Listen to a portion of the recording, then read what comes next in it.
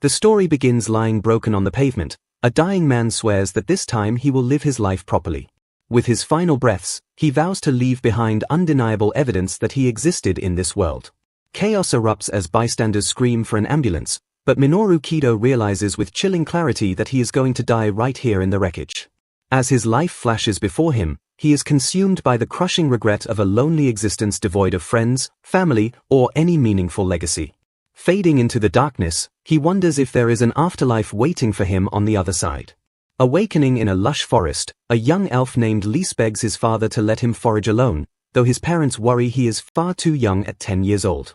His father argues that he should wait until he is at least 30, but Lys insists he will be fine despite the dangers lurking in the woods. His mother frets about muscle wolves, but Lys confidently assures them that the beasts won't appear at this time of year. Lys finds his new life of eating and napping in the forest incredibly easy compared to his previous existence. His parents marvel at his rapid growth, noting that most elf children only start speaking at age 10. Since elves live for 1,000 years, his mother worries that Lys is maturing far too quickly for their slow-paced species. Lys recalls his past life as Minoru Kido, the 30-year-old man who should have died in a traffic accident. He realizes he has been reincarnated as an elf, gaining a second chance at life with a lifespan of a millennium. Determined to live without regrets, he shocked his parents by standing and reading within his first 10 years, laying the groundwork for his best life. The village is a paradise protected by a barrier and the great tree Yggdrasil, where time flows loosely and dangerous beasts are rare.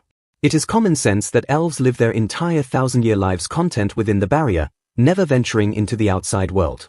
Breathless from running, Lys bursts into the room to confront his parents with a burning request.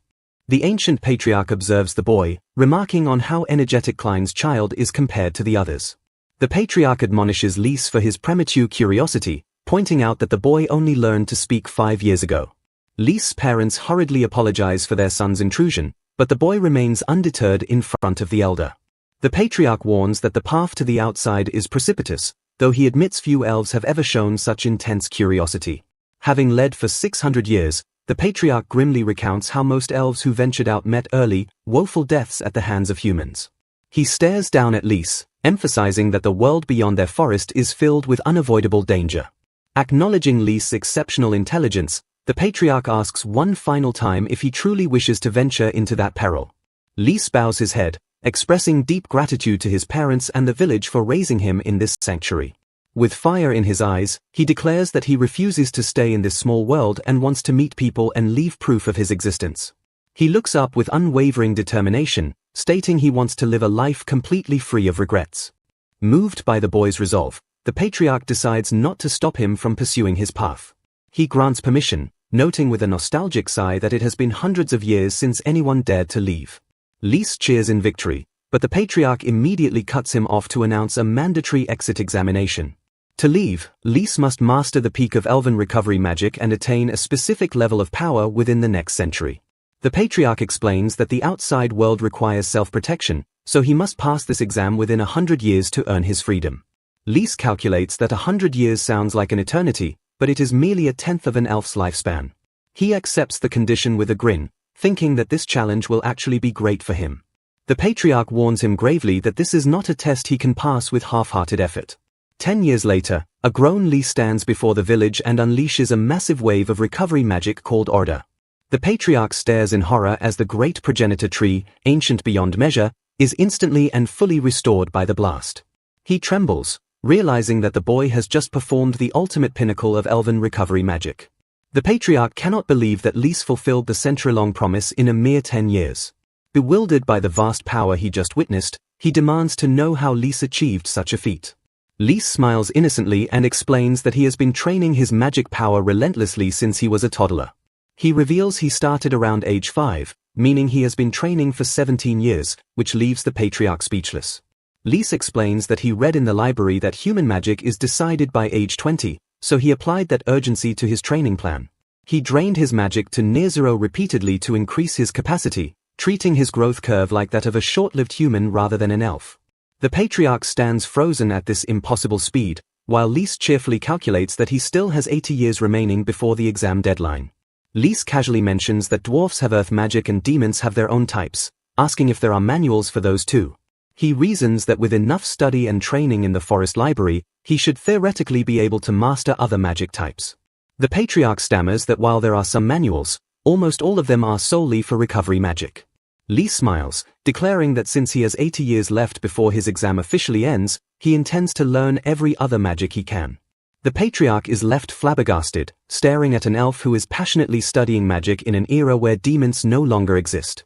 The patriarch reluctantly hands over the key to the forest's library, granting Lise access to the forbidden book stored within. He warns the boy that manuals requiring no aptitude could take a century to master, but Lise simply thanks him with a bright smile. Lise declares he will absolutely master every type of magic, causing the patriarch to sweat and beg him to do it in moderation. Before he knows it, 10 years of relentless study fly by in the blink of an eye. Lise prepares himself with a hum, realizing it is time for his scheduled appointment. By the age of 30, Lise fulfills his promise to acquire all types of magic, leaving the patriarch exhausted by his antics. To gather more knowledge, Lise ventures out to the barrier's edge to trade with the House of Galanda, the humans managing the surrounding lands. He excitedly greets the human representative, explaining that he generated capital from ancient tree products to buy magic manuals from the outside world. The human representative marvels that someone like Lise exists, admitting that he cannot keep up with the elf's rapid mastery of human magic. The man, Grillet, cheerfully announces that he intends to propose to his childhood friend soon. Laughing heartily, Grillet tells Lise that he would love for the elf to meet his childhood friend someday. Years later, Lise hums a tune as he heads to the meeting spot, eager to see what new magic manual Grillet has brought him this time. Seeing the carriage arrive, Lise approaches with a grin, ready to tease Mr. Grillet about how his impression has changed. He waves enthusiastically at the figure stepping out, but the young man who emerges stares back in total confusion. The young man is baffled by the sight of an elf, while Lise casually asks what sort of manual he brought after such a long time. Blushing with awe, the human realizes that the legends were true and that elves really do exist just as his father claimed. He introduces himself as Gallius Galanda, the heir to the family, stating that this is his first time ever laying eyes on Lise.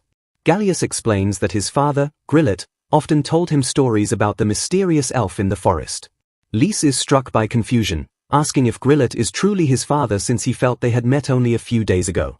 Gallius apologizes, explaining that he came in his father's stead because Grillet has grown weak and cannot win against the waves of time. He asks when Lise last saw his father, causing the elf to freeze as the reality of the situation crashes down on him.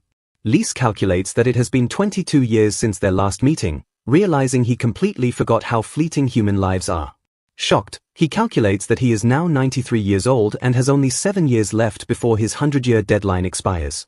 Lise asks Gallius to send his regards to Grillet, promising that he might visit their family to play once he leaves the forest. Gallius stammers but agrees, assuring the elf that his father will be overjoyed to hear that message. As the carriage departs, Lise tells himself that he should be able to meet Grillet anytime as long as he passes the patriarch's trial. Determined to make the most of his remaining time, he dives back into the library to ensure he won't be bored for the last few years. He picks up a book titled Tales of Heroes, which narrates a nursery tale about a hero defeating a demon king. Lise muses on the human perspective, noting that demons and demihumans who once used magic to control the world are now extinct. He discovers a crumbling manual on recommended movement magics and decides he might be able to read at least some parts of it. Having mastered all modern magic, he sets out to acquire the ancient arts of the extinct races to complete his arsenal. He learns that these ancient magics differ significantly from the 4 basic types and often require special conditions to invoke. With a confident smile, Lise lifts the book and decides to give the ancient spell a try immediately. He decides to test the movement magic by transporting himself somewhere nearby within the safety of the house. Reading the chant for Bezandel, Lise activates the movement magic with a surge of power. He vanishes instantly, wondering in amazement if he really got the spell right on his very first try. He lands face down on the ground amidst a sudden commotion, hearing the low growl of beasts nearby. Lifting his head, Lise blinks in confusion and wonders where exactly the magic has transported him.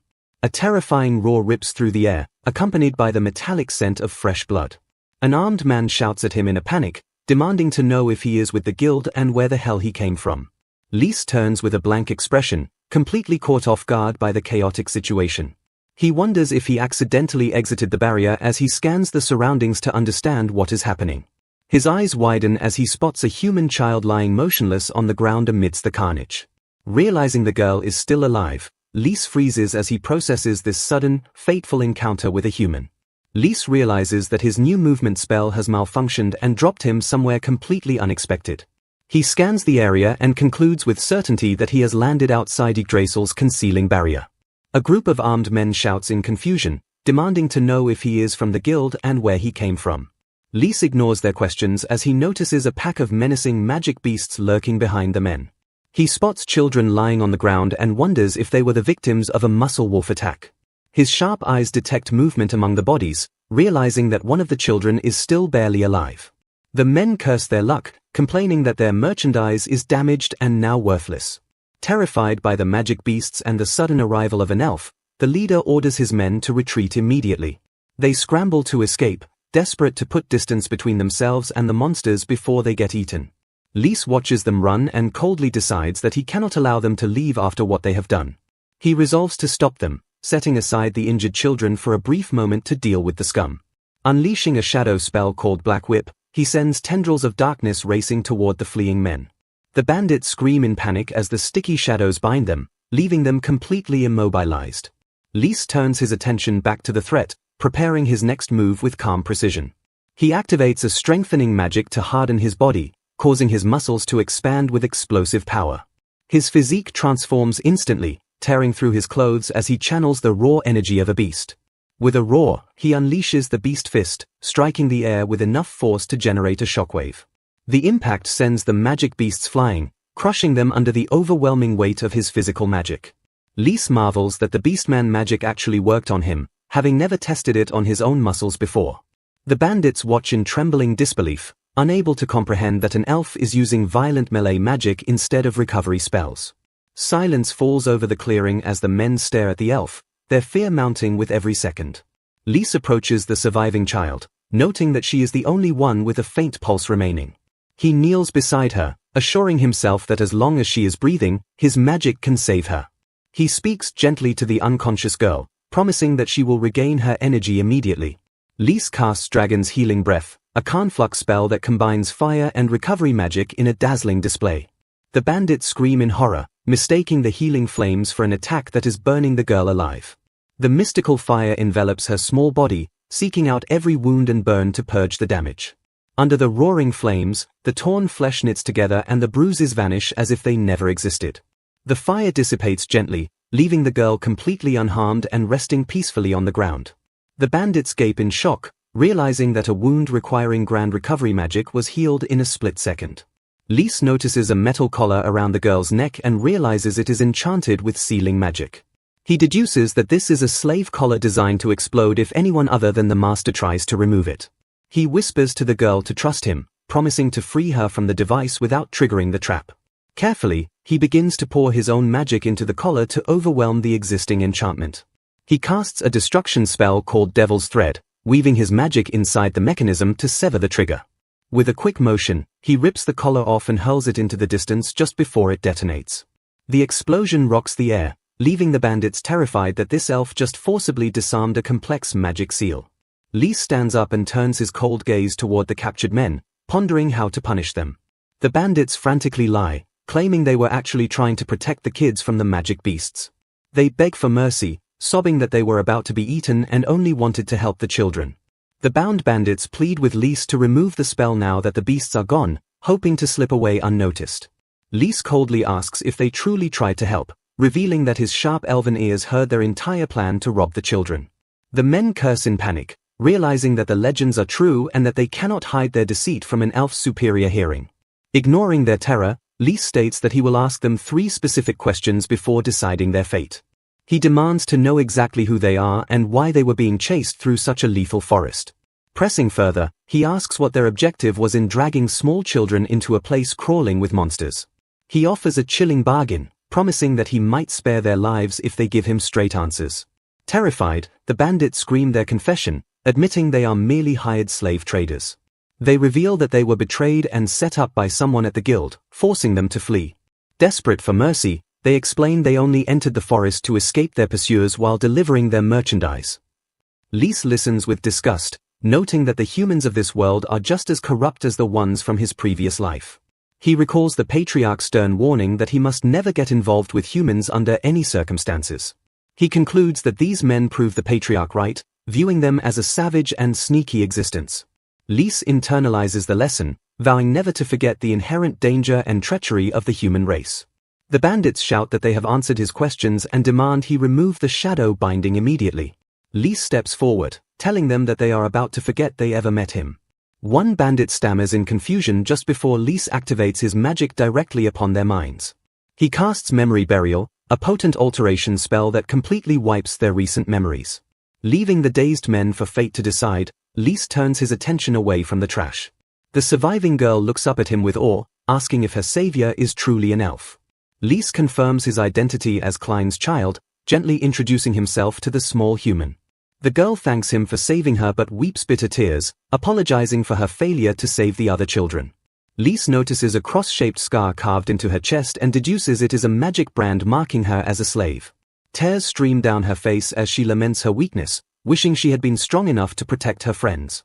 She clenches her fists, devastated by her powerlessness in the face of such cruelty.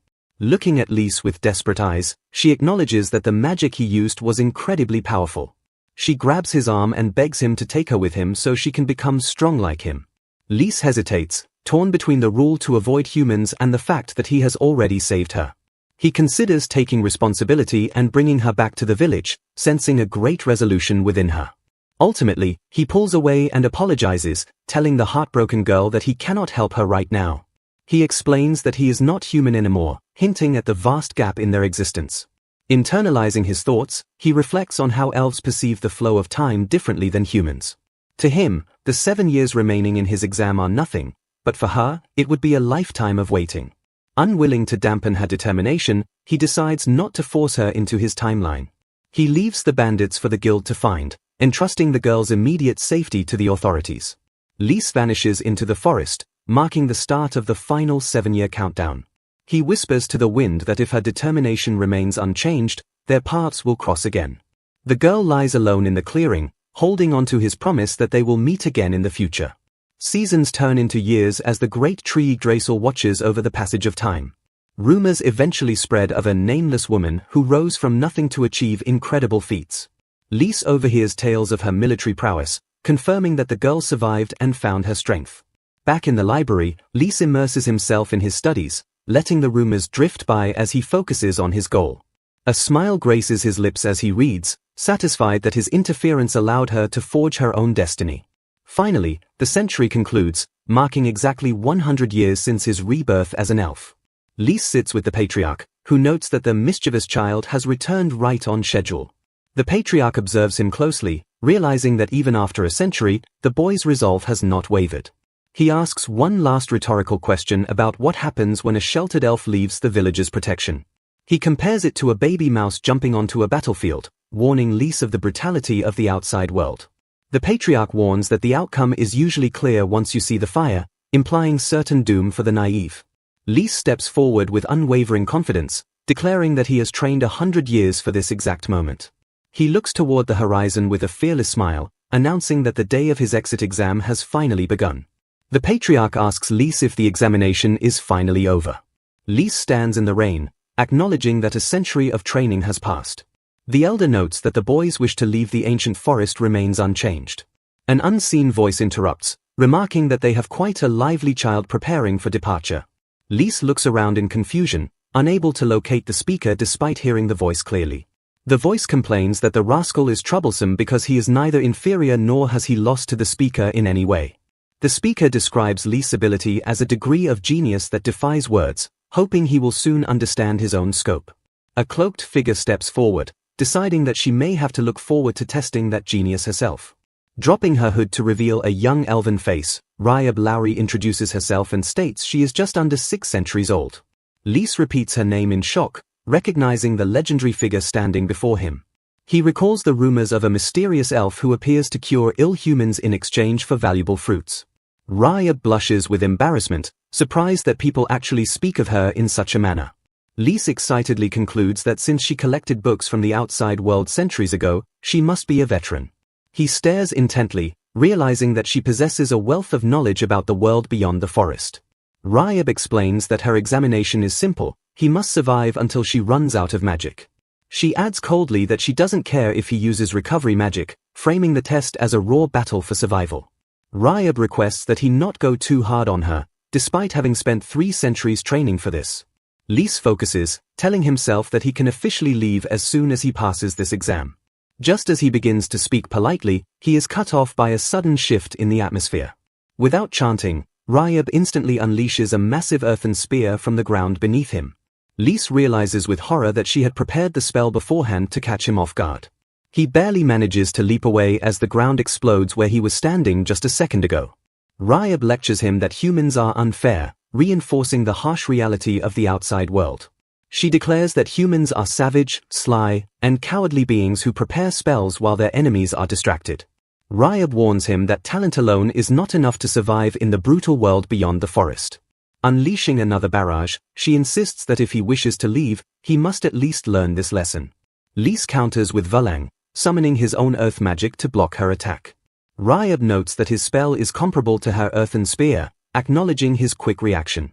She admits she thought he could only use recovery magic since he is an elf, calling him an interesting kid. Staring into his eyes, she remarks that his fighting style makes it seem almost as if he is human. Lys grins and confirms he was human in his original world as he launches himself into the air with wind magic. Ryab identifies the grand magic and wonders if she can shoot him down with a sylph spell. Lys frantically dodges the high-speed wind projectiles, barely avoiding a direct hit. He struggles to cope with her ability to cast powerful magic without any chanting at all. He realizes with frustration that chantless magic is a skill he has yet to master. Despite the danger, he admits that her skill is amazing, though he quickly reminds himself to stay focused. Ryab warns that her attacks are unceasing and that soon he will have no room left to escape. She suddenly remembers a question she meant to ask, pausing her assault for a split second. She asks why he wants to go to the outside world, prompting Lys to question her timing. Lys deflects a blast and shouts that he wants to go because he thought an elf's life was very long, probably. Lys looks back at the elven village, recognizing it as a haven far more tranquil than any other place in the world. He reflects on how this peaceful sanctuary has been his home for an entire century since his rebirth as an elf. No matter how many times he failed in the beginning, he remained dedicated to mastering the art of magic. He knows that every grueling day of training was merely preparation to ensure he leaves a meaningful trace of his existence in this world. His heart is driven by the crushing regret of his previous life where he lacked any real purpose or deep connections. Now, he yearns to explore the vast world and be remembered by others rather than fading away in solitude. With a bright smile, he reaffirms his resolve to leave the forest and fulfill the dream he has nurtured for 100 years. Ryab Lowry watches him silently, her eyes unreadable as she prepares to reveal her own motivations. Turning the conversation, Ryab asks Lys if he is curious about why she decided to venture into the outside world herself. To his absolute shock, she reveals that her grand motivation was simply a desire to eat more delicious fruits. She gazes at a piece of fruit with intense focus, explaining that her palate demanded a variety the forest could not provide. Lys is left speechless as he connects this mundane goal to the legendary stories of an elf who cures humans in exchange for rare fruit. Ryab explains that after 50 years of eating the same bland forest produce, she reached her limit and sought something new. She admits with a straight face that her entire journey into the unknown was fueled by a craving for different flavors. Lys can hardly believe that she dedicated 3 centuries to training just so she could safely forage in human lands. Ryab warns him that his caution was wise, as many of their comrades who left without strength were quickly destroyed by the world. By mastering human magic, she gained the power to travel safely across various lands and sample every fruit imaginable. She admits that over time, the outside world became surprisingly enjoyable beyond just the food she sought. However, her expression sours as she mentions that the quality and flavor of fruits have mysteriously declined in recent years. Recognizing that they have talked enough, Ryab notes the patriarch's impatience and decides it is time to finish their battle. She raises her staff high, signaling the start of the final phase of his grueling examination. Ryab announces she will no longer hold back and intends to use her full power to test his resolve. Lys is overwhelmed as she simultaneously unleashes multiple elemental spells, forcing him to channel every drop of his magic into a counterattack. Shouting with determination, he charges forward and strikes with the explosive power of the Beast Fist. His glowing fist smashes directly into a defensive orb protecting the legendary elf. Ryab examines a broken fragment of her shield, impressed that he managed to shatter the magic material with raw force. She reveals that the orb was actually a human-made magic stone designed to automatically cast spells when mana is applied. She marvels at how humans compensate for their lack of magic power by creating such ingenious and dangerous tools. Lys is stunned to realize that the diverse elemental magic he was fighting against did not even belong to Ryab. Ryab confesses that like all elves, she is only capable of recovery magic and used human tools to simulate other spells. She admits that she relies on these petty tricks to maintain the illusion of a grand and powerful sorceress. While he successfully bypassed her deception, she warns him that the world is full of people who will use similar tricks to crush the dreams of others.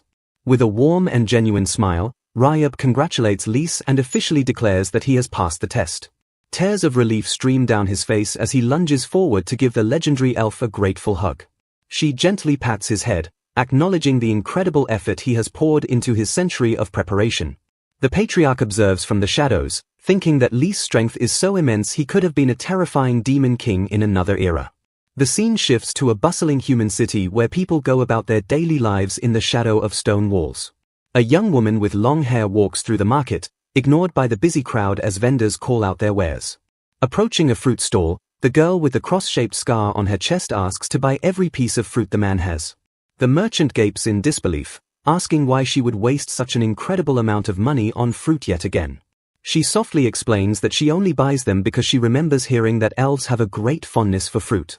As she walks away, she reflects on the long years she has spent waiting for the day they would finally meet once more. Her eyes filled with unwavering loyalty, the girl whispers a single word into the wind as she looks toward the future, elf.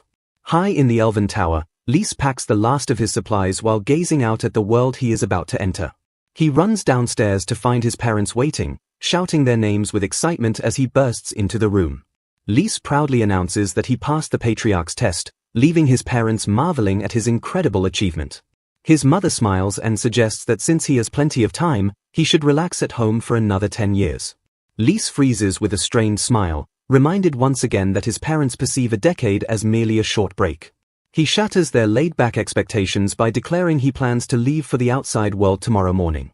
His mother protests that at 100 years old he is still a child, arguing that he doesn't need to be in such a hurry.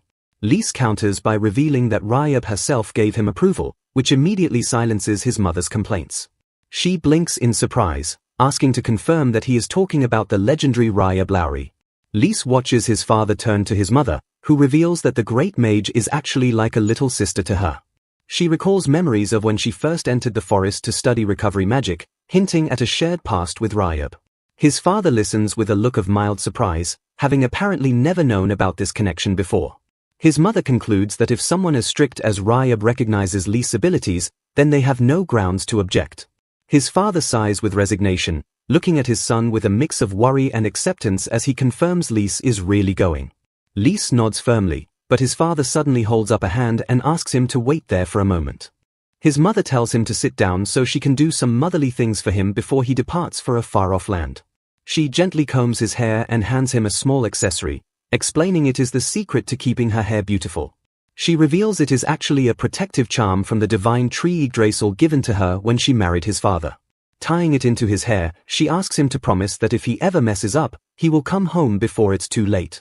She hugs him tightly, whispering that it would be terrible if he didn't return to them when he needed help.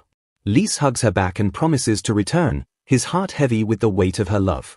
His father returns carrying a massive sack, announcing that he has gathered enough provisions to last Lys for 10 years. He smiles proudly, explaining that he has been saving these supplies for the inevitable day Lys would leave the nest. Lys shocks them both by casually casting storage magic, causing the massive pile of goods to vanish into thin air. He activates the spell Semitus, opening a dimensional pocket to stow away the supplies instantly. He explains that anything put inside is preserved perfectly by interfering with subspace, leaving his parents dumbfounded. His mother immediately demands he teach her that spell, while his father laughs and praises Lys for his brilliance. The next morning arrives, and Lys waves a cheerful goodbye to his parents as he steps out of his childhood home. His parents wave back, assuring him that since elven lives are long, they will surely live together again someday. Lys walks away feeling a bit sentimental, wondering if he should have greeted Ryab but assuming she has already left. He sets his sights on his first destination, deciding to head straight for the territory of the House of Garlanda. He recalls the heir Gallius whom he met 7 years ago, noting that Garlanda is the sole noble house that interacts with elves. He hopes to finally meet Grillet, Gallius's father, since illness prevented them from meeting during the previous visit. Lys reaches the edge of the forest, recognizing the shimmering boundary where Yggdrasil's protective barrier ends. He steps through the barrier and looks up, pleased to find that the weather outside is beautiful and clear. Just as he thinks it is the ideal day for an adventure, a pack of growling magic beasts emerges from the bushes. Lys remains calm and prepares to cast a fire magic spell called Phalanx to incinerate the threat. Suddenly, a blur of motion tears past him, interrupting his spell with blinding speed. A mysterious girl with a sword slashes through the entire pack in a single swing, trailing fire in her wake. Lys stands frozen in shock, staring at the back of the stranger who just annihilated the monsters in an instant. 7 years have passed, and the girl has been waiting all this time for this very moment. She bows deeply before Lys, addressing him as Lord Elf with profound and unwavering respect. Lys recognizes her by the distinct cross-shaped scar on her chest and realizes she is the same girl he saved from death years ago. Although her memories of the encounter were vague, she never forgot his promise that they would meet again if her determination held true. To his amazement, she has dedicated every single day of the last 7 years to training herself specifically for this reunion. Lys stands stunned that she actually abided by his words to such an extreme extent, appearing exactly where he predicted. He recalls using magic to seal her memories of him deep within her heart after healing her from the verge of death in the forest. Despite the powerful memory seal, she somehow clung to the vow she made to become stronger and find her savior again. The girl offers a mysterious gift, hoping Lys will accept it now that he clearly remembers their shared past as well. She presents a massive wooden box and asks him to look inside, surprising him with the sheer scale of the physical offering. Opening the lid, Lys finds the container overflowing with a vibrant and diverse collection of fresh, glistening fruits. She explains that she heard all elves have a natural love for these sweet treats, so she gathered them from across the land specifically for him. Her incredible collection includes rare Katura fruits from the tropical west and frost fruits from the farthest northern continents. Lys realizes with a sweat drop that the elven love for fruit might be a local rumor spread by Ryab's own eccentric eating habits. He asks how much money it cost to gather such a mountain of produce, only to learn she spent every coin of her bounty hunting earnings on it. The girl becomes visibly despondent and asks if the gift isn't enough, while Lys frantically assures her that it is actually far too much. He accepts her gratitude with a nervous smile, privately worrying that neither of them understands the ways of the human world very well. To his surprise, she asks if she can accompany him on his journey no matter where he decides to travel next. She offers to serve as his expert guide and negotiator, citing her extensive experience as a seasoned adventurer in the human territories. Lys considers her offer and realizes that having a human companion would be incredibly reassuring given his total lack of local information. He asks if traveling with a rare elf like him would be problematic for her, as his kind is scarcely seen by common folk outside the forest. She asserts that she has done everything in her power to prepare for this day and has no worries about the path ahead. With a bright and determined smile, she declares her wish to learn from his incredible strength for as long as she lives. Lys calculates that as long as she lives is only about 40 more years for a human, which feels like a mere heartbeat to an elf. He is flabbergasted by her intense commitment to stick with him for what he considers such a short additional time in his long life. He ponders the idea of a mere 40 years together, finding the human perspective on time both strange and deeply touching. Formally accepting her company, he introduces himself as Lys Klein and asks for her name to mark their new partnership. She hesitates for a long moment, looking away with an uncertain expression as if a hidden weight holds back her words. To his shock, she reveals that she does not actually have a proper name to give him at this moment. She explains that among the members of the guild, she is simply referred to by the title Anonymous. Lys recognizes the title immediately, remembering rumors of a mysterious warrior figure that even reached his isolated village.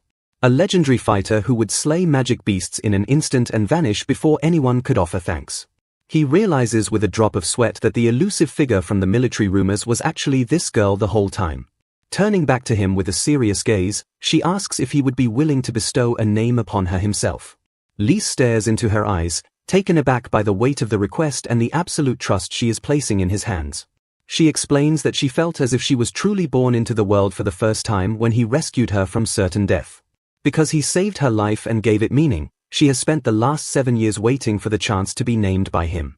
Lys is deeply moved, realizing he never imagined a person could view such a brief and distant event in such an important light. He reflects on how a small human girl spent 7 years focused on an event he considered almost absurdly brief. He recalls a memory of his mother in his previous life as Minoru, asking her why she chose that specific name for him. His mother explained that she wanted him to bear more fruit than others and exceed them in life, which is the meaning of the name Minoru. Looking at the girl, Lise decides to pass on the spirit of that maternal wish and bestows the name Minori upon her. He reflects on how he bore no fruit in his previous world but wants to ensure this second life is different for both of them. He is touched that someone was waiting for him so faithfully without even knowing for certain if he would ever reappear. With her incredible drive and talent, he truly believes she is capable of achieving something great by his side in the outside world. Lise announces that their first destination is the House of Galanda and that he intends to head there immediately. Minori excitedly offers to lead the way, eager to be useful to him right from the very start of their long journey. While he waits for her to check the route, Lise decides to sample one of the exotic fruits from her massive gift box. As he eats, he feels a strange tingling sensation and realizes that the fruit is imbued with a surprising amount of magic power. Minori calls out to him with a joyful smile, asking if they should set off on their new adventure together at last. Standing at the guild counter, Lise negotiates the exchange of their latest hunt, offering 1 horned rabbit and 3 slimes to the receptionist. The staff member stares in surprise, realizing that the strange hooded woman standing beside the elf is none other than the famous Minori. As adventurers whisper about Minori's fame, Lise notes that their earnings are finally enough to fund their journey to Margrave Galanda's frontier. The guild staff asks if they are heading to Gallius's territory, confirming that he is the current feudal lord governing those borderlands.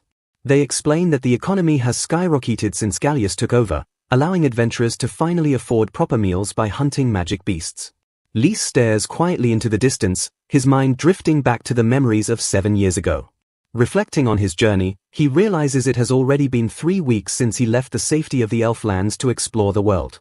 Minori excitedly points out the path ahead, announcing that Fort Kukure on the Galanda border is just within sight. Lise looks at her with gratitude, acknowledging that having Minori as a guide is a true blessing for an elf ignorant of the outside world. Minori explains that the feudal lord keeps magic beasts on these borders to protect the empire from the threats of the sacred forest. As they walk, she notes grimly that the number of casualties among adventurers seems to be increasing the closer they get to the fortress. She shares a troubling rumor she heard recently about a sudden invasion of magic beasts in the area that is causing unrest. Lise crunches on an apple as Minori worries that Gallius, despite his good reputation, is struggling to deal with the rising threat. Minori suddenly panics, realizing she is about to eat an apple that has touched Lise's lips, and stammers that it might taste off. She takes a bite with a loud crunch, her face flushing as she tastes the fruit she was so worried about. Lise watches her reaction, amused to find that she thinks it tastes better after he took a bite, though he tastes nothing strange. His expression turns serious as he notes that the flavor of fruit has actually declined recently, prompting him to investigate the cause. Utilizing his magic, Lise casts Gronesis, a high-level observation spell, to analyze the composition of the apple. He is shocked to discover that the fruit contains a trace amount of miasma, a substance that should not exist in this world. When Minori asks how the apple was, Lise hides his discovery and simply asks if it didn't suit her taste. Minori quickly denies it, blushing as she admits that she just wanted him to have some and that it was delicious. Lise remains silent, his mind racing as he processes the terrifying implication of the miasma's presence in the fruit. He recalls that miasma is a phenomenon controlled by demons, a race that is supposed to be extinct in this world. As Fort Kukure looms ahead, Lise grapples with the impossible reality that he has found traces of ancient demon magic. At the gate, a guard blocks their path, shouting that he cannot allow a stranger to meet a noble lord like Gallius. The guard insults Lise's appearance, claiming he has watched this gate for 5 years and never seen such an ugly face before. Minori explodes with rage at the insult to Lise, but he steps in to calm her down before she attacks the guard. Suddenly, a familiar voice calls out from behind the gate, recognizing Lise immediately despite the years. Gallius steps forward with a warm smile, unable to believe that 7 years have passed since they last met. He beams at Lise, expressing his happiness that the elf remembered the promise they made all those years ago. Lise pulls back his hood and smiles, confirming that he came specifically to see him and fulfill his word. Gazing at the lord's estate, Lise adds quietly that he also came to see Grillet. The memory takes him back to a conversation with Grillet, who mused about the test required to leave the forest. Grillet had insisted that Lys visit their village and see him once he finally managed to pass the test and leave the woods. In the flashback, a young Lys smiles and agrees, but asks Grillet to do something for him in return for the visit. The scene shifts to a dying Grillet, recalling Lys' request for him not to die until the elf left the forest. Grillet had laughed and agreed, telling Lys that he would have to get out of the forest as fast as he could. Back in the present, Minori asks if he really made a promise like that, and Gallius admits he isn't as good at fighting as his father. Lys explains that Grillet was the first human to ever speak to him, while Gallius notes his dad was renowned as the god of war. Gallius looks at the elf, and Lys smiles softly, confirming that Grillet is his friend. Gallius tells Lys that his father spoke of him often, recalling their shared promise to drink beer and change the world. Gallius laughs and says his dad might be seen as a bad guy for keeping a promise to an elf, but he was simply dedicated to it. He leads them to a room where a man lies motionless, describing his father as a vegetable who has lost everything. Lys stares in shock at the bed, asking with a trembling voice if the man lying there is truly his old friend Grillet. The image shows the frail and unconscious warrior buried under heavy blankets as he clings to the last of his life. Gallius explains his father has been in this state for 5 years and the doctors have completely given up on him. He tells Lys he is sure his father is happy to finally have his elven friend come to visit him after all these years. Lys leans over the bed and softly greets Grillet, asking his old friend how he has been doing in this world. Gallius recounts how his father was a strong warrior who spent 20 years protecting the land from pirates and magic beasts. He reveals that 5 years ago Grillet was found gravely injured on the battlefield and has been fading away ever since. Gallius admits he became the Lord but must rely on the people because he lacks his father's incredible individual strength. He remembers how his father fought and protected the land all by himself even when his body was broken and hurt. Gallius confesses he never realized how truly great his father was until the man disappeared from active duty 5 years ago. Lys is stunned by the revelation, realizing he had no idea his friend's health had plummeted so drastically while he was away. He deduces that Gallius has kept his father's condition hidden to prevent widespread panic among the people of the territory. Lys spots a dark bruise and realizes Grillet was fighting magic beasts alone when he received the wound that ruined him. To the shock of the others, Lys suddenly lunges toward the bed with an intense and focused look in his eyes. He asks Gallius if he knows anything about the mysterious and dark bruise marking his father's withered body. Gallius explains that even the most powerful white magician in the land was baffled and didn't know what it was. He admits that standard healing magic did nothing even when the mage tried his highest level of power on the injury. Lys casts his observation magic, Chronesis, and is horrified to see the miasma content is at a deadly 91%. He confirms the bruise is pure, concentrated miasma and is staggered by the impossible density of the dark substance. Lys understands that the previous mags failed because Grillet's body simply rejected their weak human magic. He asks Gallius to confirm they have already tried every high-level healing spell available to no effect. Lys declares they must go beyond human limits and use the ultimate recovery magic to save his dying friend. Gallius laughs nervously and tells Lys he must surely be joking about using such a legendary and impossible spell. Lys stands firm and states he hasn't been sitting around doing nothing for the past 100 years in the forest. With a determined smile, he vows he won't go home without saying a word to the friend he came to see. Gallius is silenced as Lys tells him to listen carefully and prepare himself for the magic about to be unleashed. Lys warns that even if he wakes up, Grillet only has about 2 years left to live due to the damage. He looks at Gallius and asks if he truly wants to revive his father for such a short and painful time. Gallius weeps and admits he never got to thank his father or tell him he would take over the burden.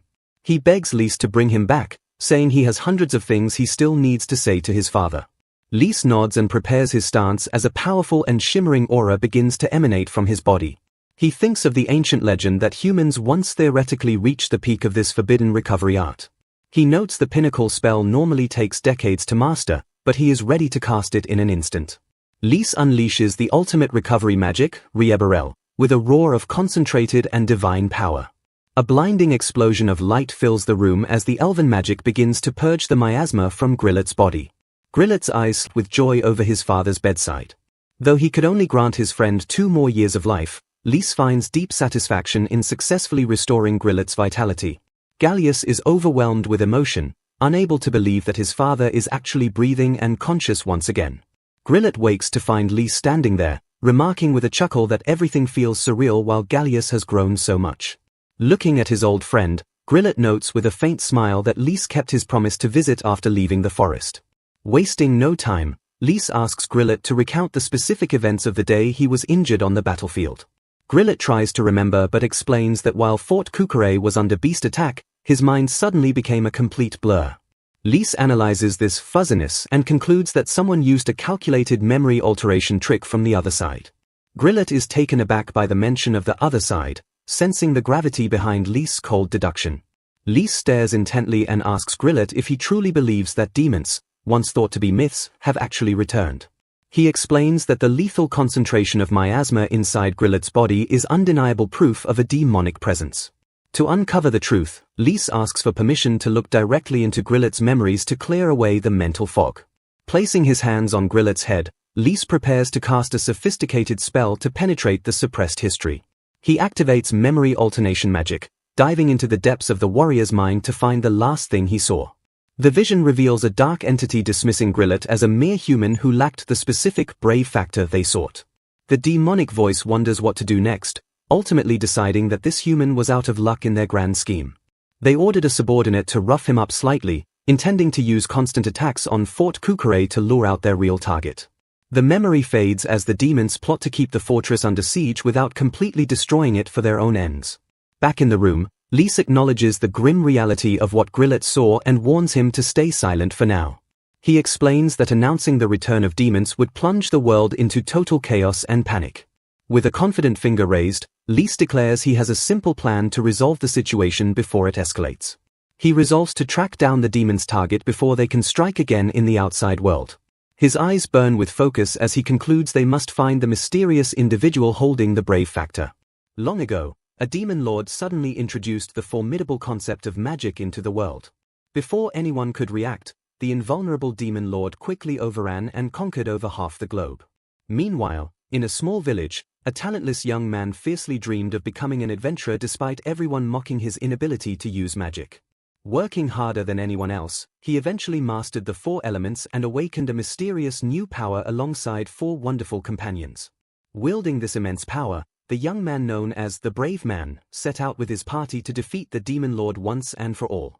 Jolting awake in a cold sweat, a young elf boy named Rhys stares at his master in disbelief and questions if this nightmare is real. Clenching his fists in sheer panic, the older man screams out that he simply cannot believe the demons have actually returned. He explains that the memory alteration magic the demons used right before Rhys passed out serves as undeniable proof of their revival. Processing this horrifying reality, Rhys asks if the brave factor the demons mentioned means the old fairy tale is actually true. The master solemnly confirms that they are indeed talking about the famous legend of the hero known by all of humankind. Sweating profusely, the older man desperately insists that the legend was only ever supposed to be a children's story. Rhys quickly recalls reading a dusty battle record about that exact factor back in the library of his elven village. He vividly remembers the text describing this brave factor as an otherworldly force. Connecting the clues, they realize the demons are currently hunting among humans to find the one person possessing this legendary trait. Surging with sudden determination, the master declares that they absolutely must be the first to find this chosen human. Flashing a confident smirk, Rhys points out their one massive advantage is that the demons still have no idea they are being tracked.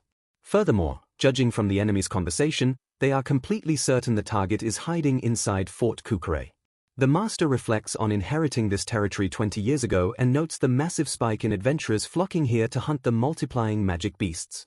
Staring at his calloused hand, he deduces that the human with the brave factor must be concealing themselves among those greedy adventurers.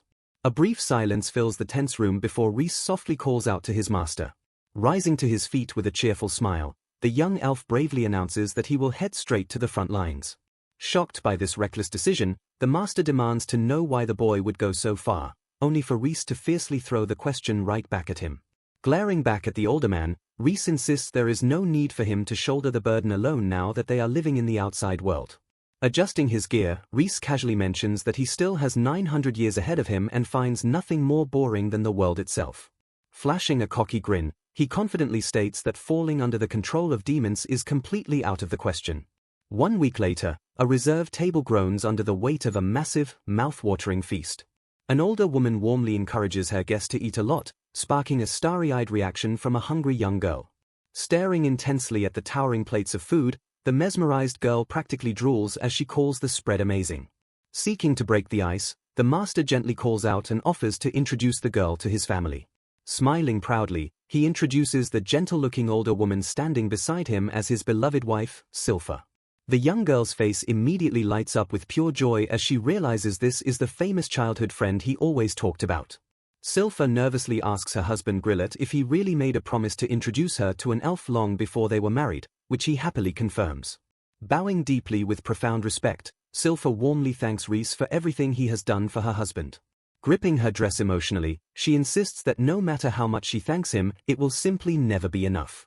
A flustered Rhys desperately tries to wave off the heavy praise while Grillet enthusiastically shouts for his master's attention. Grillet boldly brags about how cute his wife is, causing Silpha to blush furiously. Rhys fondly recalls Grillet's old promise to someday introduce and propose to his incredibly cute childhood friend. Chuckling at the interaction, Rhys playfully notes their weird elven way of praising her but admits it makes him lament the short lifespans of humans.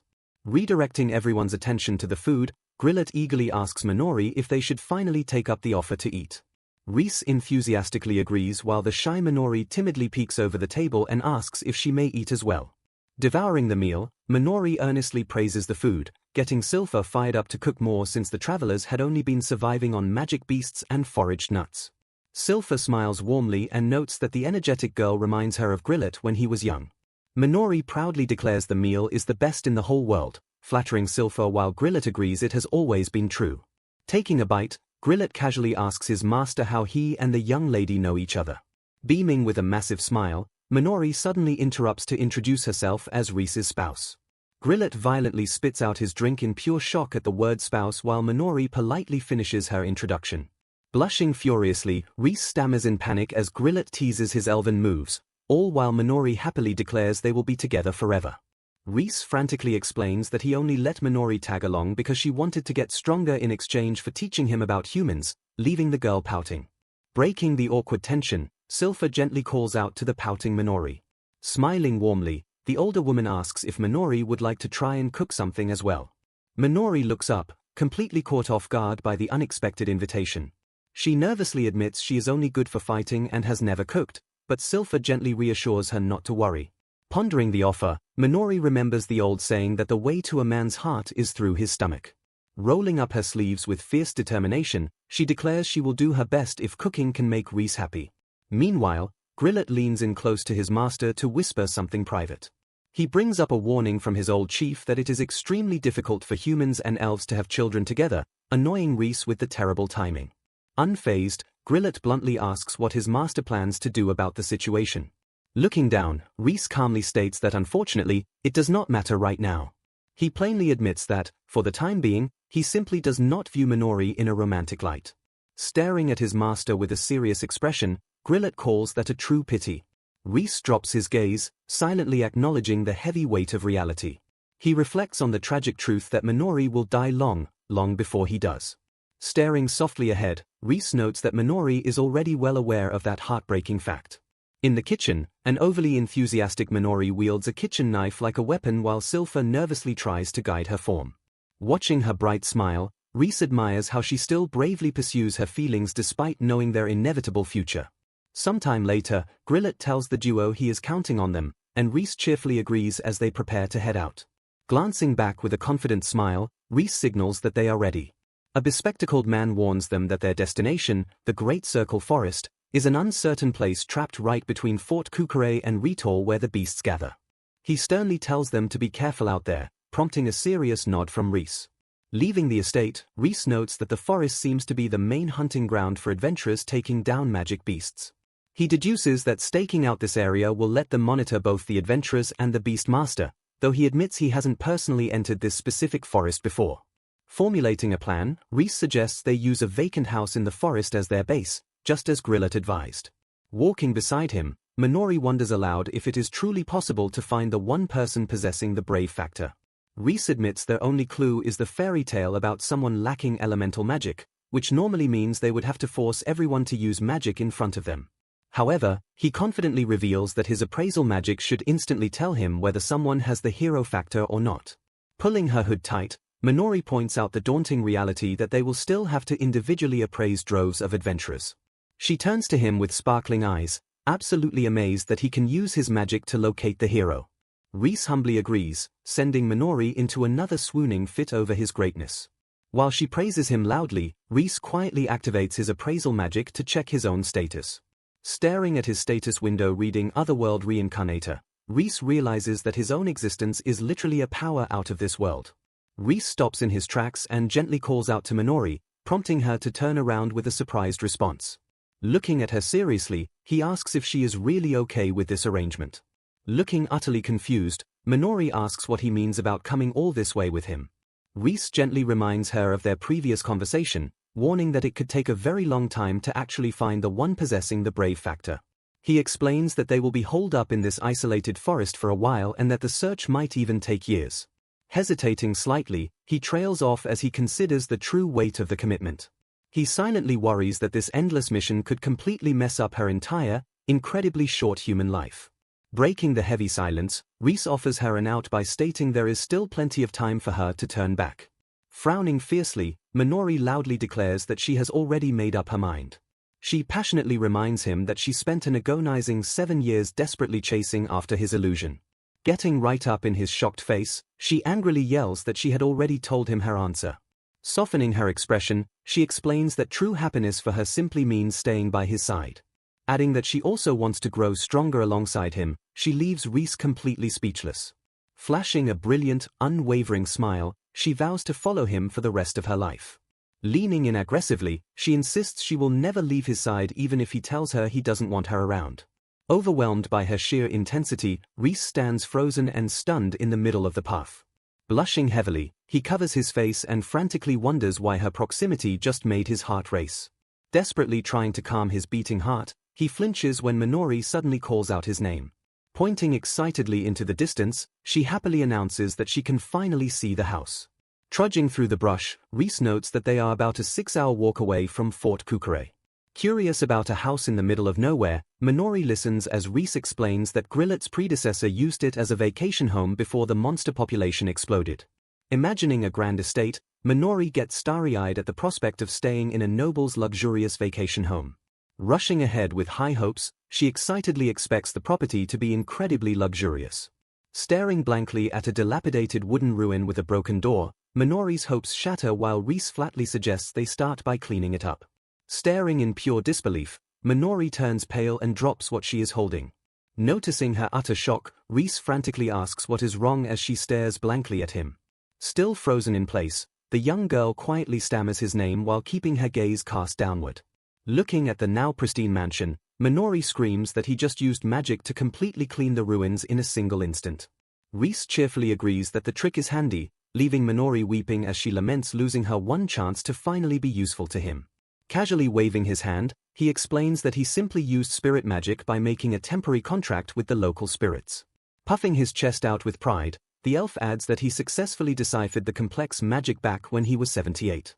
Spotting her gloomy aura, Reese frantically asks if she is depressed, prompting Minori to fiercely deny it before suddenly pausing in confusion. Brushing off the awkward moment, Reese casually declares that it is time for the finishing touch.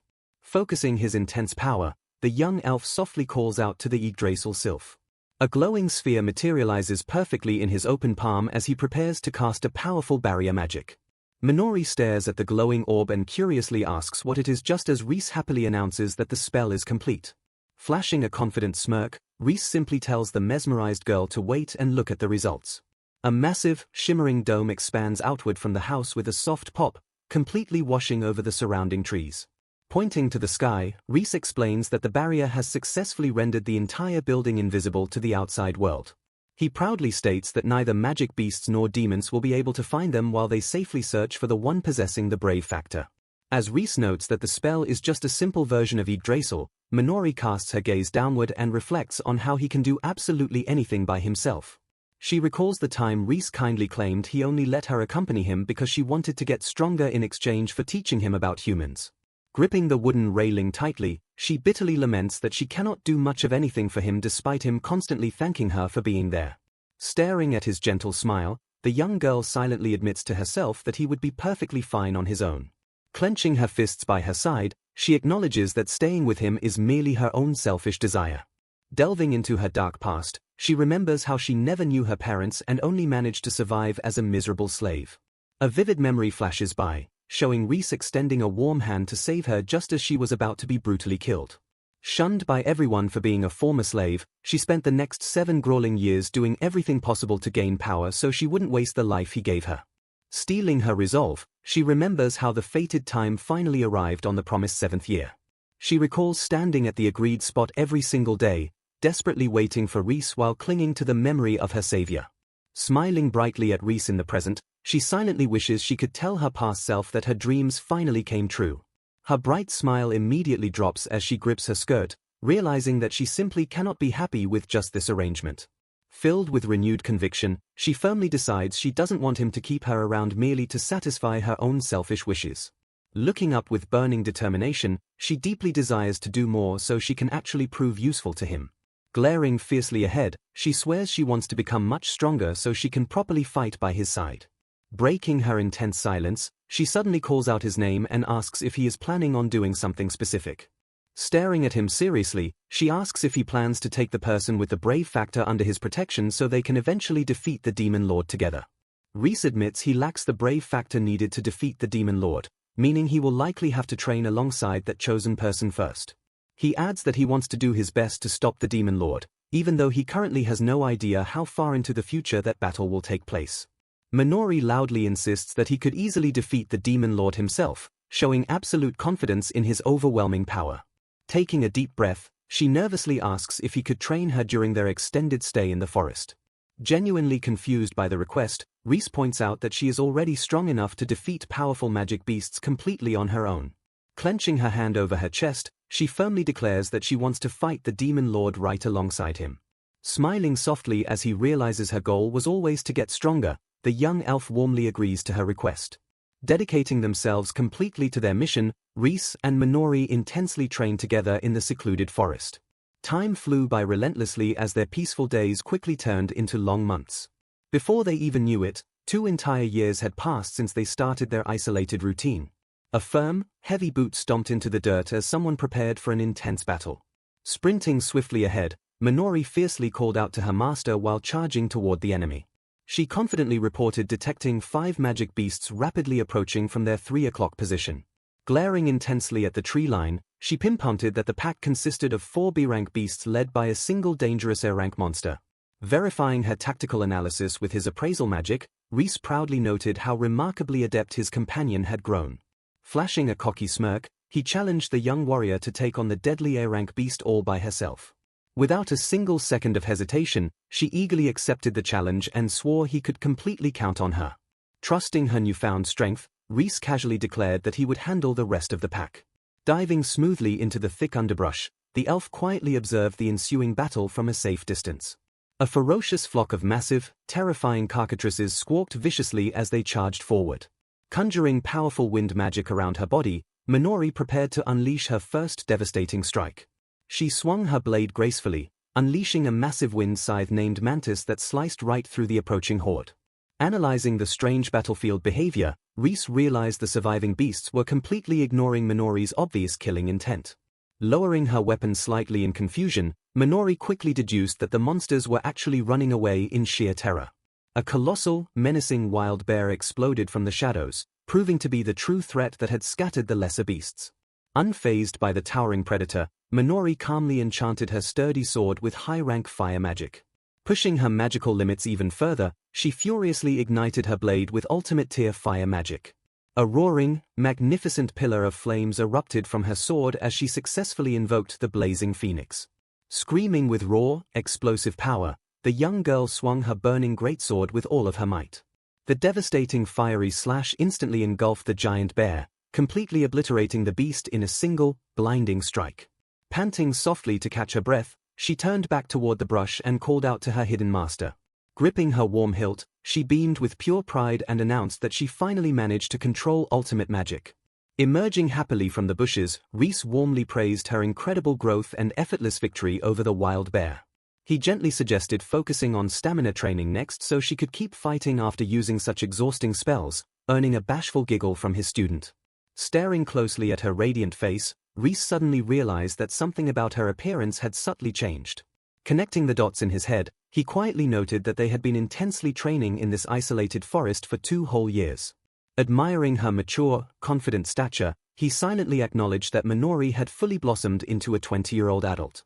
Flustered by his sudden realization, he hid his deeply blushing face behind his collar while catching a glimpse of the silver ring on her hand.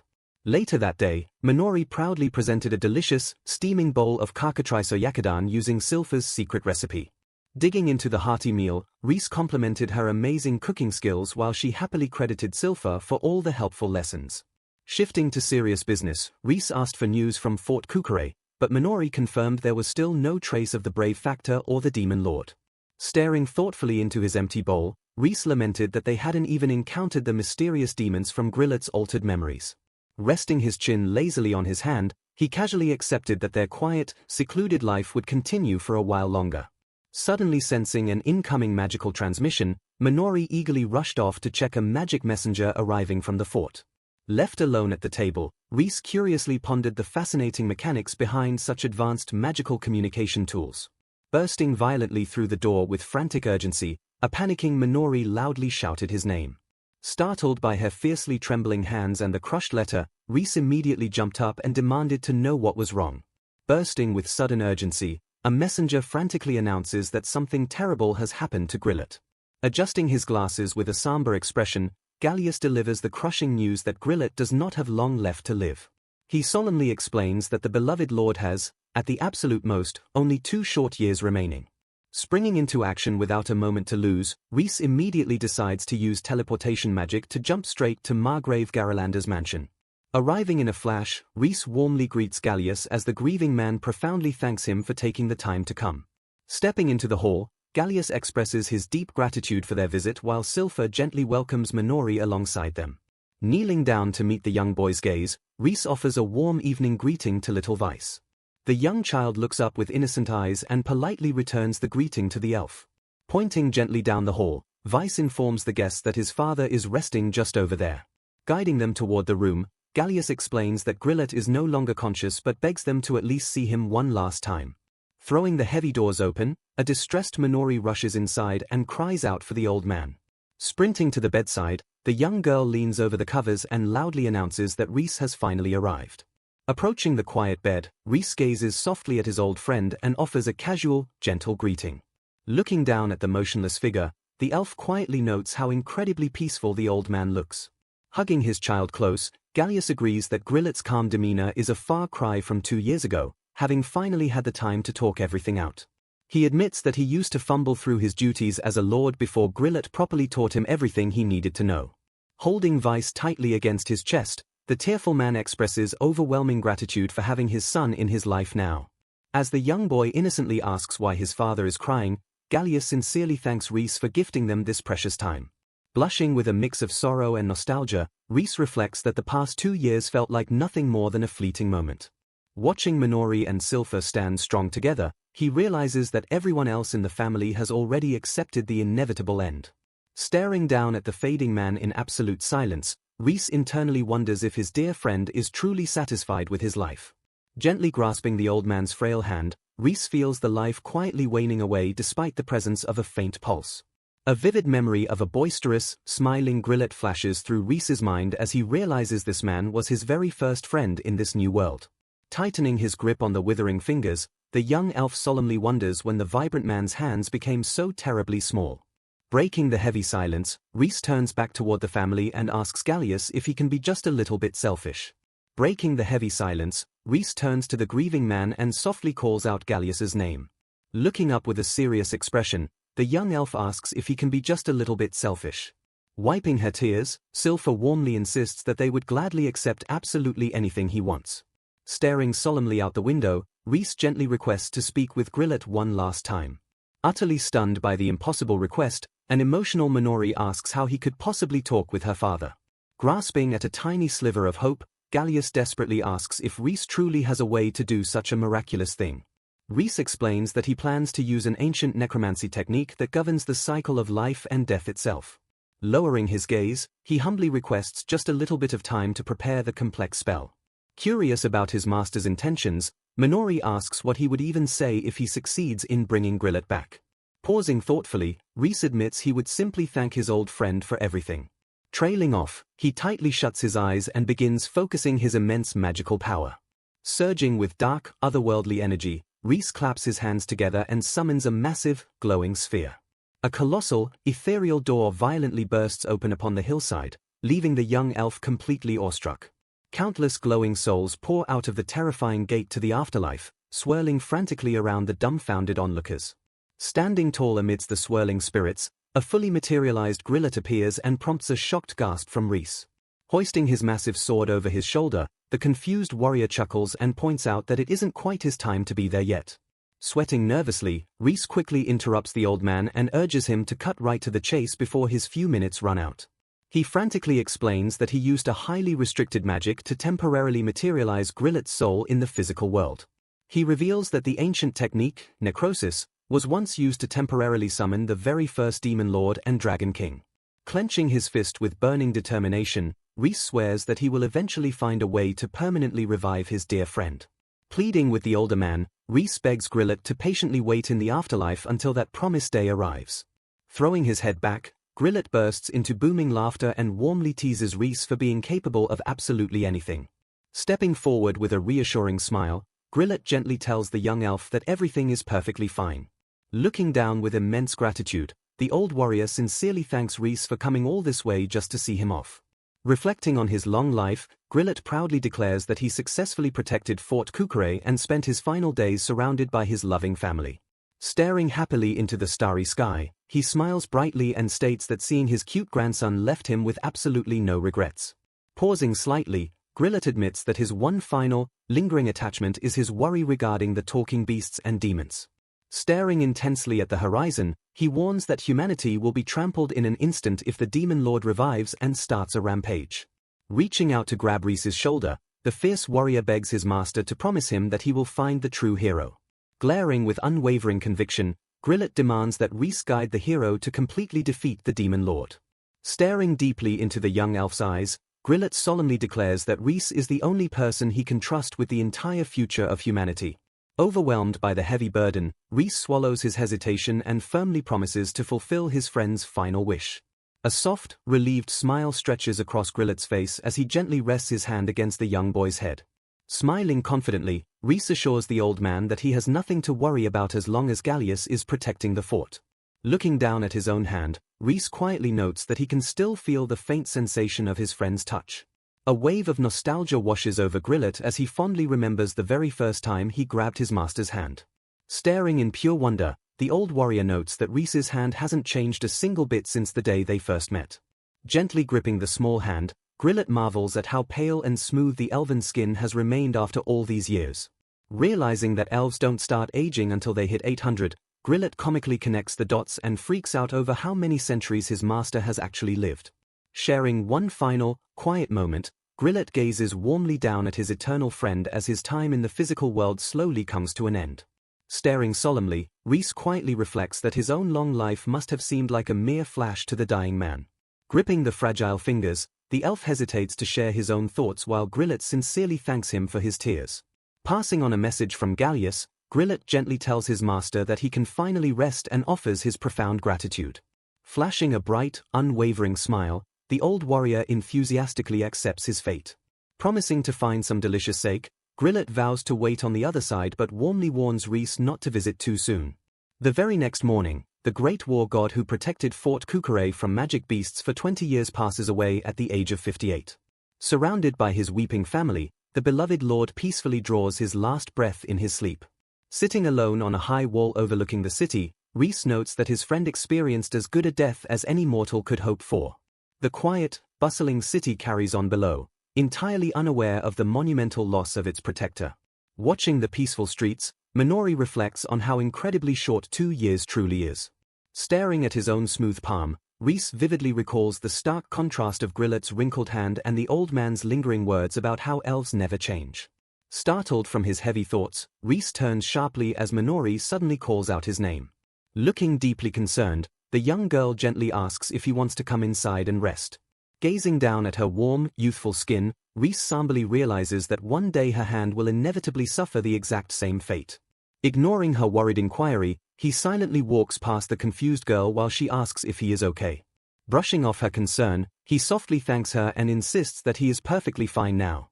Walking away from the estate, Reese internally mourns the devastating loss of the very first friend he made in this new world. Stopping in his tracks, he calls out to Minori and fiercely swears that he will absolutely defeat the Demon Lord.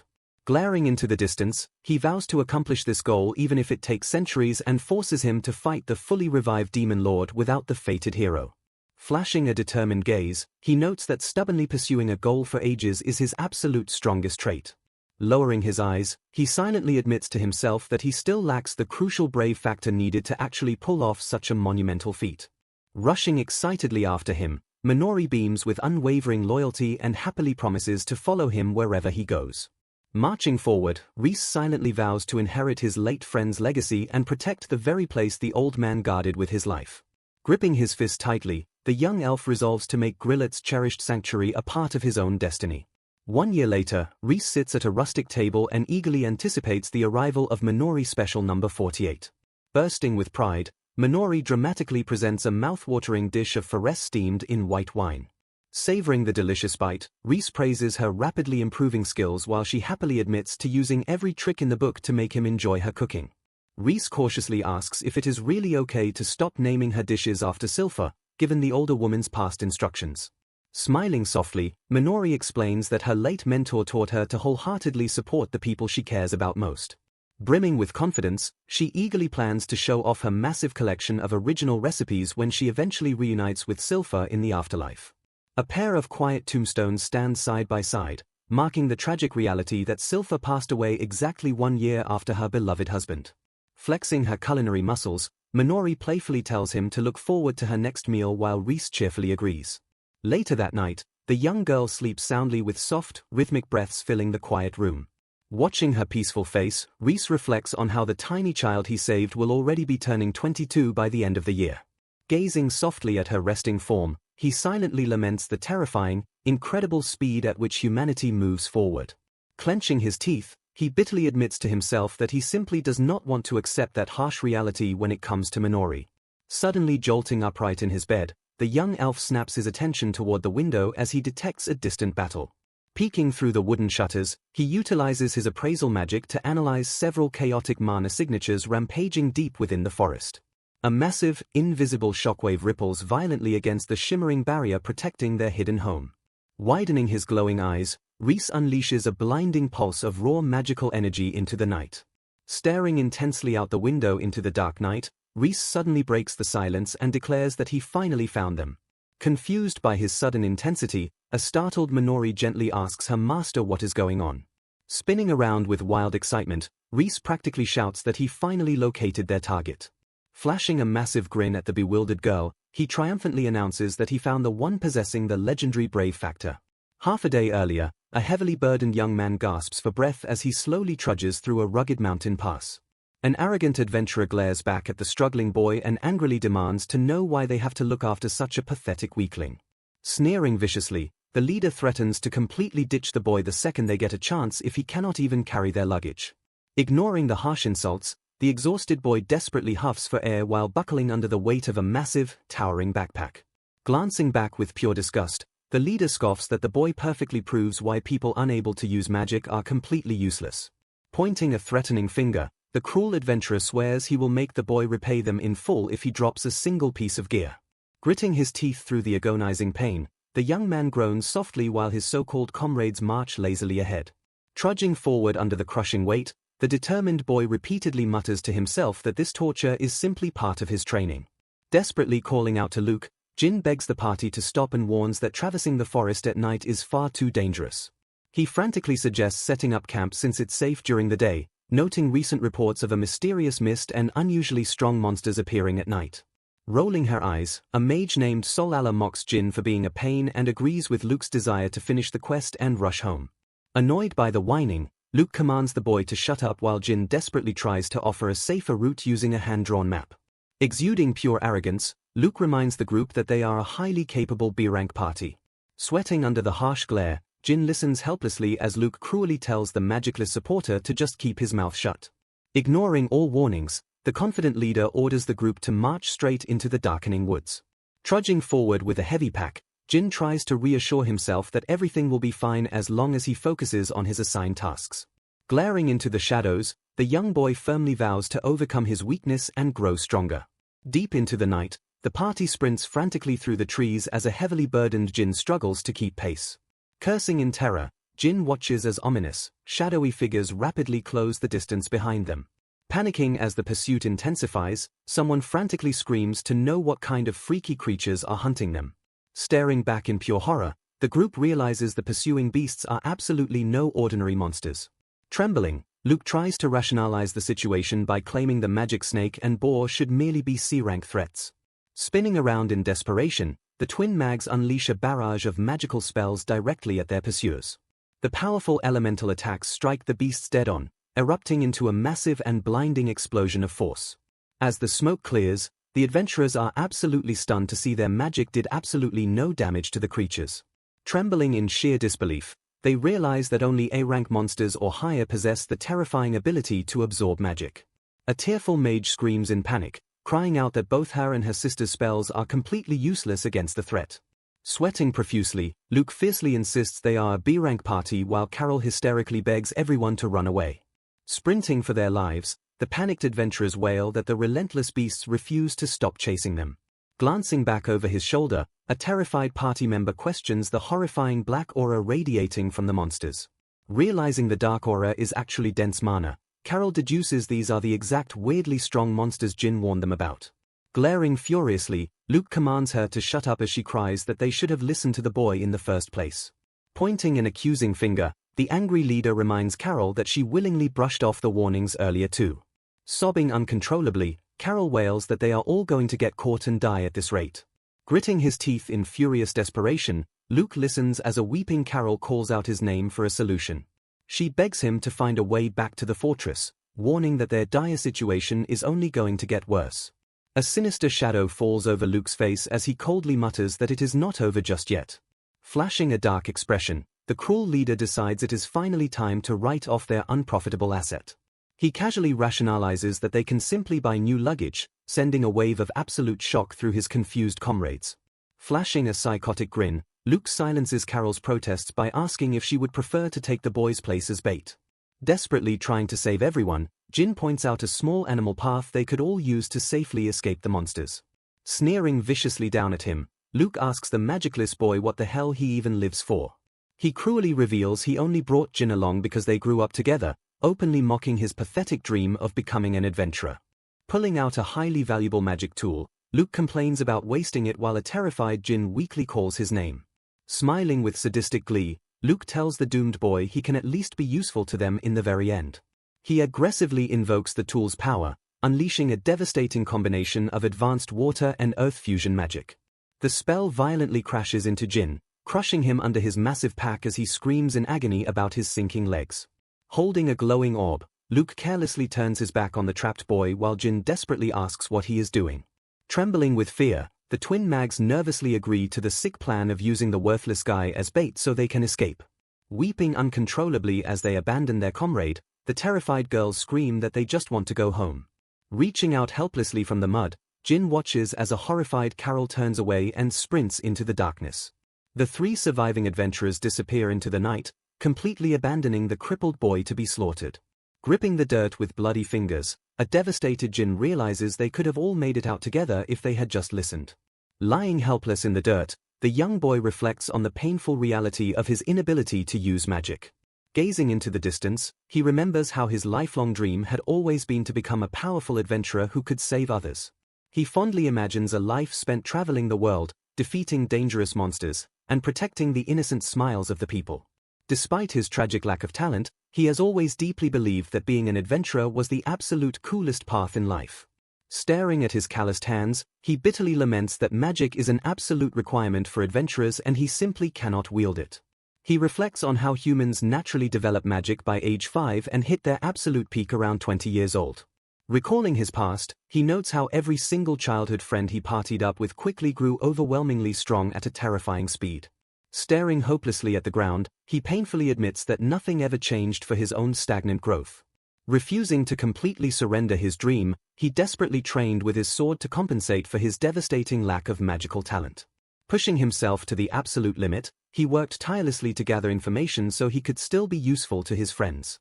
Gripping the earth, he cries out that his curse prevents him from even using the basic magic tools that all of humanity relies on. Trapped in a world where magic dictates everything, the crippled boy feels completely forbidden from holding onto any hopes or dreams. As the terrifying shadows of the monsters loom over him, he weakly reaches out and whispers his final wish. Staring death in the face, the battered boy sadly admits he just wanted to be a cool adventurer like the rest of them. A massive, explosive sphere of dark energy suddenly violently erupts out of nowhere and blasts the monstrous snake away. Invoking the powerful Whirl Schwartz spell, a mysterious savior arrives in the nick of time to unleash a devastating strike. A blinding pillar of fiery destruction engulfs the battlefield as a fierce warrior steps up to crush the remaining threats. Glaring at the scorched earth, Minori loudly announces that she and her master made it just in time to intercept the black flames. Flashing a confident smile, Reese notes how incredibly close the boy came to meeting his tragic end. Noticing a second beast charging forward, Minori fiercely declares that she will personally handle the rampaging magic boar. The massive, menacing boar snorts viciously and digs its hooves into the dirt as it prepares to trample the new challengers. Raising her weapon with absolute authority, Minori channels an overwhelming combination of ultimate fire and wind fusion magic. She seamlessly invokes the legendary Dragonia spell, unleashing a torrential storm of elemental fury. The resulting shockwave obliterates the surrounding terrain and completely vaporizes the ferocious beast in an instant. Looking up in absolute shock, the battered Jin gasps in awe as he realizes his savior is an actual elf. Analyzing the battlefield, Reese calmly notes that it has been a very long time since they encountered monsters capable of surviving a direct spell. Turning his attention back to his student, the young elf cheerfully declares that this is a perfect training opportunity for Minori. Reese confidently challenges the eager girl to defeat the surviving magic snake using a maximum of 5 ultimate spells. Glancing down at the bewildered boy, Reese casually assures Minori that she does not need to worry about the bystander's safety. Smiling warmly at the injured boy, the powerful elf promises to personally protect him during the ensuing clash. Watching the interaction, a fiercely jealous Minori silently pouts and wishes her master would protect her instead. Kneeling down beside Jin, Reese accurately deduces that the boy was completely abandoned by his comrades solely because of his lack of magic. Shaking his head in disbelief, Reese mocks the boy's former party as utterly blind fools. The wise elf notes that Jin has constantly trained his body and mind to absolute perfection in order to overcome his magical handicap. Staring deeply into the boy's soul, Reese praises him for never giving up and always believing that his magic would someday awaken. Utterly stunned by this perfect analysis, Jin weakly looks up and asks how the stranger could possibly know his deepest struggles. Pointing gently at the young man, Reese confidently declares that such unbreakable perseverance is exactly what defines true greatness. Flashing a reassuring smile, the young elf firmly states that Jin's relentless spirit is precisely what makes a true hero. Channeling his immense power, Reese casts the ultimate recovery spell Psi Ralpha to completely heal the boy's severe wounds. Offering a warm, gentle hand to the stunned boy, Reese expresses his profound relief at finally finding the one possessing the legendary brave factor. History would later record that the 17-year-old Jin Fritz experienced his ultimate turning point the fateful night he met an elf. Staring in pure awe, Jin realizes Reese healed his severely injured legs instantly without even using a single potion. Sitting comfortably on the forest floor, the stunned boy deduces his savior must truly be one of the legends. Annoyed by the situation, Reese complains about the party making one member carry all the heavy luggage while Jin wonders if he is a legendary elf. Reese gently praises the boy for managing to keep pace on the uneven forest roads while lugging such a massive bag. Looking curiously at the young supporter, the elf asks if Jin has been doing all this grueling work without magic his entire life. Jin sadly admits he was born without mana, noting that normal people simply use magic tools to carry heavy loads. Reese confirms the tragic reality, stating he cannot feel any mana waves emanating from the boy, meaning even basic magic tools are useless to him. Examining Jin's well-trained arms and legs, the elf notes the boy must have worked incredibly hard to compensate for his lack of mana. Gripping his arm tightly, Jin tearfully laments that he wouldn't have been abandoned by his comrades if only he were stronger. Reese silently observes that instead of blaming the companions who left him for dead, the noble boy only blames his own lack of strength. Glaring with sudden intensity, Reese realizes this exact mindset is what will bring the legendary hero factor to its true potential. Standing tall over the confused boy, the confident elf declares that Jin has the talent to become a strong adventurer and vows to make him one. Lowering his gaze, Reese adds that he won't bother the boy if he has already lost his drive to pursue his dream. Extending a warm hand, the elf invites Jin to take it if he still deeply desires to become even a little bit stronger. Looking up with renewed hope, Jin vividly recalls his lifelong dream to become a strong adventurer who protects people's smiles. Tears streaming down his face, the battered boy desperately cries out that he truly wants to become stronger. Reaching forward with all his might, the weeping boy passionately screams his desire to grow strong. Grasping the boy's hand firmly, Reese pulls him up with a reassuring smile as a new bond is forged. Jin stares at the elf in absolute wonder while Reese internally marvels at the amazing resolve both these young kids possess. Formalizing their partnership, they proudly introduce themselves to each other while Reese humbly reflects that he was nothing like them in his past life. Minori urgently interrupts the moment, screaming a warning that the surviving magic boar is charging straight for Reese. As the massive beast snorts and hardens its fur into sharp spikes, Reese calmly identifies the creature's hardening magic. Stepping forward to meet the charge, Reese counters the beast's hardening magic with his own beast fist and enchants it with crackling thunder magic. Lightning surges violently around his arm as the elf pulls back his glowing, devastating thunder fist. Flashing a confident smirk, Reese instructs Jin to stay back and closely watch the ensuing battle. Sprinting forward with blinding speed, the fierce elf unleashes his strike and yells that this overwhelming power is what 100 years of training gets you. The electrified punch slams brutally into the massive boar, completely shattering its defense and sending the heavy beast flying backward. Reese flashes a triumphant grin as raw lightning surges through the impact zone, thoroughly obliterating the monster. Jin watches the spectacle in absolute shock, suddenly recalling that fairy tales claim elves can only use basic healing magic. Still reeling from the incredible display, Jin listens as Reese casually suggests they go retrieve Minori. A sinister, swirling black mass suddenly manifests in the sky, shocking Reese as a dark voice greets them. The ominous void floats silently between the trees, exuding a dense and terrifying aura of dark energy. Recognizing the voice from Grillet's altered memories, Reese glares at the anomaly and demands to know what it is doing here. The dark sphere violently erupts with power, instantly obliterating the nearby magic beast in a terrifying burst of energy. Shielding his face from the intense miasma, Reese urgently checks to see how Jin is handling the crushing pressure.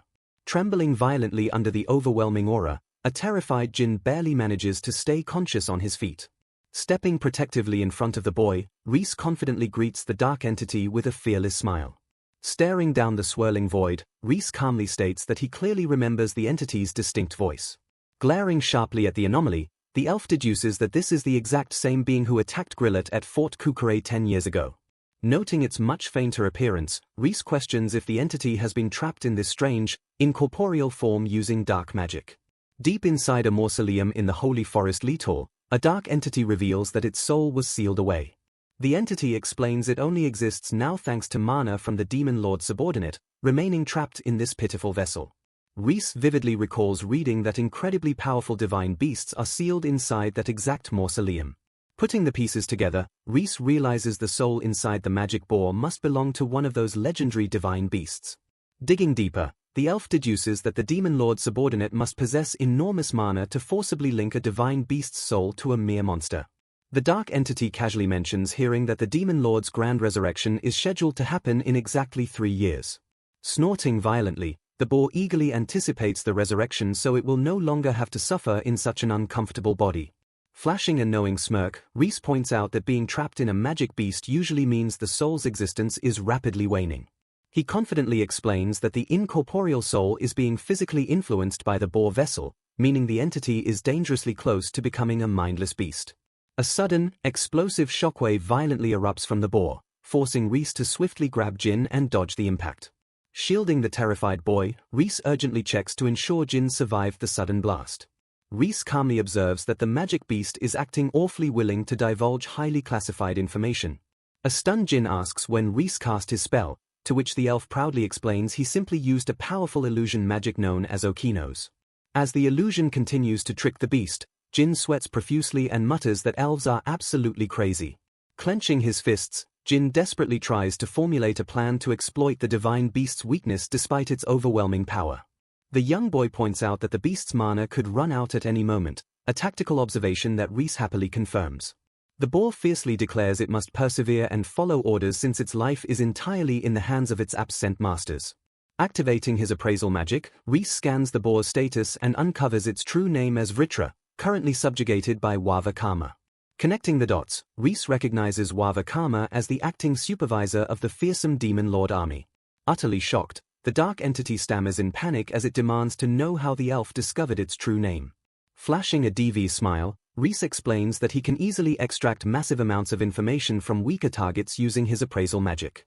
Extending a casual hand toward the trembling beast, the confident elf offers to make a mutually beneficial deal. Reese proposes using his immense magic to grant the divine beast its original, powerful body back.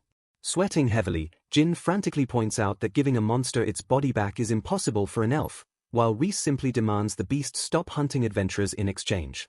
Summoning a massive, blinding sphere of raw magic, Reese proudly asks if this is enough mana to sustain the original body. Squealing in absolute terror, the boar freaks out over the elf effortlessly producing mana on par with Wava Karma.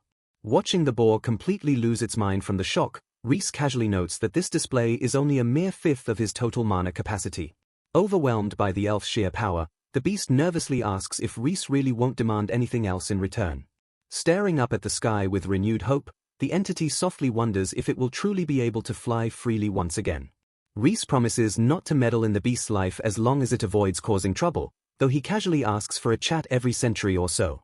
Flashing a brilliant smile, the young elf finalizes the deal while the beast fiercely swears on its life to uphold its end of the bargain. A massive, blinding pillar of energy erupts into the sky as the dark magic radically reshapes the beast's physical form. A towering, magnificent dragon emerges from the light, laughing triumphantly as Jin screams in sheer terror at its imposing size. Checking his appraisal window to confirm the successful physical body creation, Reese cheerfully asks the newly restored ancient dragon how it feels. Spreading its massive wings, Vritra excitedly declares that it can finally fly wherever it wants in its ideal body. Reese warns the dragon that it will take time for its soul to fully root in the new body, but jokingly adds he doesn't plan on dying for the next 9 centuries anyway. Startled by the elf's incredibly long lifespan, the dragon gratefully accepts the offer of future mana top-ups. Brushing off the massive favor, Reese playfully asks the dragon to share any delicious fruits it finds during its travels. Vritra notes that elves are truly odd creatures but offers its sincere gratitude before asking for its savior's name. Smiling brightly, Reese Klein proudly declares himself an elf who fled his cramped little world to live freely on the outside. Recognizing their shared desire for absolute freedom, Vritra chuckles and declares that they are truly birds of a feather. Fist-bumping the colossal beast, Reese fiercely swears a lifelong friendship that the dark dragon gladly accepts. Preparing to take flight, the ancient dragon's massive eye suddenly glows as it offers a mysterious token of its profound gratitude. A sudden, blinding pulse of dark magic violently washes over the startled elf as he wonders what just happened. Spreading its magnificent wings, Vritra promises to visit Reese Klein again after taking a triumphant flight around the entire world. Reese happily watches the massive beast soar into the twilight sky and cheerfully bids his new companion farewell.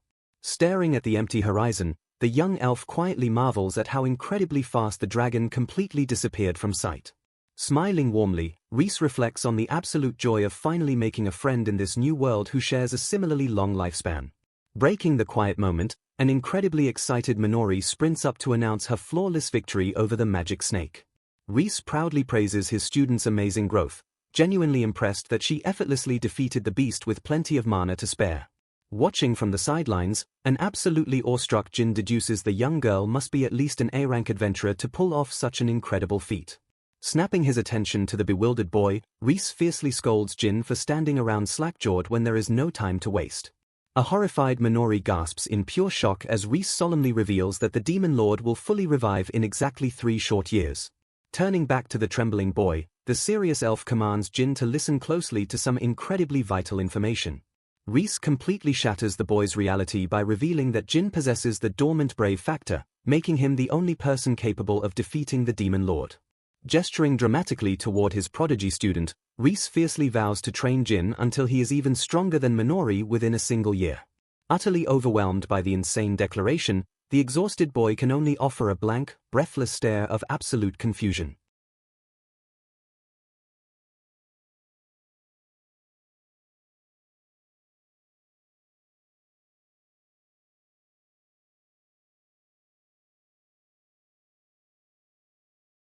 The incredibly grueling and overwhelming operational training officially begins for the determined young boy. Closing her eyes in deep concentration, Minori smoothly enchants her wooden sword with ultimate fire magic. She swings the burning blade with terrifying force, unleashing the devastating Valhalic strike right at her junior. Bracing himself for their 180-second sparring match, a battered Jin fiercely welcomes her all-out attack. Exactly 182 days earlier, the peaceful morning sun shines over the estate as the very first day of training commences. Standing outside, Jin looks completely bewildered as Reese cheerfully announces they will be training with wooden swords.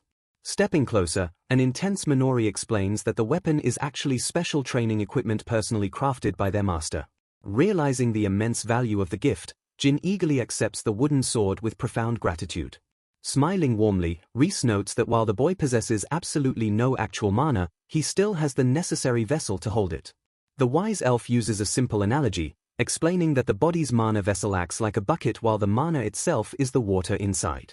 He demonstrates how constantly emptying the bucket allows the vessel to grow slightly over time as the mana naturally regenerates. Jin excitedly points out that he read that exact concept in a magic theory book, leaving both elves thoroughly impressed by his knowledge. Flashing a wicked grin, Reese reveals he plans to put Jin through the exact same terrifying training regimen that once left Minori completely paralyzed for a week. Trembling slightly at the horrifying prospect, a sweating Jin raises his hand to ask a very important question. He nervously points out the obvious flaw in the plan, asking where he is supposed to get mana if he literally produces none. With a massive, cheerful smile, Reese casually states that he will simply pour his own mana directly into Jin's empty vessel until it overflows. He explains that the wooden sword is secretly a magic tool designed to absorb mana, forcing Jin to learn how to properly channel the foreign energy. Staring deeply into the boy's eyes, Reese promises that following these exact steps will rapidly and violently expand his mana vessel. The elf explains this method bypasses natural regeneration, simulating how normal people instinctively learn to use mana from birth. Utterly overwhelmed by the insane strategy, Jin nervously grips the hilt of his new weapon while processing the absurd information. Reese elaborates that since Jin's body lacks the ability to produce mana, it doesn't need to waste time resting to regenerate any. He points out that this completely eliminates the annoying downtime they previously suffered when waiting for Minori's reserves to slowly recharge. Formulating his brutal plan, Reese intends to exhaust Jin's vessel daily, instantly cure his physical fatigue with magic, and forcefully refill him for an entire year. The elf excitedly calculates that this relentless cycle will eventually mutate Jin's mana vessel to 30 times its current microscopic size before his brave factor awakens. Gripping the heavy wooden sword, a highly intimidated Jin silently wonders if he can truly survive such a monstrous ordeal. Sensing the boy's hesitation, Reese gently brings up their previous conversation regarding the legendary brave factor. Staring at his sword, Jin solemnly recalls that the person possessing this specific factor is the only one capable of defeating the Demon Lord. Reese respectfully acknowledges the immense suffering and humiliation Jin has endured his entire life due to his magical handicap. However, the elf firmly declares that to a discerning eye, the boy harbors an absolutely terrifying amount of untapped potential. The master solemnly calls out the boy's full name, letting the heavy reality of his destiny sink in. Extending a hand of absolute trust, Reese assumes Jin hasn't changed his mind since he desperately begged to become stronger. Flashing a fearless, cocky smirk, Jin proudly declares that his absolute best trait is his stubborn refusal to ever give up. Watching the boy's unwavering resolve, Reese and Minori silently acknowledge the terrifying reality that they only have 3 years before the Demon Lord revives. Despite the extreme lack of time, Minori glares fiercely ahead and decides she is willing to bet everything on this magicless boy. Snapping back to the explosive present, Minori unleashes a massive, roaring vortex of flames and vows to go all out. Squaring his battle stance, a fiercely determined Jin screams for her to bring it on. A blazing, high-speed clash erupts between the two students, marking the explosive start of their 180-second match. Watching calmly from the sidelines, Reese notes that the match count perfectly matches the exact number of days since Jin's hellish training began. Screaming with raw effort, Jin charges fearlessly through the scorching heat toward his overwhelmingly powerful senior. Focusing his entire soul into the blade, the young boy desperately attempts to become one with his sword to survive the crushing impact. Gripping his wooden sword tightly, Jin concentrates fiercely to feel the flow of mana. Minori unleashes a vicious downward slash, forcing the young boy to brace for the heavy impact. A sudden pulse of energy interrupts the clash, leaving both warriors completely stunned as the jammer unexpectedly goes off. Staring wide-eyed at his weapon, Jin realizes with sheer disbelief that the magic tool actually activated. Lowering her gaze, Minori calmly praises his effort before issuing a stern warning. Glaring sharply through her bangs, the experienced warrior coldly states that he still has absolutely no chance. Unleashing a terrifying wave of dark flames, she blasts the young boy backward with overwhelming force. Struggling through the agonizing pain, the battered boy desperately tries to stand back up and insists he can still fight. Stepping in, Reese gently stops the boy and warns that pushing his limits will only cause unnecessary strain since he only gets healed once a day. Channeling his immense power, the elf casually casts a glowing recovery spell to soothe the boy's battered body. Realizing the massive implications of his training, a starry-eyed Jin excitedly interrupts to ask about his sudden progress. Trembling with overwhelming emotion, the young boy tearfully asks if he actually just cast magic for the very first time. Flashing a bright smile, Reese happily confirms the achievement and praises Jin for his grueling 6 months of hard work. Bursting with renewed energy, the eager boy instantly sprints off to practice his swings and tackle his stamina training. Chuckling at the boy's boundless enthusiasm, the young elf suddenly feels a gentle tug on his cloak. Turning his attention to his senior student, Reese warmly praises Minori for her incredible recovery speed during the spar. Blushing furiously under the praise, Minori flashes a bright smile and proudly declares that her junior is still light years away from beating her. Watching her adorable reaction, Reese silently notes her sudden shift in demeanor and decides that her cuteness makes everything perfectly fine. Formulating his next tactical move, the master realizes it is finally time to start the harsh training required to awaken the boy's dormant brave factor. He reflects on the ancient legend, deducing that the hero can only awaken his true power by overcoming seemingly impossible trials alongside trusted companions. Stroking his chin in deep thought, the protective master worries about sending the inexperienced boy into deadly peril without his overpowered mentors hovering nearby. A sudden distraction breaks his concentration as Minori urgently points out something completely unexpected approaching from the sky. A massive, shadowy dragon swoops down from the clouds and booms a villainous laugh to announce its grand return. Staring wide-eyed at the terrifying beast, Reese completely freezes in absolute shock at the sudden, overwhelming entrance. Recognizing the massive creature, the stunned elf instantly identifies the ancient dragon he saved so long ago. Waving his arms frantically, Reese demands to know why the ancient beast returned centuries ahead of their agreed schedule. Puffing out its scaly chest, Vritra arrogantly dismisses the concern and brags about its perfectly full mana reserves. Leaning its massive head down, the imposing dragon excitedly urges its elven friend to check out its brand new trick. The young master's eye twitches in utter disbelief as the colossal beast suddenly begins to shrink right before him. Standing proudly in a ridiculously tiny, adorable form, the miniature dragon leaves both elves completely dumbfounded by its sudden transformation. Unable to resist the adorable sight, Minori eagerly pokes the squishy little dragon while it happily accepts the attention. Stroking his chin curiously, Reese correctly deduces that the ancient beast can freely alter its size solely because its brand new body is constructed entirely of his own mana. Brimming with excitement over their cute new guest, Minori happily rushes off to brew some tea and fetch her junior. Sitting comfortably on his shoulder, the tiny dragon listens as Reese casually asks for the real reason behind this surprisingly early visit.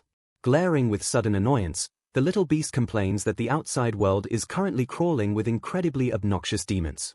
Vritra grimly reveals that the growing hordes of magical beasts and demons are slowly accumulating dangerous miasma in preparation for their Dark Lord's imminent return.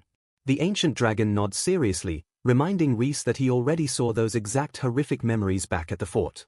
Crossing its tiny arms, the dragon casually announces its selfish plan to crash at the elf's hidden sanctuary until the outside chaos completely blows over.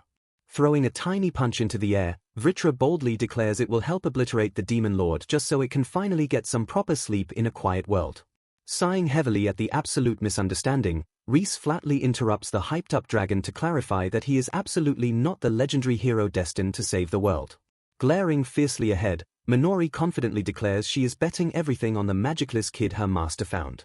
The tiny dragon tilts its head in sheer confusion, questioning why she would do that when she is clearly so strong. Staring deeply at the young girl, Vritra asserts that she will remain vastly superior to the boy regardless of his awakened factor or magic.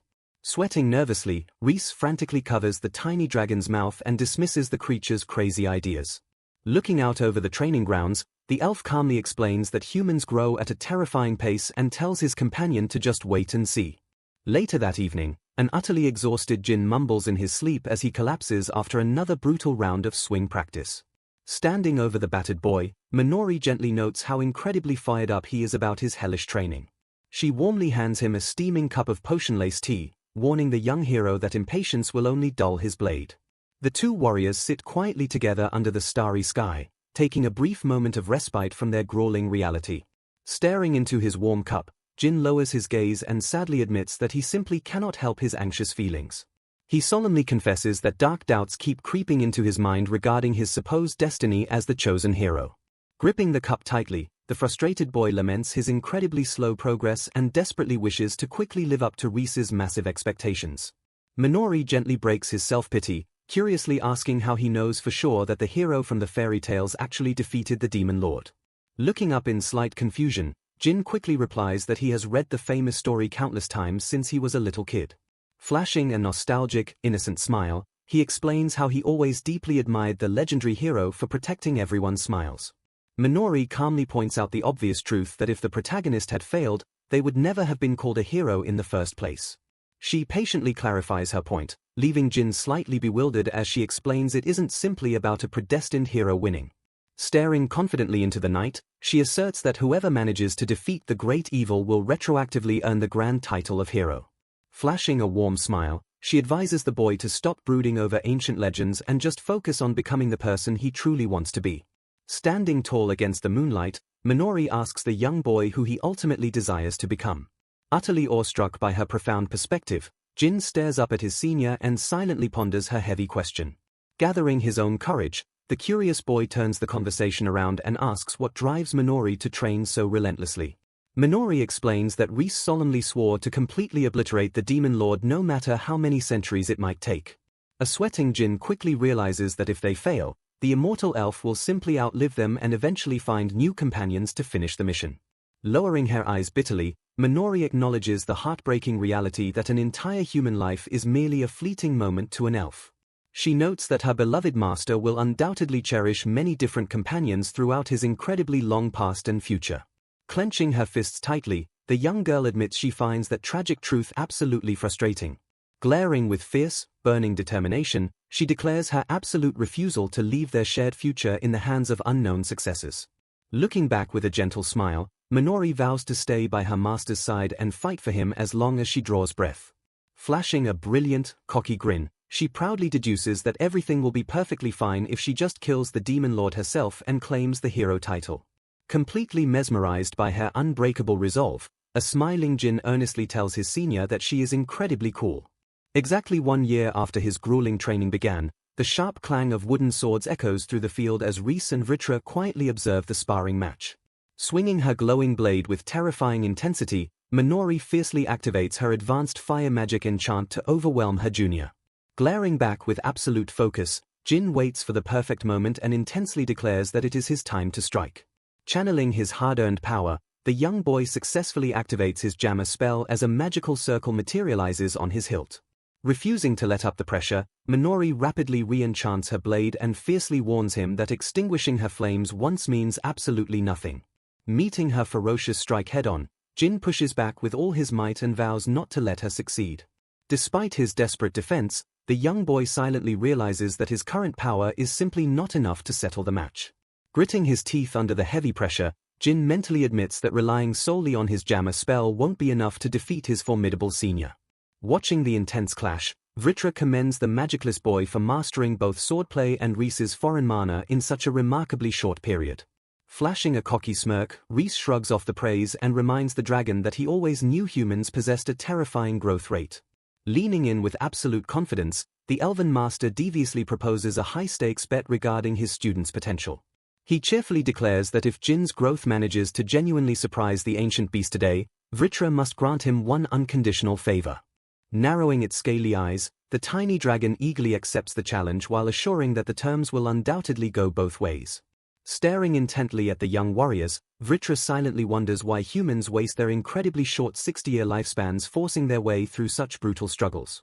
Watching the sparks fly between the two determined youths, Reese softly deduces that their shared obsession with their dreams is what pushes them beyond their limits. Glancing sideways at the wise elf, the tiny dragon hums thoughtfully before speaking its mind. Vritra bluntly points out that Rhys thinks awfully like a human despite his immortal lifespan, a notion the elf quickly brushes off with a nervous sweat. Hiding his true origins, Rhys silently reflects on his past life as a human that tragically ended after a mere 30 years. Flashing a warm, nostalgic smile, the proud master gazes at his students and marvels at how beautifully they are shining. Back on the battlefield, Jin desperately cries out as he barely dodges another devastating strike from his relentless senior. Catching his breath, Jin confidently brags that he has finally picked up on her attack habits after surviving exactly 365 matches. Hovering eagerly above the action, Vritra enthusiastically praises the boy's evasion and prepares to watch the climax of the spar. Rhys frantically warns the tiny dragon not to fly too close to the dangerous clash, but the arrogant beast completely ignores him. Ignoring her junior's taunts, a fiercely serious Minori shuts her eyes and channels an overwhelming surge of ultimate fire magic. Diving fearlessly toward the explosive energy, Vritra happily rationalizes that it would be a total waste to watch such an epic clash from far away.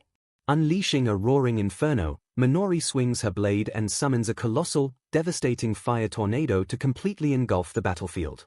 As the terrifying flames spiral violently out of control, Minori suddenly pales and realizes she accidentally used way too much power while Vritra screams in sheer terror.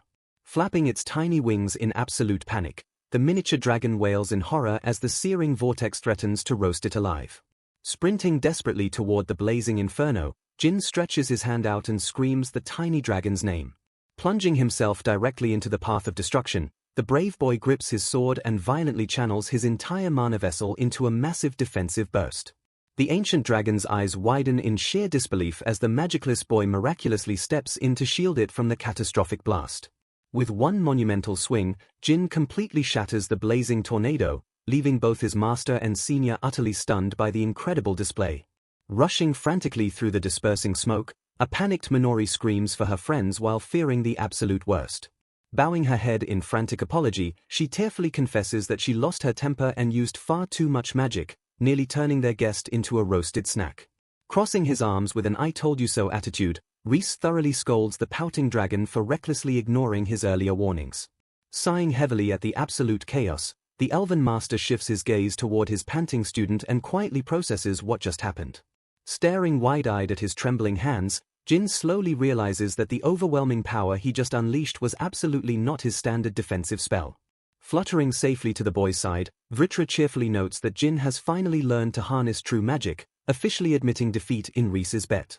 Utterly bewildered by the dragon's casual observation, Jin stammers in shock as the reality of finally wielding his own magic washes over him. Stepping forward with immense pride, Rhys confirms the awakening while a flustered Jin desperately tries to understand the foreign, incredible sensation pulsing through his body. Jin is stunned, stammering in disbelief as Rhys cheerfully points out that the boy just used magic entirely on his own. Taking on a teaching tone, Rhys explains that by far the most important aspect of casting magic is clearly picturing the desired effect. Utterly confused, Jin admits he has no idea if he actually pictured anything at all, prompting a curious Rhys to ask what was on his mind. Lowering his gaze, the young boy softly reveals that he simply wanted to save Vritra and felt his body move completely on its own. Rhys calmly deduces that this intense desire to save someone must have been exactly what formed the powerful shield. Pausing thoughtfully, the wise master suggests that the pure desire to protect others might actually be the true source of Jin's magical power. Shifting the focus, Rhys turns to his senior student and asks for her professional opinion on how the boy perfectly negated her all-out attack. Still reeling from the shock, Minori earnestly admits that his defensive block was an absolutely amazing and incredibly powerful spell. The narrator notes that today, on the momentous occasion of their 365th sparring match, a major milestone was finally reached. Standing tall and catching his breath, Jin marks a triumphant victory by being the very first to end a match standing completely upright against his fierce senior. Brimming with excitement as Vritra munches on snacks in the background, Rhys happily announces that Jin's next stage of training will officially begin tomorrow.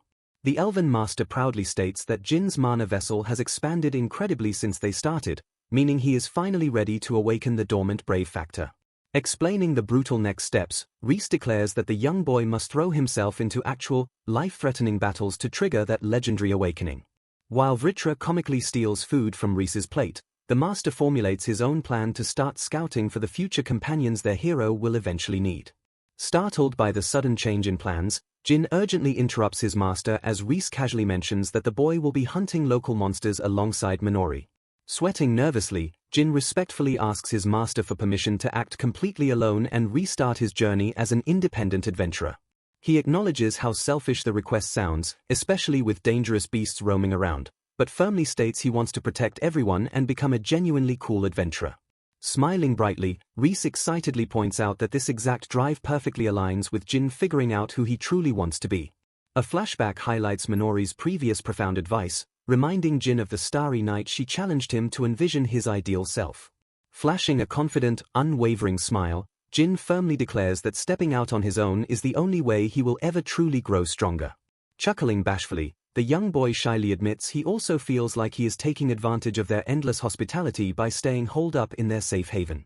Staring solemnly at the determined boy, Reese silently reflects on how tragic it is that Jin still wants to be an adventurer despite being brutally betrayed by his former party. The protective master internally struggles, quietly admitting to himself that he would vastly prefer keeping his cherished students safely hidden away where he can always protect them. Letting go of his own selfish desires, Reese softly accepts the boy's decision and realizes this unyielding spirit might just be the core of Jin's true power. Raising a finger, the elven master agrees to the solo journey but sternly insists on adding one non-negotiable condition. Staring seriously at his student, Reese commands Jin to take the ancient dragon Vritra along as his traveling companion. Spitting out his drink in sheer panic, an absolutely horrified Vritra screams in protest while Jin looks equally bewildered by the sudden team-up. Thrashing around angrily, the tiny dragon furiously accuses Reese of making this ridiculous decision up on the spot without any prior warning. Leaning in with a devious, wicked smirk, Reese coldly reminds the panicking beast that he decisively lost their little bet earlier today. The master flawlessly recalls the exact terms, pointing out that Vritra was undeniably surprised by the boy's explosive growth during the sparring match. Ignoring the dragon's angry growls, Reese cheerfully suggests Vritra use this opportunity to study human life so it doesn't end up getting sealed away again for being a lazy shut-in. Bursting into boisterous laughter, Jin happily welcomes his new traveling buddy while a defeated Vritra angrily concedes and agrees to go along. Still slightly worried, Minori asks if this bizarre arrangement is really okay, to which Reese confidently replies that the dragon will serve as the absolute strongest bodyguard around. Flashing a sharp, calculating gaze, Reese explains that to fully awaken the brave factor, the hero absolutely requires 4 elemental companions by his side. He logically points out that since Vritra is a tremendously powerful dragon who wields supreme fire magic, the beast perfectly fills one of those crucial elemental slots. Watching the boy happily play with the grumbling dragon, Reese softly notes that Vritra might just become one of the hero's greatest, most reliable pillars in the future. Fully packed and ready for his grand adventure, Jin waves a cheerful goodbye to his mentors as he prepares to hit the road. Standing at the edge of the forest trail, Reese smiles warmly and loudly announces that he is expecting truly great things from his magicless prodigy. A picturesque view of the secluded mansion fills the background as Jin marches bravely forward to become the hero destined to protect everyone's smiles. Glancing sideways at her quiet master, Minori softly notes that Reese looks incredibly lonely watching his young student finally leave the nest. Watching Jin march off into the distance, Reese scratches his head and admits to Minori that he feels a deep sense of loneliness, though he quickly realizes there is much more to his heavy heart. He solemnly reflects on how Jin is an incredibly hardworking boy who genuinely desires to protect absolutely everyone he meets. Flashing a slightly self-deprecating smile, the elven master confesses that the dazzling young boy already feels like he has pulled a little bit ahead of him in life. Staring intensely at her master's vulnerable expression, Minori firmly vows that she will always stay right by his side. Reese silently agonizes over his internal fears, absolutely dreading the thought of having to properly confront Minori about their inevitably tragic future. Suddenly reaching out to tightly grasp her hands, the young elf shocks his student as he weakly admits that he has always been terrified. Lowering his gaze, he confesses his deep fear of outliving them all, knowing that existing on a completely different timeline guarantees they will brutally part ways one day. Gripping her fingers tighter, the immortal master bitterly admits that he has merely been running away from that inescapable reality. He solemnly realizes that while Minori and Jin constantly give their absolute all to live life to the fullest, he alone has been using his eternal lifespan as a cowardly excuse to stagnate. A wave of profound regret washes over him as he acknowledges that this cowardice perfectly mirrors how he completely wasted his previous human life. Lifting his head with a bright, genuine smile, the awakened master warmly thanks his beloved student for absolutely everything she has done for him. Pouring his true feelings out, Reese sincerely confesses his love for Minori and desperately declares his desire to truly live alongside her and the rest of their friends. Pulling the stunned girl into a deep, passionate embrace, the elven master fiercely vows to stay with them for as absolutely long as he can. Overwhelmed by the sudden confession, Minori buries her face into his chest and sobs tears of absolute joy, prompting a slightly confused reaction from her master. Gripping his clothes with unwavering devotion, the weeping girl promises to stay right by his side for as long as she draws breath. Holding her close against the twilight breeze, Reese silently swears to use absolutely every ounce of his overwhelming power to ensure they remain together forever. Gripping her wooden sword tightly, Minori runs up and calls out to her elven master.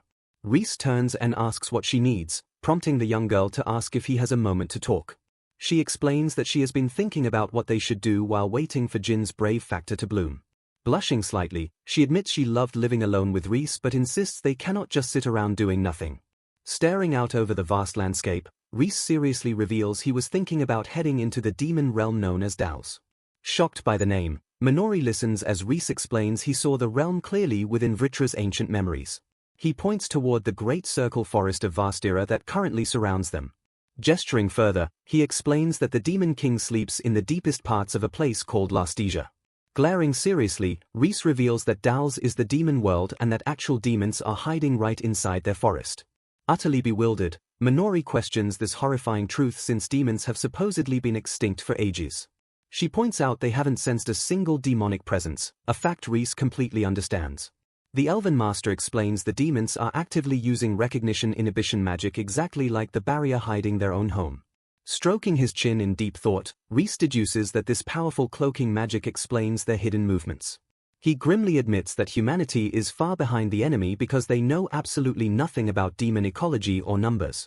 He adds that they do not even know the true goal of the slumbering demon king. Clenching his fist, Reese fiercely declares they must gather intel to ensure Jin's generation can actually defeat the great evil. Suddenly snapping his attention to his student, the elf calls out her name. Turning to face her completely, he softly asks if she will accompany him on this dangerous mission. Minori enthusiastically agrees while Reese notes that Jin and the Kukure Fortress warriors will be the ones fighting on the front lines in 3 years.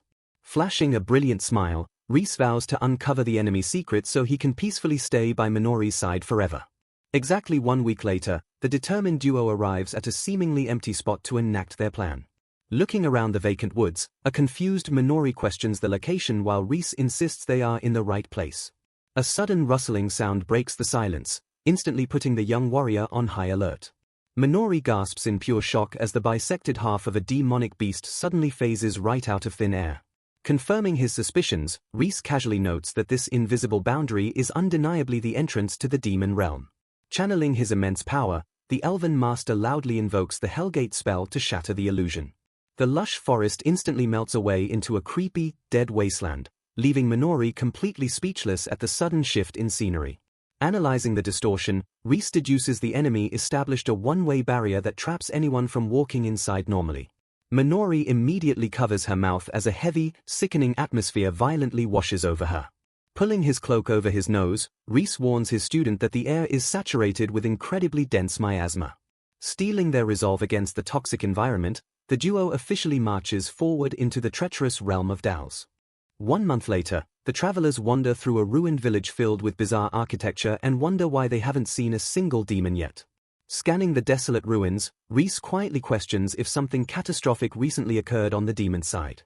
He examines a massive, corrupted claw mark on a wall and realizes that demonic beasts completely slaughtered this village. The wise elf notes that the frequency of their monster encounters has been steadily rising as they travel deeper. Furthermore, every single beast they fight has proven to be incredibly powerful. He theorizes that the escalating threat level is directly linked to the rapidly thickening miasma choking the land. Checking on his companion, Reese casts a purification spell over Minori, and she warmly confirms she feels perfectly fine. Suddenly stopping in her tracks, Minori urgently points out that this particular village feels freshly destroyed. Glaring down an ominous alleyway, Reese freezes as he spots a gruesome, fresh trail of blood staining the dirt. Alertly scanning the area, Minori freezes as she hears the unmistakable sounds of a violent struggle nearby. Confirming her suspicions with a sharp nod, Reese prepares for combat as they both rush toward the source of the commotion. Bursting onto the scene, they find a pack of ferocious demonic beasts ruthlessly cornering a group of terrified figures. Pausing for a split second, Reese's eyes widen in disbelief as he begins to realize the true nature of the victims. Staring at the horned individuals in shock, Minori gasps as she realizes they are witnessing demons being hunted by their own kind. The air fills with blood-curdling screams as the beasts lunge forward with bared fangs and murderous intent. Springing into action, Reese shouts for everyone to get down while he readies a powerful counterspell. With a fluid, practiced motion, Minori swings her blade in a devastating arc that cleaves through the nearest monster. Panting from the exertion, the young warrior turns to the survivors and asks if they are all right after the sudden rescue. The elderly demons stare back in pure bewilderment, whispering in disbelief at the sight of a hornless savior standing before them. Reflecting on his impulsive decision, Reese admits he helped purely in the heat of the moment despite the inherent risks. Looking at his companion, the elf notes that to these demons, their presence as a human and an elf must be an impossible sight. Minori waits tensely for a reaction while the survivors struggle to process the reality of their unlikely guardians. One of the demons finally breaks the silence, questioning how they can breathe the miasma and what purpose brought them to such a desolate place. Stepping forward with a gentle bow, a demon named Kuota introduces herself as the village chief and offers her sincere gratitude for the intervention. As the sky begins to darken, Kuota invites the duo to stay at her home as a token of her profound appreciation. Despite Minori's obvious hesitation, Reese flashes a friendly smile and graciously accepts the elderly chief's offer. Guiding them through the silent streets, Kuota leads the group toward a modest dwelling constructed from weathered wood and thatch. Entering the building, Minori looks around in wonder and notes the striking resemblance to traditional elven architecture. Pulling Reese aside, the young woman urgently whispers her concerns about why he is so willing to trust a demon. Glaring back at their host, Minori insists that staying in this territory is far too dangerous for them to remain relaxed. Reese acknowledges the danger but notes his surprise that the chief would even consider letting outsiders into her private home. He reminds Minori that their core objective is to gather intel on the demons, making this invitation an invaluable opportunity. Returning to the room, Chief Kuota apologizes for the wait while carrying a tray of steaming dishes. Setting the meal down, the chief humbly offers her cooking while expressing hope that it might suit their foreign palates. Minori is taken aback by the sight of the meal, noting with surprise that it looks exactly like normal human food. Carefully observing the preparation, Reese confirms there are no traces of poison or malicious enchantments within the dish. After offering a polite word of thanks, the travelers begin to eat while the chief watches them with a soft, expectant gaze. Savoring the first bite, a shocked Minori admits the food is actually delicious despite her earlier misgivings.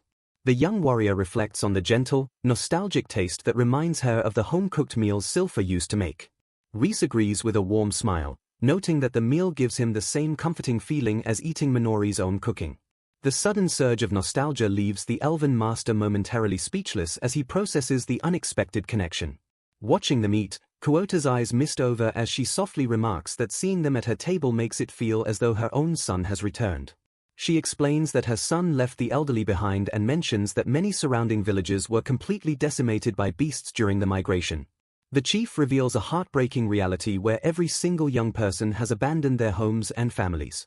She explains that exactly 3 years ago, the youth left en masse to lend their strength to the Demon King's grand revival. Since that mass exodus, the village has fallen into a state of ruin and remains completely unable to defend itself against constant monster attacks. Shocked by the revelation, Minori questions why demonic beasts would ever turn their fangs against the demons they supposedly serve. Reese gazes into the distance and notes that the dynamics of their world seem to mirror the same struggles found among human societies. He concludes that the reality of the demon realm is vastly different from anything they had previously expected to find. Blushing with nervous hesitation, Minori stammers out a refusal as the elderly chief Kuota casually reaches up to grab a wooden plate. Watching the old woman work, Minori fondly recalls the cherished moments she spent with the person who acted as her surrogate mother. Breaking the nostalgic silence, the young warrior tentatively offers to help out, prompting a surprised but gentle inquiry from their host about her late mentor. Flashing a bright, unwavering smile, the young warrior passionately insists that her mentor's warm spirit still lives on through her actions. Glancing back with wise eyes, Kuota notes that Minori's radiant expression perfectly conveys the depth of that enduring love. Softening her stance, the young girl officially introduces herself as Minori, prompting a warm acknowledgement from the elderly chief. Peeking quietly from around the corner, Reese watches with a soft smile as his student happily helps the old demon wash the dishes. Later on, Minori turns to her master and questions the stark contrast between their peaceful experience and the violent history books claiming demons are the ultimate enemy. She notes the complete lack of hostility from the village elders and wonders aloud what could have possibly driven the younger generation to embrace such a destructive path. A heavy shadow falls over Kuota's face as she bitterly recalls how the youth abandoned their home exactly 3 years ago to eagerly lend their strength to the Demon King. Staring grimly ahead, Reese realizes that Kuota's son will inevitably become their enemy on the battlefield, solidifying his resolve to personally intervene if the Dark Lord revives. A few days later, Reese and Minori proudly present a massive pile of valuable materials recovered from the ferocious beasts they spent the day hunting. Absolutely stunned by the massive haul, the elderly chief gasps in awe and profusely thanks the duo for culling so many dangerous monsters. Flashing a bright, humble smile, Reese happily insists the favor is entirely mutual since she graciously allowed them to stay in her home. Shifting to a slightly more serious tone, the Elven Master notes that while they easily cleared out the immediate threats, there is still a lingering question. He curiously asks the elderly demon if she was ever terrified of inviting 2 complete strangers from a supposedly hostile race right into her living room. Adjusting her glasses, the wise chief simply chuckles at the concern and gently dismisses the historical animosity between their people. Pointing a knowing finger, she playfully observes that the human and the elf standing before her are incredibly intimate despite belonging to entirely different species. Caught completely off guard by the blunt observation, the 2 travelers lock eyes in stunned, blushing silence. Waving her arms in absolute panic, a furiously blushing Minori stammers for an explanation while the old woman chuckles and warns them never to underestimate an elder's intuition. Smiling with pure maternal warmth, Kuota gently declares that a person's race does not matter and that she treasures both of them deeply. Deeply moved by her unconditional kindness, the human and the elf flash matching smiles and warmly echo her exact sentiments. As the peaceful hearth crackles in the background, they softly declare their profound love for the gentle demon they now affectionately call Grandma Kuota. Standing outside the thatched roof house, Reese and Minori express their profound love for Grandma Kuota. Beaming with pure affection, Kuota calls them a bunch of cute kids and warmly admits she wants them to stay in the village forever. Minori smiles gently and thanks the elderly demon for her incredibly kind hospitality. Reese solemnly states that despite his desire to learn more about this world, they absolutely must continue their journey. He adds that he also wants to uncover the deep secrets surrounding the demons themselves. The very next day, Reese takes a deep, focused breath as he stands before the gathered village elders. Channeling his immense magical power, the young elf prepares to cast his ultimate barrier magic. He fiercely invokes the spell Valkyria Glitter, summoning the devastating glare of the goddess of war. A brilliant, sweeping light erupts from the elf, completely washing over the awestruck villagers. Reese proudly explains that this ancient barrier magic will prevent any demonic beasts from approaching the village as long as he draws breath. Overjoyed by this incredible gift, Kuota declares they can now peacefully wait for her son and the others to return. Lowering his gaze, Reese quietly asks if her son ran off when the youth heard the rumors about the Demon King's revival. A vivid flashback reveals the young demons marching away with their horns glowing a bright, menacing red. Kuota explains that demons use their horns to convert poisonous miasma into magic power, allowing them to easily survive in such harsh environments. Minori gasps in sudden realization, deducing that the demons can exert far more power when surrounded by thicker miasma. Reese nods confidently and notes that he fully understood this physical mechanic the moment he first saw them. He explains that demons can effortlessly generate external magic power simply by absorbing the miasma lingering in the air. Staring seriously ahead, the elf states this is exactly why the demons managed to survive even after the legendary hero defeated their king. He attributes their enduring survival entirely to the incredibly thick miasma blanketing the entire realm of Daos. Kuota softly adds that she also had the natural ability to sense miasma back when she was young. Closing her eyes with a sad, nostalgic smile, the elderly chief admits that things are completely different now. She recalls how her son's physical appearance drastically changed, noting that his horns turned a deeper, more terrifying red than she had ever seen before. The other elders angrily curse the youth as absolute fools for being led astray by unconfirmed rumors regarding the Demon King's revival. Processing this crucial information, Reese mentally confirms his suspicion that the village elders do not feel strongly about the Dark Lord's return. He deduces that they view the Demon King merely as a fairy tale figure from the past, which perfectly explains why they treated human guests so nicely. Minori loudly interrupts his thoughts, frantically pointing out that the Demon King's revival is absolutely not just a simple fairy tale. Catching himself, Reese quietly calls her name to calm her down before she accidentally reveals too much dangerous information. Minori trails off, silently worrying about what will actually happen when the villagers realize the devastating truth about the revival. Gripping her hands together, Kuota solemnly states that they simply want everyone to return alive and well. Flashing a gentle, heartbroken smile, the old mother reiterates that their children's safe return is absolutely all they ask for. Reese vividly remembers Grillet's dying wish, begging him to find the hero and defeat the Demon Lord for the sake of humanity's future. Torn entirely between two worlds, the Elven Master silently agonizes over how destroying the Demon King will inevitably pit him against Grandma Kuota's beloved son. Breaking the heavy tension, Kuota suddenly gasps and admits she completely forgot to give them something highly important. The elders present a heavily worn box, humbly offering it as a token of their immense gratitude for saving the village. Minori gasps in pure shock, recognizing the item as an incredibly valuable grimoire with only a few rare copies in existence. She marvels at the ancient text, noting with absolute awe that the entire book is written in the elusive demon language. Trembling with uncontrollable excitement, a wide-eyed Reese desperately reaches for the book while Minori strictly reminds him it is time for their farewells. Sweating profusely, Reese begs for just a tiny peek inside the grimoire, but Minori firmly shuts the book and denies his request. Glaring playfully at her master, she vows not to hand it over because he would absolutely spend the entire day reading it instead of traveling.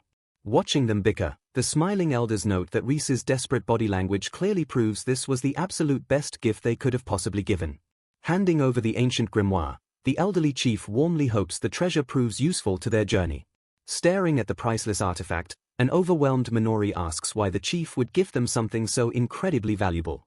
Flashing a gentle smile, the wise demon explains she truly believed Reese when he earnestly declared his desire to learn more about their world. She expresses profound gratitude, noting that the human and elf went to incredible lengths just to protect their defenseless village. Gripping her shawl with renewed hope, the old mother vows to endure a little longer while believing her children will eventually return home safely. Gazing softly at her saviors, she firmly reiterates her absolute faith that everyone will come back alive. Chuckling warmly, Kuota genuinely praises the young elf for his incredibly kind heart. Shaking hands in a bittersweet farewell, the travelers finally depart from Grandma Kuota's village and march deeper into the treacherous demon realm. Meanwhile, exactly 1 month before the duo left the demon village, a bustling human fortress stands tall against the horizon. Inside the Adventurers Guild, a stern receptionist flatly refuses to let a solo adventurer take on any dangerous missions. Desperately trying to negotiate, the lone boy pleads his case while the receptionist remains completely unfazed. Whispers ripple through the tavern as onlookers recognize the magicless baggage carrier who supposedly died after being abandoned by his party. Staring in pure shock, the gossiping adventurers cannot believe the weak boy actually survived the deadly forest. Suddenly bursting with rage, a tiny dragon pops out of Jin's cloak and furiously screams at the receptionist for completely ignoring its presence. Coughing awkwardly, the receptionist calmly explains that guild safety regulations strictly require a minimum of 2 E-rank adventurers to accept a quest. An absolutely furious Vritra screeches in pure offense as the receptionist politely refuses to count a mere pet toward the official quota. While Jin desperately tries to calm his enraged dragon, the receptionist bluntly points out the boy's severe magical handicap. She firmly insists that completing any guild request is fundamentally impossible without the use of basic magic. Slumping onto a bench outside, an utterly defeated Jin admits that every single party totally rejected his application while Vritra ruthlessly laughs at his misery. Staring at the cobblestone street, the magicless boy bitterly realizes that his infamous reputation has already completely ruined his chances in this town.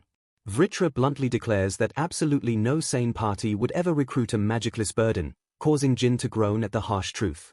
Clenching his fists, the determined boy remembers his grand departure and fiercely vows to overcome this massive hurdle completely on his own. Just as Jin pumps himself up to keep trying, a sudden voice calls out and completely interrupts his train of thought. Standing tall before them is a confident, spiky-haired young adventurer wearing sturdy armor and a friendly smirk. Leaning in curiously, the stranger reveals he was watching the whole guild fiasco and asks if Jin is truly completely incapable of using magic. Completely caught off guard by the blunt question, Jin stares in confusion while a grumpy Vritra instantly decides it absolutely hates this new guy. Taking a seat right next to the bewildered duo, The stranger casually mentions that he just arrived in town and is also flying solo. Flashing a brilliant smile, the energetic adventurer boldly asks Jin to team up and form a brand new party together. Enraging Vritra by calling it a pet again, the stranger completely brushes off Jin's lack of magic and happily offers to carry the combat load himself. Gripping the newcomer's extended hand, the stunned boy introduces himself as Jin while his new companion proudly declares his name is Raiden.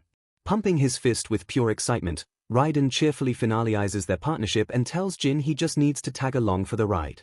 Puffing his chest out with overwhelming pride, Raiden boasts that he is the absolute strongest earth mage his village has ever seen. Moments later in the forest, a completely dumbfounded Raiden screams in sheer terror as he witnesses something utterly impossible. Staring at a massive pile of defeated monsters, a trembling Raiden stammers out a question about Jin's supposed inability to use magic. Wiping sweat from his brow, Jin sincerely admits that while lacking magic has always been a terrible handicap, it pushed him to master the blade. Absolutely fired up by the boy's incredible physical prowess, Raiden wildly declares that he still has a ton of training to do himself. Marching forward with burning determination, Jin internally swears to train even harder so he can finally catch up to his legendary master. Trailing slightly behind, a sweating Raiden gulps nervously as he realizes he might have accidentally teamed up with a total monster.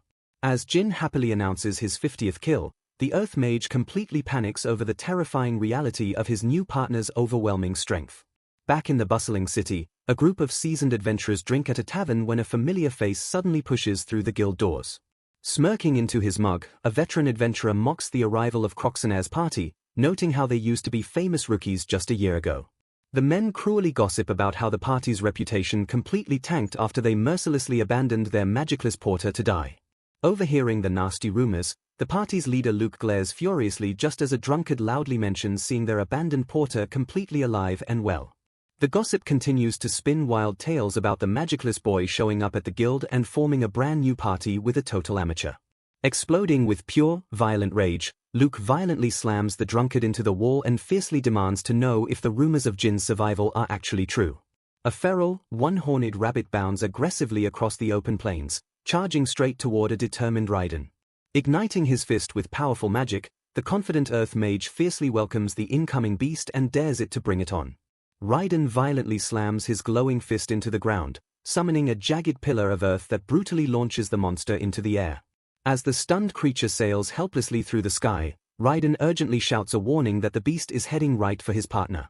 Standing his ground, Jin channels his focused energy into his blade and fiercely invokes his magic interference spell to intercept the beast. Unleashing a powerful battle cry, the young warrior swings his enchanted blade and completely shatters the monster's defenses in a single strike. Raiden enthusiastically cheers for the flawless victory while a humble Jin credits the Earth Mage for perfectly luring the target into striking range. Reflecting on their 2 weeks together, Raiden silently marvels at how Jin possesses perfectly refined swordsmanship and a terrifyingly keen sense for mana despite lacking any natural magic power. Staring intently at the unassuming weapon, the Earth Mage realizes that there is another baffling mystery surrounding his new companion. Unable to contain his curiosity, Raiden abruptly demands to know why the boy's simple wooden sword is radiating such an absurd amount of stored magical energy. Completely oblivious to his own terrifying aura, Jin innocently tilts his head while a sweating Raiden admits that his new partner is incredibly intimidating. Meanwhile, back at the bustling Adventurers Guild, the stern receptionist officially verifies the successful mission of a D-rank party known as the Travelers of Hope. Raising her voice for the entire hall to hear, she proudly announces that the promising group has been officially promoted to a certified C-rank adventurer party. The receptionist respectfully presents the triumphant adventurers with a gleaming bronze guild button to signify their newly elevated status. Celebrating their rapid promotion with a hearty feast, Raiden cheerfully notes that the other adventurers are already calling them the hottest up-and-coming rookies in town. Despite their rapid ascent, the Earth Mage heavily sighs and complains that they are still trapped dealing with the exact same frustrating bureaucratic challenges as before. Slumping back in his chair, Raiden glares at a lucrative quest form that strictly requires a minimum of 3 C-rank members to officially accept. An absolutely furious Vritra complains that the guild still refuses to acknowledge him as an official member, prompting a sheepish Jin to admit he completely forgot about the new rank requirements. Raiden casually shoos the tiny dragon away to eat some meat, causing Vritra to angrily swear that this entire problem would be solved in an instant if he could just transform back into his colossal true body. The cheerful atmosphere instantly shatters as Luke approaches the table and casts a vicious glare down at the stunned, magicless boy. Flanked by his equally bewildered party members, the cruel leader stares in absolute disbelief as he realizes the rumors of Jin's miraculous survival are actually true. Sensing the sudden, suffocating tension, Raiden cautiously asks his partner if these intimidating strangers are old acquaintances. Completely ignoring Raiden, an enraged Luke violently slams his hand on the table and screams at Jin for having the audacity to try and crawl back into their C-rank party. One of the mags bitterly mutters that their group used to proudly hold a B-rank status before everything completely fell apart. Exploding with pure, unrestrained fury, Luke violently grabs the boy by the collar and aggressively demands to know how he dared to shamelessly show his face again. The vicious leader screams that Jin's pathetic blunder caused their reputation to absolutely plummet all the way down to D rank while a shocked Raiden steps in to intervene. Flashing a deadly, murderous glare, Luke violently threatens the Earth Mage and orders all bystanders to keep their mouths completely shut. Turning his venomous attention back to his former comrade, Luke coldly states that the magicless burden was absolutely supposed to die in that cursed forest. Gripping the collar even tighter, the disgraced leader hysterically demands to know how a weakling managed to survive such a hopeless, deadly situation. Gritting his teeth against the suffocating grip, a trembling Jin struggles to find his words while the furious leader orders him to speak up. Staring bravely back into the eyes of his abuser, Jin firmly declares that his life was miraculously saved by a passing stranger.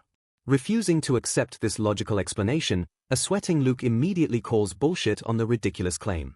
The panicked leader hysterically asks if Jin expects him to believe that a legendary A-rank adventurer just conveniently wandered by to slaughter two overwhelmingly powerful beasts. Narrowing his eyes with unwavering absolute conviction, Jin solemnly clarifies that his savior's terrifying power vastly exceeds the boundaries of any mortal ranking system. The young warrior proudly reveals that this unfathomable master not only rescued him from certain death but actively taught a magicless cripple exactly how to fight back. Raising his voice for everyone to hear, Jin fiercely announces that his master personally entrusted him with the monumental destiny of defeating the legendary demon lord. Burning with an unshakable, fiery resolve, the young boy shouts that fulfilling this grand destiny is the exact reason he clawed his way back to civilization. A moment of stunned silence hangs over the tavern before Luke aggressively shoves the boy away and bursts into mocking, arrogant laughter. Finding the grand proclamation absolutely hysterical, the cruel adventurer openly mocks the absurd concepts of the demon lord and humanity's ultimate savior. Sneering with pure, unadulterated disgust, Luke coldly declares that absolutely no one will ever believe the pathetic delusions of a cripple who cannot even cast a simple spell. Stepping up to the crowd, Luke loudly announces to the entire tavern that Jin has always been a pathetic liar. Jin desperately insists that Master Reese is real, but Luke merely sneers and claims the overpowered master only exists inside the boy's delusional head. Furious at the blatant disrespect, Raiden glares fiercely at the arrogant leader and prepares to defend his new partner. Crossing his arms with a cocky grin, Luke demands solid proof of this miraculous rescue while Raiden firmly backs up Jin's character. The heated argument abruptly halts when a mysterious, cloaked figure steps forward and calmly demands everyone wait a moment. Annoyed by the interruption, Luke rudely snaps at the stranger just as she turns to Jin and asks if his savior was named Reese.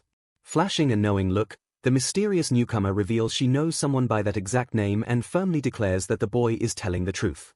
Exploding with unchecked rage, Luke furiously orders the meddling outsider to shut up and stay out of their business.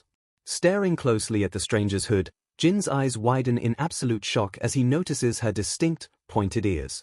Pulling down her mask, the mysterious figure reveals her true identity as a genuine elf, leaving the entire guild completely speechless. The heavy silence shatters as a frantic human woman bursts through the crowd and desperately calls out for Ryab. Panting heavily, the woman angrily scolds the elusive elf for wandering off and completely disappearing without a single trace. Hearing the commotion, a seasoned adventurer in the crowd gasps in pure disbelief as he recognizes the legendary name Ryab Lowry. Whispers wildly erupt across the tavern as the onlookers realize the stranger is the legendary living history book who rarely shows herself to humans.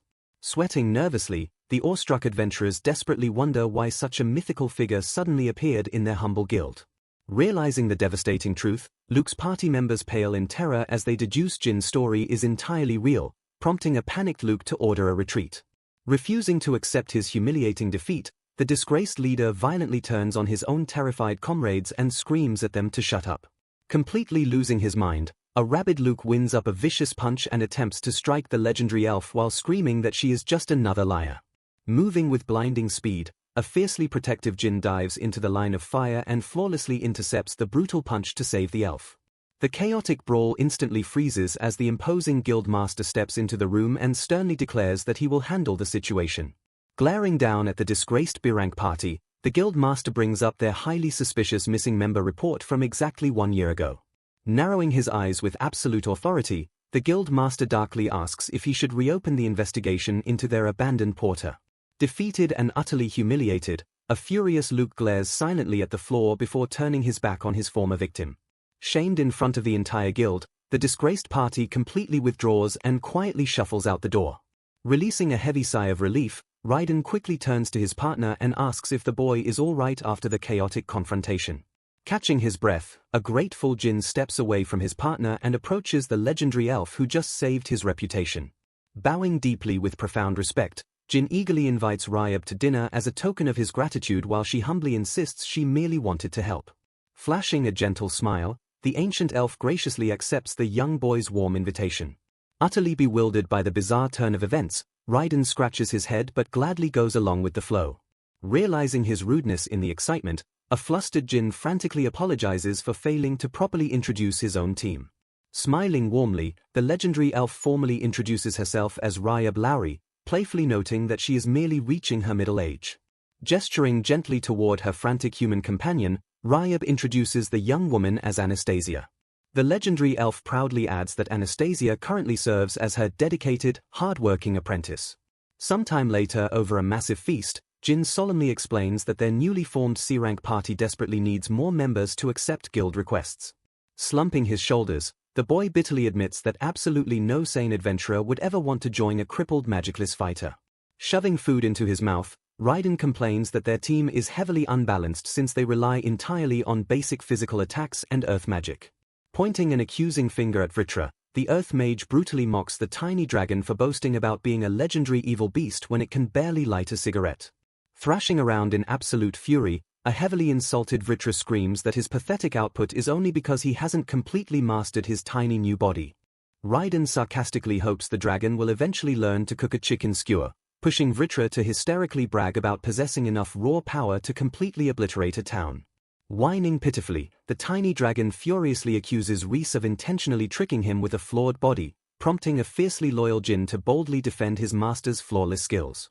Staring seriously ahead, the ancient elf admits that the tiny dragon's harsh words might not be entirely wrong. She calmly explains to the dragon that his severely limited power is actually a direct result of a sloppy, botched magical procedure performed by his creator.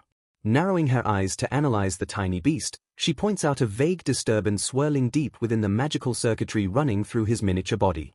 Shifting her attention away from the bewildered dragon, Ryab turns to Jin and casually brings up his earlier conversation. She points directly at the young boy and confirms that he is indeed Reese's apprentice, earning a surprised but enthusiastic agreement from Jin. Jin proudly declares his profound respect for his elven master, prompting Ryab to chuckle and ominously note that she will have to keep a much closer eye on their group. Folding her hands with a devious smirk, the ancient elf completely stuns the young adventurers by politely asking if they would allow her to join their newly formed party. Raiden explodes with pure excitement over gaining a new member while Ryab calmly reassures them that her personal B-rank status will easily clear any guild requirements.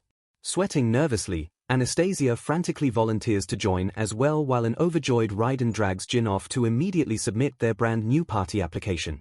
Watching the chaotic trio sprint away toward the guild counter, Ryab quietly calls out into the empty space behind her. Smirking mischievously at the hovering dragon, she questions Vritra about his exact relationship with the Elven Master. Offering a secretive deal, she promises to completely repair the broken magical circuits trapping the dragon's power as long as he swears to keep quiet about her true identity. Flashing a terrifying, knowing smile, the ancient elf notes that it is ultimately a master's duty to clean up after their foolish apprentice's messes. Eager to finally regain his absolute power, the tiny dragon aggressively zips his lips shut and enthusiastically accepts the dark bargain. Bouncing around in midair with pure joy, Vritra cheers wildly at the prospect of finally throwing off his humiliating handicap. Taking a slow sip of her warm drink, Ryab softly notes that Reese seems to be genuinely enjoying his time out in the wider world.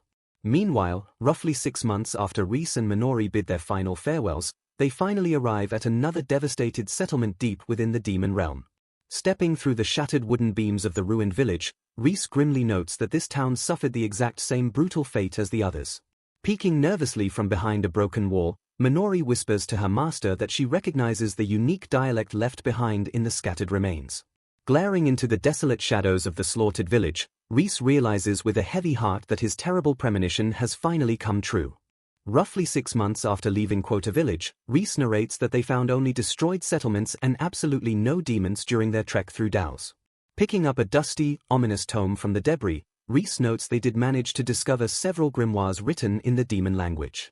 Flashing a bright, happy smile, the Elven Master expresses sheer relief that he decided to continue investigating after receiving the grandmother's gift. Scanning the ruined architecture, Minori deduces they must be standing inside the Roado village archive. Flipping rapidly through the ancient pages, Reese finds the structural differences between human and demon grimoires absolutely fascinating. He theorizes that living so close to the thick miasma allowed demons to evolve alongside magic much more naturally than humans. Smirking with newfound understanding, the young elf realizes this environmental advantage is exactly why his own dark attribute magic expanded so instantly. Sweating under his intense focus, Reese confidently promises to finish reading the entire archive within just 3 days. Flashing a deceptively sweet smile, Minori firmly asks her master to keep that exact promise. Squeezing her hands together with a terrifying aura, the young warrior heavily implies he better not get distracted again. Reese nervously recalls how he completely neglected to eat or sleep for a whole week in the previous village until an angry Minori finally scolded him. Watching his students secure the sleeping bags, the immortal elf feels profoundly grateful for a companion who can actually keep up with his warped, century-old sense of time. Exactly 3 days later, a modest canvas tent stands quietly amidst the desolate rubble of the demon village. Stretching his stiff arms with a loud creak, an exhausted Reese sighs as he admits he found absolutely no new information regarding the demon lord or the hero. Staring grimly at the stacked books, the dedicated master fiercely reaffirms his solemn vow to destroy the great evil for Grillet's sake. Softening his intense gaze, he silently confesses that he would be perfectly satisfied as long as everyone simply makes it home safely. A warm memory of the gentle, pacifist elders from Quota Village reminds him that not all demons actively desire a bloody war. Gazing tenderly at his peacefully sleeping student, Reese softly whispers Minori's name into the quiet night. A heavy wave of sorrow washes over the elf as he reflects on how painfully soon their inevitable separation will come compared to his endless lifespan. Violently shaking his head to dispel the dark thoughts, Reese fiercely refuses to just roll over and accept that tragic fate. Clenching his fists with burning determination, he vows to do absolutely whatever it takes to stay by her side just a little bit longer. His thoughts drift back to the demon lord, questioning how the tyrant repeatedly defies the absolute laws of time and death that normally bind all magic. Hunched over his desk in the dark tent, the brilliant scholar desperately puzzles over how the dark ruler continuously resurrects after being destroyed. Frantically flipping through the ancient texts, Reese wonders if the terrifying phenomenon is somehow tied to an otherworldly elemental power. A sudden epiphany strikes the reincarnated elf as he perfectly equates the demon lord's resurrection cycle to the concept of reincarnation from his original world. Staring deeply into the flickering lantern light, the ambitious master quietly contemplates the sheer impossibility of taking that power for himself. He theorizes that obtaining the demon lord's unique element might actually be the ultimate key to wielding both magic and elements simultaneously. The quiet night shatters as Reese suddenly detects a massive, terrifying host of over 100 hostile presences rapidly approaching their camp. Drawing her blade in a flash, Minori stands ready as Reese grimly confirms that the encroaching army is undoubtedly a demon battalion. Glaring through the ruined structures, the Elven Master breaks out in a cold sweat upon sensing an overwhelming aura comparable to a demon lord. Marching aggressively into the ruins, the horned demon soldiers loudly demand to know if there are any surviving residents to offer up as sacrifices. Scanning the empty wreckage, a grunt notes that the wild monsters must have already devoured everyone just like in the previous settlements. Hiding behind a broken wall, a terrified Minori completely freezes as she realizes one of the enemy creatures is staring directly at their position. Reese calmly identifies the staring beast as a two-legged battle drake and gently reassures his panicking student that they are perfectly safe. Flashing a confident smirk, the overpowered elf explains that the cowardly mount instinctively refuses to provoke opponents who are vastly stronger than itself. Letting out a massive sigh of relief, Minori drops her guard slightly and praises her master's flawless tactical assessment. Watching the restless Drake fidget nervously, Reese warns that the demon riding the beast possesses an incredibly dangerous level of power. Scoffing at the desolate ruins, the scarred, imposing demon commander brutally insults the slaughtered villagers for being utterly weak. A loyal subordinate steps up to the ruthless commander, respectfully addressing the terrifying warrior as Gulja. Peeking from the shadows, Reese silently readies his appraisal magic while noting that the population density is drastically dropping as they inch closer to Lasthesia. The imposing demon commander Gulja Zolinger, captain of the Southern Magic Retrieval Squad, rides his dragon mount Vanchan while wielding dark attribute magic. A demon soldier loudly exclaims with immense joy that his magical abilities have finally worked perfectly just as he had originally intended. Hiding carefully, Minori urgently points out to Reese that there is something terribly wrong with the horns of the approaching demon soldiers. Reese closely observes the bizarre anomaly, noting that the soldiers' horns have turned a deep, unnatural red unlike anything he has ever seen. The Elven Master deduces that immense magic power is forcefully flowing into their horns from an external source rather than natural ambient miasma. A close-up shot intensely highlights the highly unnatural and corrupted state of the demon soldier's glowing horn, which looks incredibly dangerous. Reese questions if the sinister energy is emanating from the dark orb, while Gulja mutters his absolute annoyance at finding the area deserted. Holding the pulsing dark sphere, a frustrated Gulja angrily scolds his subordinates as ignorant fools and reminds them of their urgent retrieval task. Completely subjugated by the dark influence, the corrupted demons fiercely declare they are all ready to throw their lives away for the demon lord. A brainwashed demon rigidly screams that their entire family is ready to die, horrifyingly adding that they would even sacrifice their grandparents without hesitation. Pushed entirely past their physical limits by the mind control, the enslaved demon soldiers unleash a collective, agonizing roar of absolute and terrifying submission. Smirking at the terrifying display of blind devotion, an arrogant Gulja praises their broken spirit and notes that the demon lord will be pleased. Listening to the horrific chanting, a deeply unsettled Minori nervously asks her master what the corrupted demons are suddenly saying in their frenzy. Trembling as she watches the gruesome spectacle unfold, Minori desperately asks her master why the demon soldiers look so incredibly twisted and unnatural. She specifically points out the heartbreaking reality that the demons are crying desperately even as they forcefully pledge their undying loyalty to the Lord. A horrified Minori asks if magic is truly capable of such atrocities, to which Reese grimly confirms they are witnessing powerful mind-corrupting magic.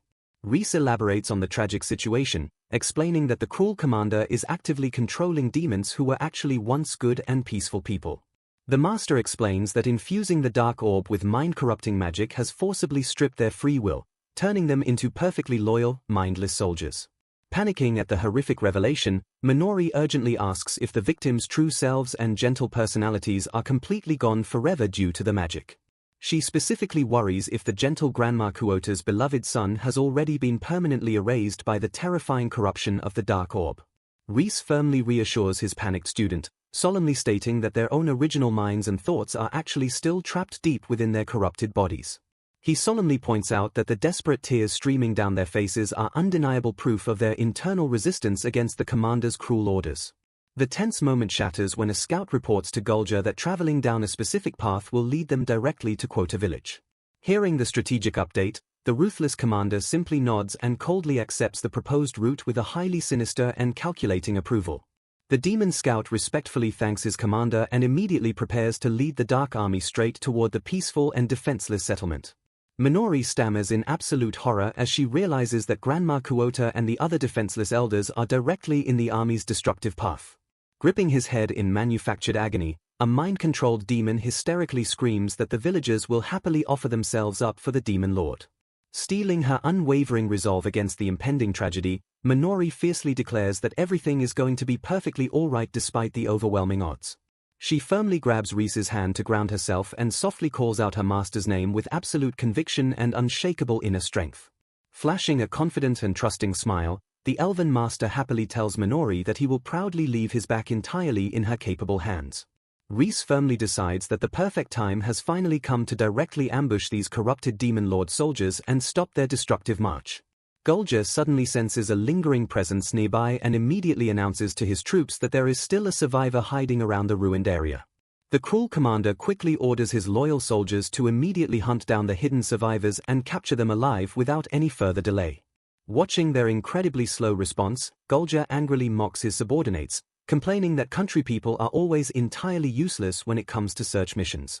Suddenly, a panicked soldier screams in sheer terror that they are under heavy attack, noting that the mysterious assailant is absolutely no normal demon. Annoyed by their constant incompetence, Commander Gulja angrily shouts that his soldiers will just have to face the sudden threat completely on their own. Gulja arrogantly relies on his mind-corrupting magic, firmly believing that a single low-tier demon is absolutely helpless against the immense power of his orb.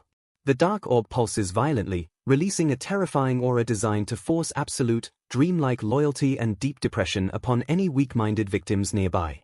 The commander furiously barks a final, ruthless order to kill the intruders no matter what, demanding that their magic power be completely retrieved. Overwhelmed by the dark magic's absolute control, the corrupted demon soldiers unleash another collective, agonizing roar of fury as they violently charge forward. Reese confidently steps forward and openly mocks the current state of demons, stating that they have become far too weak and vulnerable nowadays. The angry commander complains about traveling so far to this remote country just to collect magic power from ordinary, weak villagers. Appearing out of nowhere, Reese boldly challenges the arrogant demon commander to defeat him and try taking his massive magical power.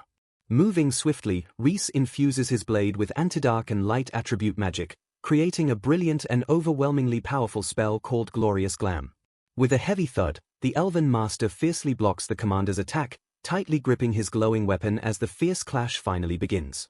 Startled by the sudden and incredibly strong resistance, a shocked Gulja violently pulls back and aggressively demands to know his mysterious attacker's identity.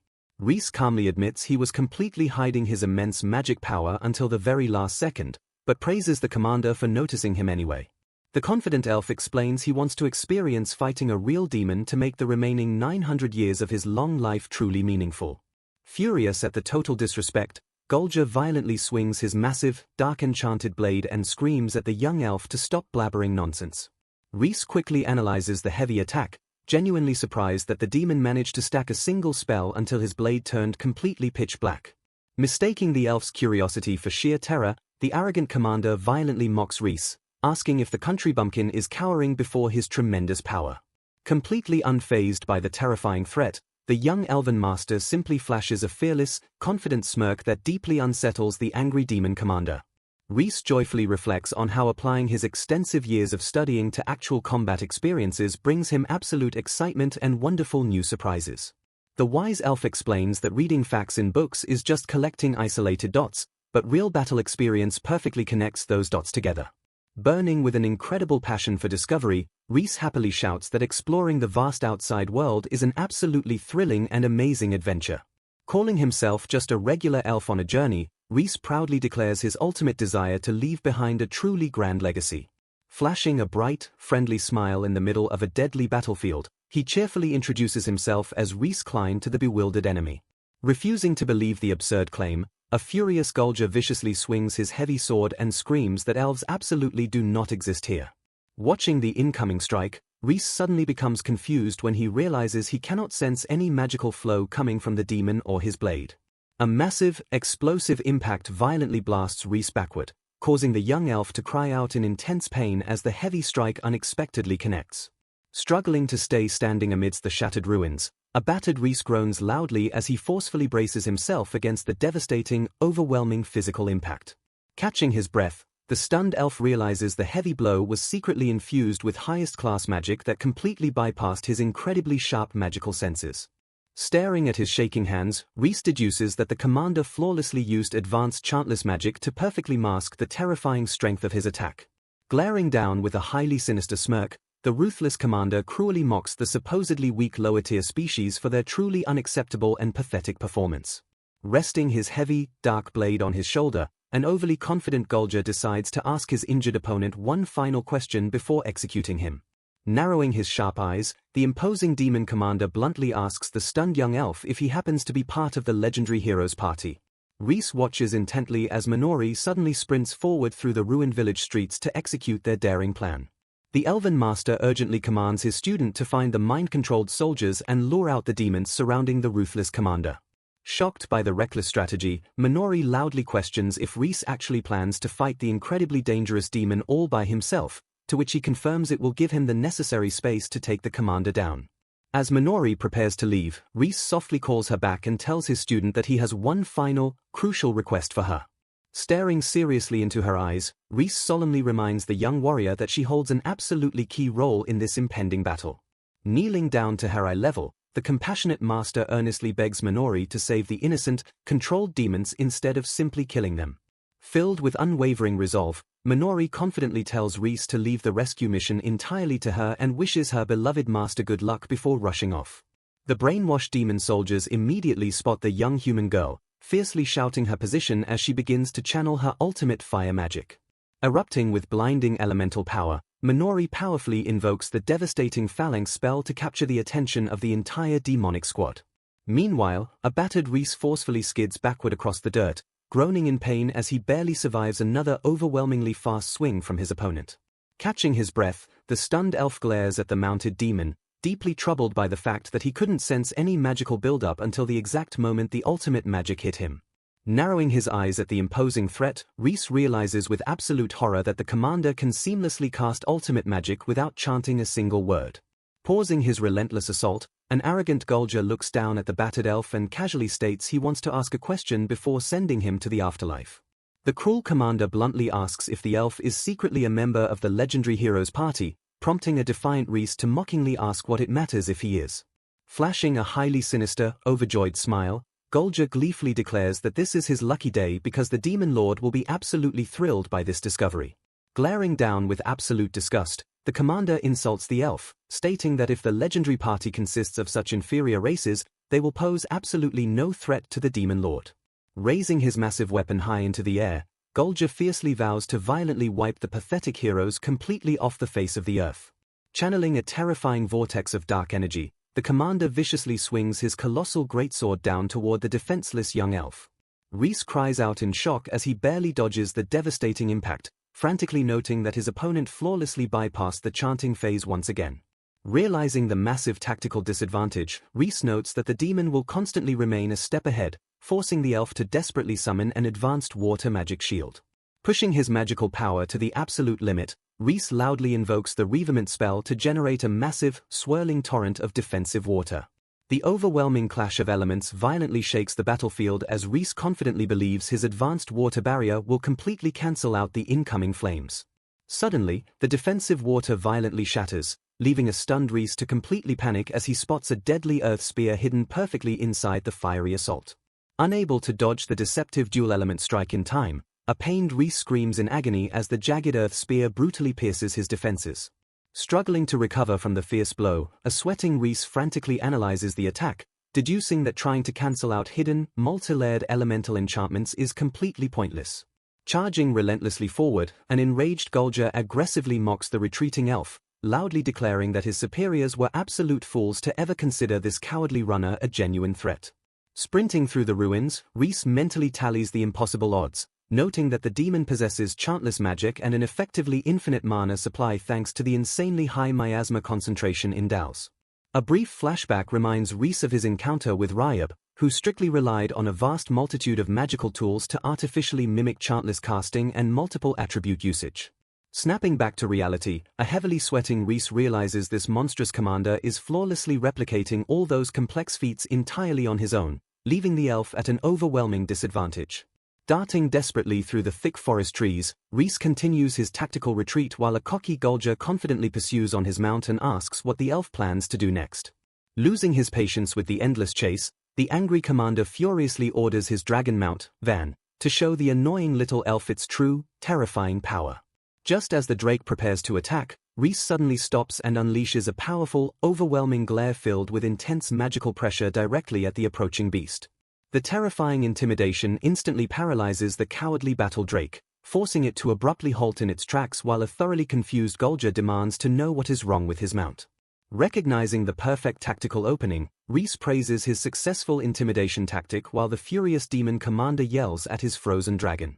Completely enraged by the sudden halt, a highly aggressive Gulger violently curses the elven bastard for using such a cowardly trick. Slipping quietly behind the thick trunk of a massive tree, a heavily panting Reese softly notes that he has finally earned enough distance to safely execute his next move. Leaning against the rough bark, The elven master completely cuts off his magical presence to remain hidden while keeping a sharp, watchful eye on the frustrated commander. Focusing his immense, unparalleled magical energy, Reese flawlessly targets Gulja Zolinger and silently invokes his ultimate appraisal magic to uncover the demon's darkest secrets.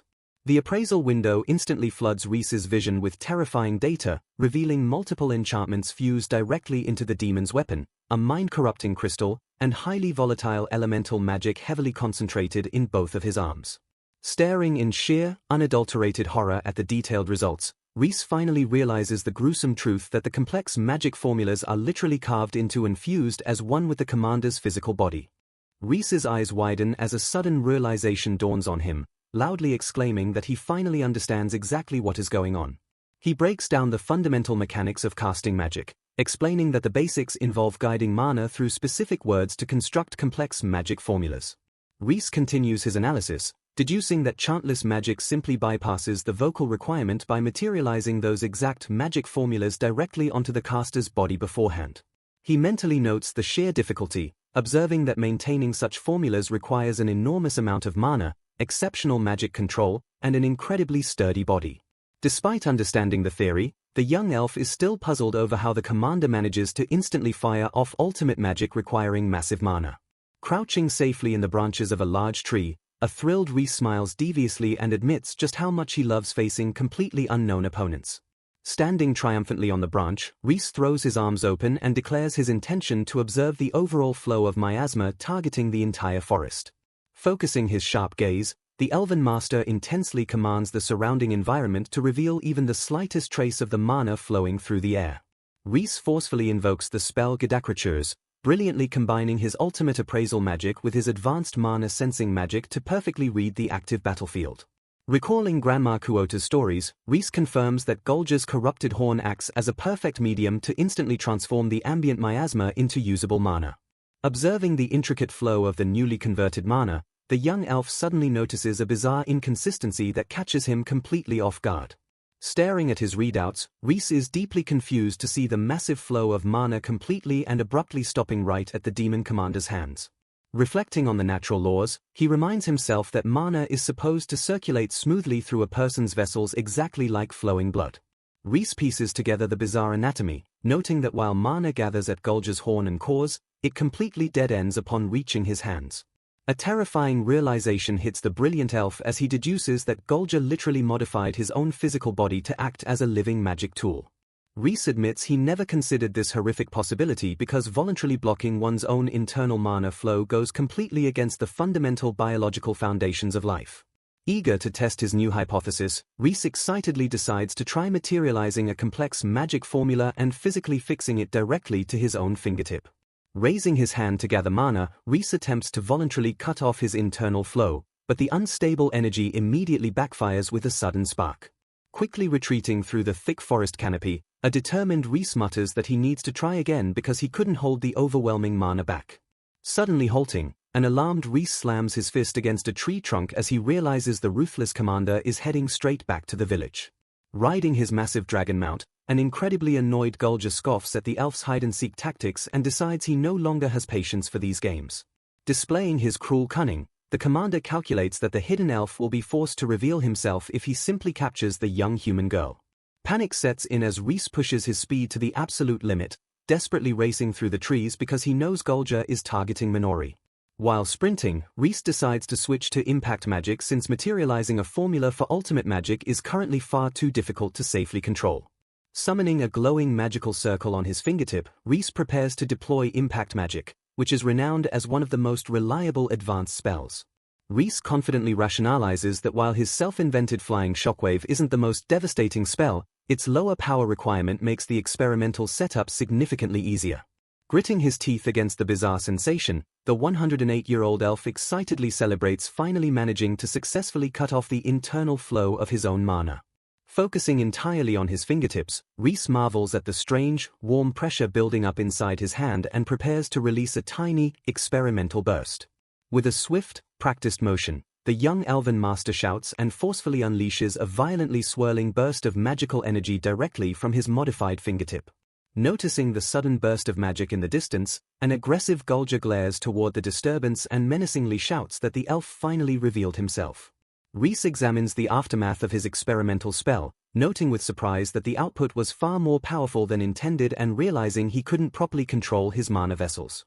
A colossal, destructive shockwave violently rips through the dense forest, completely obliterating the thick trees and leaving a massive trail of raw devastation in its wake.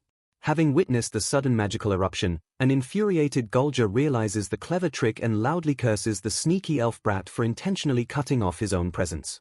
Hiding safely behind a thick tree trunk, a relieved Reese watches his opponent abruptly change course, softly expressing his gratitude that the angry commander is finally coming back. Staring at the crackling energy gathering in his palm, an overly excited Reese grins widely as he realizes he gets the perfect chance to test fire magic in combat right away. Refusing to be intimidated by the sudden flames, an arrogant Gulger fiercely swings his weapon and aggressively shouts that such a pathetic elemental attack will never work on him. Riding his battle drake straight toward his target, the demon commander smirks confidently and mocks the young elf for finally showing himself after cowardly hiding in the shadows. Stepping boldly into the open, a determined Reese channels a brilliant aura of magical energy, swiftly invoking the ultimate physical enhancement magic known as Tear as Hort.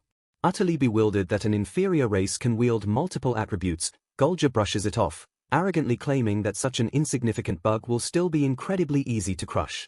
The commander's overconfidence instantly shatters as his own dark magic is suddenly dispelled, causing him to angrily curse the elf just as Reese confidently declares the demon's loss. Closing the distance with blinding, magically enhanced speed, Reese thrusts his hand forward and forcefully unleashes a devastating, point-blank blast of impact magic directly into the commander's chest. Reeling from the sudden, overwhelming blow, a battered and shocked Gulger coughs in pure agony as he realizes his opponent flawlessly executed advanced chantless magic against him. Standing victorious over the heavily damaged demon commander, the elven master softly begins to express his sincere gratitude to his opponent for the intense and educational battle. Flashing a bright, cheerful smile that perfectly contrasts the deadly battlefield, the young elf happily reveals to the defeated commander that he actually just learned chantless magic a moment ago. Standing victorious over the fallen commander, Reese concludes that sealing the demon's horn will make it absolutely impossible for him to generate or use any magic power. Without missing a beat, the elven master quickly unleashes a dark attribute magic spell known as Koshiki, summoning a sticky whip to restrain his opponent. The arrogant commander is suddenly bound tightly by the magical sticky whip, crying out in absolute shock and confusion as he struggles against the binding. Reese playfully asks if the commander has already noticed his predicament, prompting the furious demon to violently curse him for the sudden restraint. Initially brushing off the bindings, the commander confidently believes that he can easily break free from such a simple trap in just a few moments. However, absolute panic sets in as the commander suddenly realizes that his internal magic power is completely gone and he cannot cast any spells. Flashing a DV smile, Reese casually shrugs off the commander's furious accusations as the demon screams about being defeated by underhanded elven tricks. Refusing to admit defeat, the disgraced commander loudly boasts that he still has plenty of other loyal soldiers waiting to fight on his behalf. He arrogantly explains that even though they are low-tier demons, the overwhelming power of his magic crystal makes them a terrifying, unstoppable force. Screaming into the surrounding forest, the desperate commander aggressively orders his brainwashed men to step forward and prove their absolute loyalty. A heavy silence falls over the battlefield as Reese cheerfully points out that absolutely no one is answering the commander's frantic calls. The young elf calmly explains to his bewildered opponent that the cruel mind control magic placed on the demon soldiers was actually lifted a while ago. A flashback reveals a quiet moment between Reese and Minori, where the master solemnly declares that the young warrior is the absolute key to winning the upcoming battle. Staring intently at his student, Reese firmly addresses Minori, letting the heavy weight of the responsibility sink in. Catching her completely off guard, Reese politely asks to borrow Minori's sword for a moment, leaving the young girl utterly confused by the sudden request. Focusing his immense power, Reese skillfully enchants Minori's blade with a specialized anti-dark attribute magic enchant to counter the enemy's corruption. He officially names the newly materialized magic formula Acetogrelin, which perfectly functions as a powerful antidemon invitation spell. Minori stares in absolute awe as her sword completely transforms into a crackling, black blade radiating with overwhelming, unfamiliar magical energy. Reese proudly explains that he infused the weapon with a powerful anti-magic attribute he learned directly from the ancient grimoire gifted by Grandma Kuota. Recalling his intense study sessions, Reese notes that the rare magic possesses the unique power of inversion, allowing it to completely ignore the physical laws of the world, a feat usually reserved only for the Demon King. A sudden stroke of brilliant inspiration hits the Elven Master as he realizes that if the Demon King uses this power via a special factor, Reese might be able to artificially replicate it himself. Snapping back to the present moment, Minori earnestly calls out to her master, eagerly waiting for his final tactical instructions. Reese explains that if she precisely strikes the brainwashed demon's horns with the enchanted sword, the inversion effect will safely return their corrupted minds back to normal. Processing the heavy responsibility, a slightly anxious Minori asks her master exactly what she needs to do to execute the plan perfectly. Gripping the powerful sword tightly, she nervously asks for reassurance that this dangerous method won't accidentally severely injure any of the innocent demons. Flashing a warm, trusting smile, Reese gently reassures his student that because she is the one wielding the blade, he knows with absolute certainty that no one will get hurt. Turning his back to face the approaching danger, Reese fiercely declares that Minori is the only person in the entire world he truly trusts to watch his back. Deeply moved by her master's unwavering faith, a fiercely determined Minori violently nods her head and vows to do her absolute best to save everyone. The scene cuts back to the chaotic battlefield, recalling how the ruthless commander had viciously ordered his enslaved troops to kill Reese and retrieve his magic. Kneeling defeated in the dirt, the stunned commander finally realizes that his entire squad has been neutralized and absolutely no reinforcements are coming to save him. Staring at the elf in pure disbelief, the commander stammers as he tries to process how Reese and his companion managed to cure such a massive number of brainwashed soldiers so quickly. Changing the subject, a genuinely happy Reese steps closer to the defeated demon and sincerely expresses his profound appreciation for the commander's actions. Utterly baffled by the bizarre compliment, the confused commander stares at the smiling elf and desperately demands to know what the hell he is talking about. Reese cheerfully explains that the commander gave him the perfect, first-hand opportunity to study and learn chantless magic, prompting the terrified demon to scramble away as Reese prepares to test his new skills. The Elven Master coldly finishes his thought, noting that trying out this dangerous new magic on a live target is absolutely all he wants right now. Meanwhile, somewhere in the quiet ruins, the peaceful silence is broken as a gentle voice softly asks a fallen demon if he is finally awake. Blinking away the lingering darkness of the mind control, the weary demon slowly opens his eyes and gazes up in pure wonder at his mysterious savior. The demon is absolutely stunned to realize his savior is a human girl as Minori warmly introduces herself and happily mentions that the kind grandma from Quota Village treated her incredibly well. Hearing the mention of his beloved home, the demon's eyes widen in sheer shock as the overwhelming realization of his mother's safety washes over him. Minori smiles gently as the cured demon weakly mutters the word "Mom," confirming that she has miraculously managed to save Grandma Quota's precious son. Weeping in absolute despair, the cured demon recounts the horrific moment he sacrificed his own mother's life to the Demon King without a single moment of hesitation. Gripping his face in pure agony, he explains that his horns suddenly started burning and completely took over his mind until he wasn't himself anymore. Trembling with overwhelming guilt, the young demon tearfully confesses that he also ruthlessly attacked and hurt people in other villages while under the dark spell. The heavy, sorrowful atmosphere is suddenly interrupted as an energetic Minori steps forward and loudly calls out to excuse herself. Standing before the bewildered demons, the young human girl flashes a bright, welcoming smile and kindly asks if they can all eat together. Minori gently explains that whenever someone feels hurt or overwhelmed by sadness, the absolute best remedy is to share some delicious food with others. Offering a warm, nostalgic smile, she softly notes that she was actually taught this comforting lesson by the people she deeply respects. Grateful for her incredible kindness, the demon thanks her while Minori cheerfully offers to serve him another warm bowl of food. Holding the wooden bowl tightly in his hands, the exhausted demon takes a slow, careful sip of the warm, nourishing broth. His eyes widen in absolute shock and wonder as he instantly recognizes the distinct, comforting taste as his mother's favorite flavor. Watching the demon find peace, Minori offers a bright, genuinely happy smile that radiates pure warmth and unshakable kindness. In the background, a heavily bound Gulger is forced to march alongside his battle drake as the group secures their prisoners. A heartwarming scene unfolds around the crackling campfire as Minori happily serves massive pots of delicious food to the grateful, fully cured demons. Someone watches Minori from afar, completely mesmerized by her radiant, gentle smile as she continuously cares for their new companions. Breaking away from the crowd, a cheerful Reese jogs over to his hard-working student to personally check on her progress. Laughing softly together, The Elven Master sincerely thanks Minori and proudly tells her that she was an absolutely massive help today. Reese warmly reflects that the beautiful way people gather around to share a meal remains exactly the same, no matter their race or where they come from. Watching him fondly, Minori silently thinks to herself that Reese is the only person who can spend so much time interacting so peacefully with everyone. Reese laughs and humbly passes the credit to Jin for working so hard, while Minori insists she is just fulfilling her promise to Grillet and her loved ones. Flashing a bright grin, Minori cheerfully tells Reese that he has become even cooler than before, prompting the elf to note how much she has grown up. Slightly flustered by the compliment, Reese wonders aloud if 80 years of life has actually changed his appearance at all. Leaning in closer, Minori softly replies that it is surely the precious time they have spent together that has changed him for the better. Flashing a beautiful, heart-stopping smile, the young girl boldly confesses that this exact growth makes him incredibly attractive to her, leaving Reese completely speechless.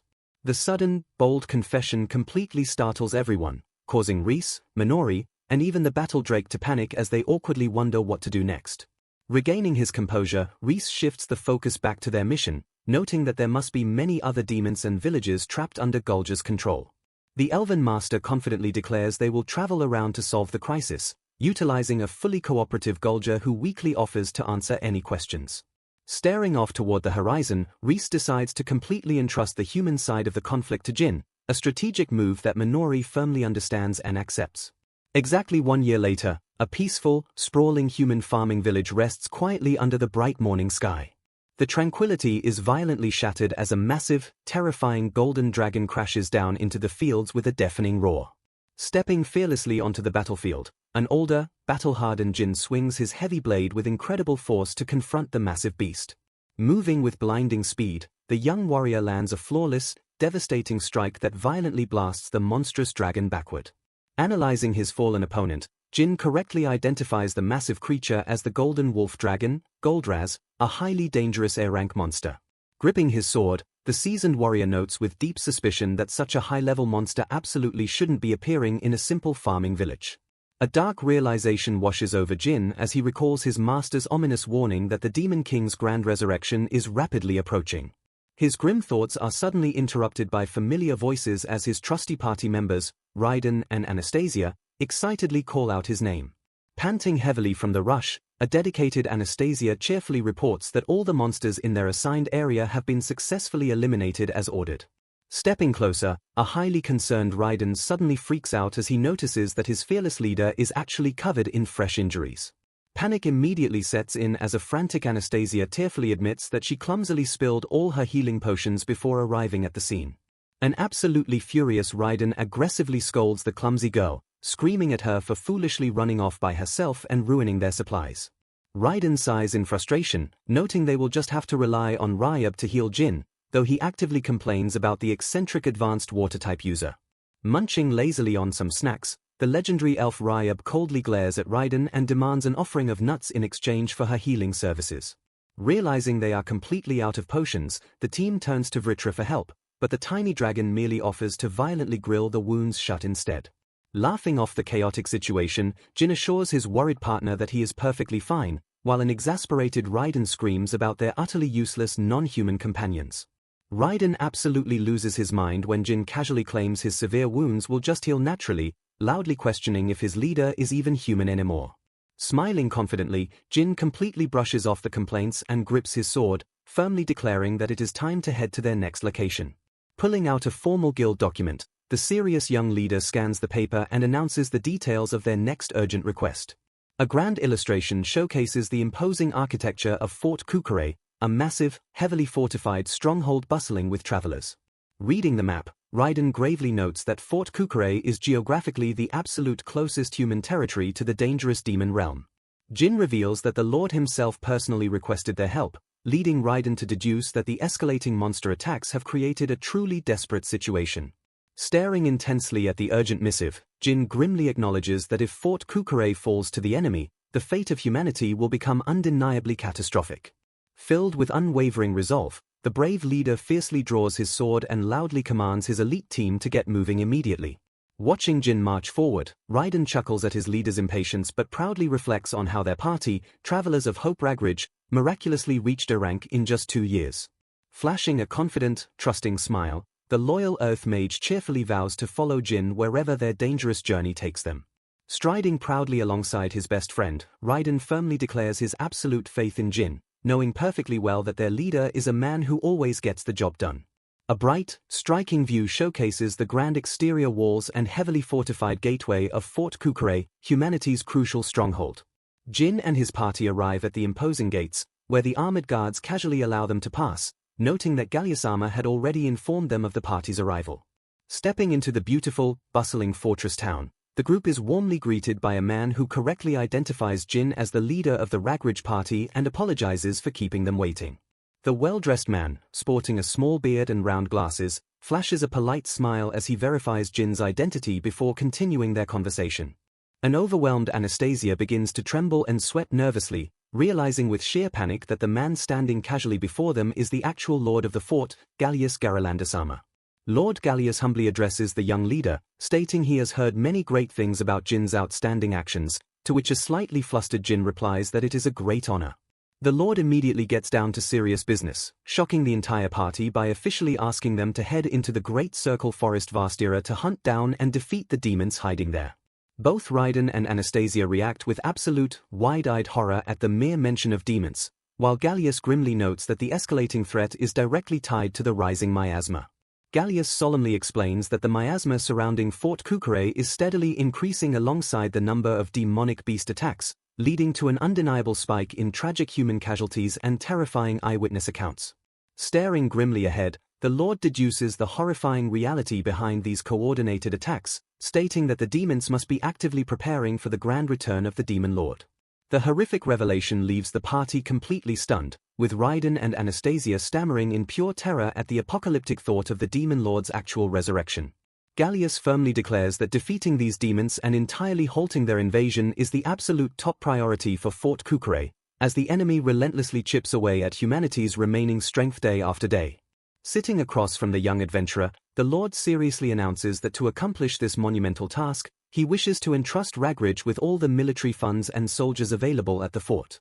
The sheer weight of the offer throws the party into a panic. A sweating Raiden frantically reminds the Lord that despite their impressive A-rank status, they are still fundamentally just newbie adventurers. Jin respectfully agrees with his partner, telling Gallius he is deeply grateful for such incredibly high expectations, but logically pointing out that there should be tons of older, much stronger adventurers out there better suited for leading an army. Looking directly into the Lord's eyes, a deeply bewildered Jin simply asks the most pressing question on his mind: why did the Lord specifically choose them for this impossible mission? Gallius calmly adjusts his glasses and notes a poetic parallel. Just as the demons impatiently await the Demon Lord's return, all of humanity is desperately and impatiently waiting for the one hero who can finally defeat him. The wise Lord references an ancient legend to make his point, specifically quoting the prophetic arrival of a savior from the tale of the hero unsuited for magic. Gallius closes his eyes for a brief moment and reveals to the young leader that he recently heard a very specific, intriguing rumor regarding this exact prophecy. He explicitly states the rumor claims that a boy named Jin Flitz was personally trained in the deep forest by a certain, legendary elf. Pausing slightly, the Lord chuckles and admits that it sounds so absurd he doubts anyone would normally believe such a wild story. However, Gallius flashes a knowing smile and confidently drops the names Reese Kleinsama and Minorisama, casually confirming that both of them are terrifyingly strong individuals. Utterly shocked by the impossible revelation, a wide-eyed Jin frantically demands to know how on earth the Lord of Fort Kukure knows the exact names of his master and his senior disciple. A touching flashback briefly shows a younger Gallius in the presence of the Elven Master, as the Lord emotionally explains that just like his mother, his father, and Jin, he too is deeply indebted to Risama's kindness. Gallius explains that the moment he heard the relayed stories of Jin and Minori fighting to keep their promise to his father, he immediately understood the profound truth behind the rumors. He proudly declares that if the great Risama has placed such incredibly high expectations on Jin's shoulders, then Gallius unequivocally shares that exact same unwavering faith. With profound sincerity, the Lord leans forward and earnestly begs Jin to accept this grand role, wishing to bet the entire future of humanity on the young boy's potential. Specifically, Gallius formally asks Jin to boldly step up and act as the absolute vanguard for humanity's desperate counterattack against the encroaching demon forces. Jin remains stoically silent as Gallius points out that Ragridge has an impeccable track record, having reliably accepted and completed every single request they've received, no matter how trivial. Looking back at his supportive, trusting party members, Jin turns to the Lord with fierce determination and firmly promises that they will successfully complete this job to their client's absolute satisfaction. A massive wave of relief washes over Gallius as he tightly grasps Jin's hand, offering his profound and sincere gratitude for accepting the terrifying burden. Moving on to logistical support, Gallius hands over a folded piece of paper to the young leader, prompting an incredibly curious Jin to ask what exactly he is receiving.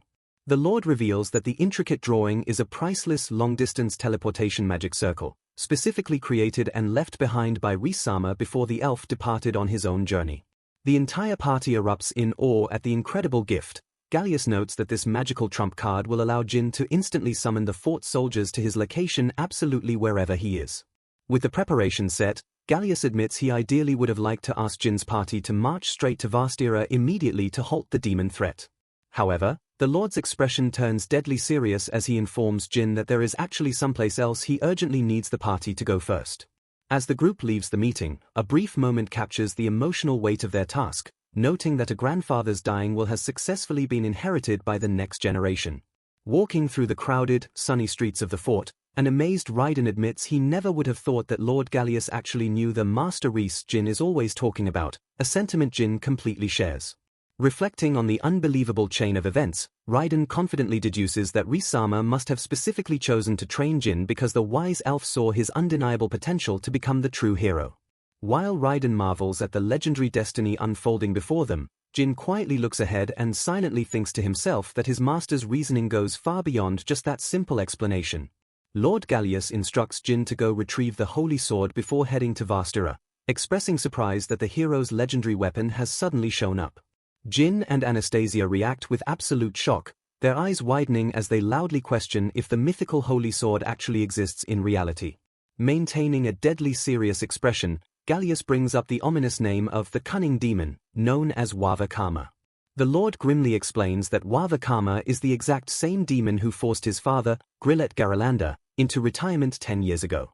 Jin recalls that Lord Garalanda was famously called the War God, while Gallius notes that Wava is currently leading the demon army in place of the absent demon lord. Gallius warns that the imminent danger to Fort Kukure and the paralyzing fear of the demon lord's return won't cease until Wava is finally defeated. Speaking bluntly, the Lord admits that it would be incredibly hard for Jin to defeat a monster like Wava as he currently is.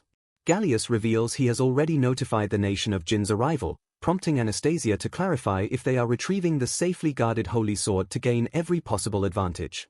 The Lord smiles slightly, noting that a man who cannot use mana perfectly lines up with the legendary hero from the old stories. Turning to his leader, Raiden asks Jin what he thinks about taking on such a monumental and dangerous task. Staring at his gloved hand, Jin solemnly points out that unlike the hero who eventually awakened wondrous mana, he still cannot use his own mana yet. Anastasia looks on with deep concern as Jin reflects on the wooden sword his master infused with magic, noting it is his only source of magical power. Jin expresses his underlying anxiety, admitting that he has absolutely no idea how long the stored mana inside his wooden sword will actually last. Gripping his weapon tightly, the young warrior firmly resolves that if he had the actual holy sword, he just might stand a real chance. Sometime later, the party arrives at a massive, breathtakingly grand cathedral with highly intricate architecture towering into the sky. A guide welcomes them while Vritra complains about humans making things unnecessarily gaudy. Meanwhile, an amazed Raiden and Anastasia marvel at the incredible temple. The guide leads them to a secure door, noting that regular people are strictly forbidden from entering the room of the holy sword, and invites them inside. Inside the chamber, the group finds an awe-inspiring, beautifully carved stone altar adorned with candles and statues. Anastasia marvels at the luxurious interior, while Jin respectfully agrees that such a grand resting place is perfectly befitting for a hero who saved so many lives. However, as Jin's gaze shifts toward the center of the altar, his expression drops into utter confusion as he lets out a baffled noise. Staring blankly at the empty pedestal, a stunned Jin realizes that the legendary holy sword is completely missing from its designated spot. Raiden immediately freaks out, aggressively questioning if the guide made a mistake, while Jin and Anastasia sweat nervously at the bizarre situation. Pondering the strange disappearance, Jin thoughtfully wonders if the empty room is actually a test designed to make them prove their worth. Noticing his companion closely inspecting the wall, Jin approaches Anastasia and asks her what she has found. Anastasia gently places her hand near a circular, engraved mechanism on the wall and curiously asks if it is some sort of magic tool. Jin speculates that they might need to channel mana through it, but Raiden quickly points out that Jin cannot use mana at all.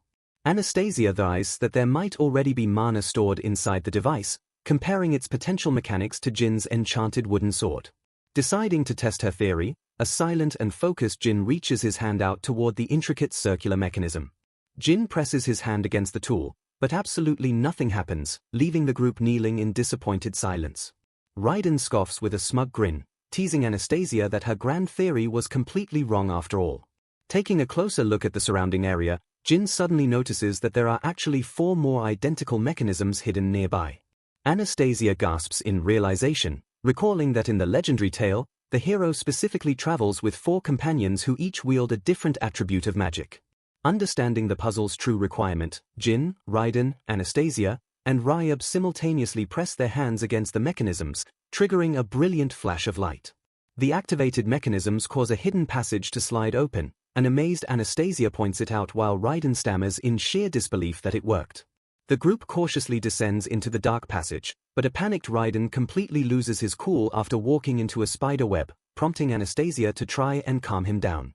Walking slightly ahead, Jin reflects on the clever security measure, noting that the door was specifically designed not to activate unless exactly 5 people channeled it together. The quiet exploration is violently interrupted when Raiden and Anastasia trigger a hidden trapdoor, crashing down into a cloud of dust as Jin frantically asks if they are all right.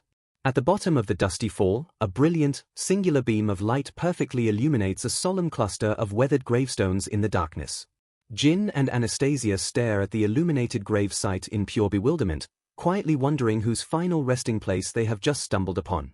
Standing calmly beside the ruins with Vritra on her head, Ryab solemnly observes the stones and notes that this must be the secret grave of the legendary hero's party. Confirming the true nature of the hidden mechanisms, Jin points out to his companions that each circular device is specifically engraved with a unique magic attribute emblem.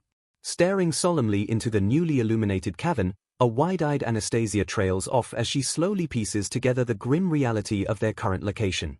She softly finishes her thought, officially revealing to the rest of the shocked party that they are standing directly in front of the legendary hero's grave. Recovering from their rough fall, Raiden questions why such an incredibly important historical monument was hidden away in such an isolated, hard-to-reach place. Gazing warmly at the quiet cluster of gravestones, Jin finds comfort in the arrangement, noting that the hero is peacefully surrounded by his loyal friends. Snapping the group back to their actual mission, an anxious Raiden demands to know if there are any signs of the holy sword they came to retrieve. Staring at the empty space where the weapon should be, Jin firmly confirms their worst fears by stating that the sword is definitely not there. A frantic Raiden completely panics, desperately hoping there is just another hidden gimmick blocking their path because the alternative is too terrible to consider. Focusing her keen magical senses, Anastasia detects the lingering traces of a powerful barrier that used to protect the sacred area from outsiders. With a terrified realization, Anastasia deduces that if the barrier is broken and the sword is missing, it means somebody else has already breached the tomb. A sweating Raiden loudly questions if the hero actually came here before them to claim the sword, frantically asking Jin what they should do next. Instead of panicking, Jin softly reflects on the fact that the legendary hero was also deeply helped and supported by his devoted companions. A heartwarming flashback shows Master Reese smiling brightly as he proudly promises that the wooden sword he filled with his best mana will surely protect Jin on his journey. Closing his eyes and drawing strength from his master's unwavering trust, Jin grips his wooden sword and silently vows to go as absolutely far as he can. Flashing a confident, fearless smile, the brave leader assures his worried party that as long as they all stay together, he feels like they can accomplish anything. An enthusiastic Anastasia promises to do her absolute best with her water magic, prompting Raiden to sarcastically beg her not to accidentally drown in her own spells first. As Anastasia pouts at the teasing, Ryab suggests they use a mistletoe bird to inform Lord Gallius about the missing sword and their immediate departure to Vastira. Meanwhile, in a completely different location, a dark, ominous figure stares out into the distance and notes that it has been a while since they visited the Great Circle Forest Vastira. The shadowy figure continues their menacing train of thought, implying a highly dangerous and dark purpose for their sudden return to the area. Stepping forward with sinister intent, the figure formally declares that they will be going back to the lush forest once again. A violently swirling, pitch-black magical portal suddenly tears open the peaceful fabric of the forest, allowing a terrifying, clawed demonic hand to reach through. A close-up shot reveals a horrifying, slit-pupiled eye glaring out from the darkness, radiating an aura of absolute malice and ancient demonic power. Sensing the massive magical defense surrounding the area, the demon notes the presence of an ultimate barrier, scoffing at the hero's appearance and mocking humanity's futile struggles. An announcement of a high-rank Earth attribute magic being cast. Raiden powerfully leaps into action, launching a devastating attack called Glast, or Great Earth Spear, as a monster lets out a yelp of defeat. Jin observes the grim environment, noting that demonic beasts are lurking everywhere and the miasma is thicker than anything he has ever seen, causing the forest plants to wilt and the earth to rot. Suddenly, someone from the party spots something in the distance and excitedly calls out to draw everyone's attention. Jin looks on with wide-eyed amazement as he spots a massive, glowing, pristine tree standing tall amidst the rotting forest. He is shocked to realize that around this magnificent tree, there isn't a single speck of the dark miasma's corrupting influence. Jin deduces that there must be an invisible barrier protecting the sacred place, comparing it to something incredibly familiar he desperately wants to see. Stepping out from beneath her hood, Ryab looks up with genuine surprise and officially identifies the massive plant as the legendary Yggdrasil. Ryab explains that it serves as a sanctuary exclusively for elves, a home that neither miasma nor humans can enter, prompting an amazed inquiry about her knowledge of it. She continues to explain the profound reason behind the grand tree's solitary existence in the world. Anastasia and Raiden listen closely as Ryab reveals that the ancient tree, Yggdrasil, acts as the ultimate guardian deity for all elves. Ryab softly muses to herself, expressing pure astonishment that someone would actually manage to plant a branch of it right in the middle of human territory. Flashing a gentle, knowing smile, the legendary elf praises Rhys, noting that the young elven master is truly full of wonderful surprises. Gripping the hilt of his wooden sword, Jin realizes the profound truth that this sacred ground is the exact place where Rhys-sama originally trained him. Putting the pieces together, the party realizes that the elves' guardian deity is the source of the protection, making them confident they will find something useful there. The peaceful moment is violently shattered when a swirling, explosive dark portal suddenly tears open, prompting a shocked Jin and Raiden to demand the intruder's identity. An ominous voice echoes from the darkness, admitting they had a feeling this place was related to the hero and had been keeping a close eye on it. The mysterious enemy gloats, expressing their sheer amusement that the legendary hero himself would actually walk right into their trap. The voice menacingly concludes that the hero's sudden arrival is a highly welcome miscalculation for their dark plans. A terrified Vritra suddenly jumps into Jin's cloak. Jin wonders where the dragon went as a massive, slit-pupiled eye glares at them, making Vritra shriek in fear. The sinister voice cruelly mocks Vritra, calling it unfortunate that the once great dragon would end up reduced to nothing more than the hero's pathetic pet. The enemy maliciously threatens to create a permanent, eternal seal on the tiny dragon so that it can never awaken its true power again. Jin tries to gently reassure his trembling companion that everything will be okay, but a terrified Vritra stammers that things are absolutely not okay. Clinging desperately to Jin, Vritra cries out that taking care of this enemy is impossible, recalling the sheer terror they felt when Lord Gallius first mentioned his name. The panicked dragon screams that the entity standing before them is a genuine, unstoppable monster. Connecting the dots from Gallius's warning, Jin grimly realizes the true identity of the terrifying foe standing in their way. A dark, imposing figure fully materializes from the portal, formally and politely greeting the hero and his entire party. Introducing himself as Wava Kama, the acting supervisor of the Demon Lord's army, he fiercely vows to erase the hero from the earth before his true power can awaken. Jin grunts in pain, sweating heavily as he struggles to stand against the absolutely suffocating, overwhelming magical pressure radiating from Wava. Demonstrating his immense magical prowess, Wava instantly deploys a teleportation magic circle and invokes a terrifying spell known as Lafist, or the Parade of Malevolent Spirits.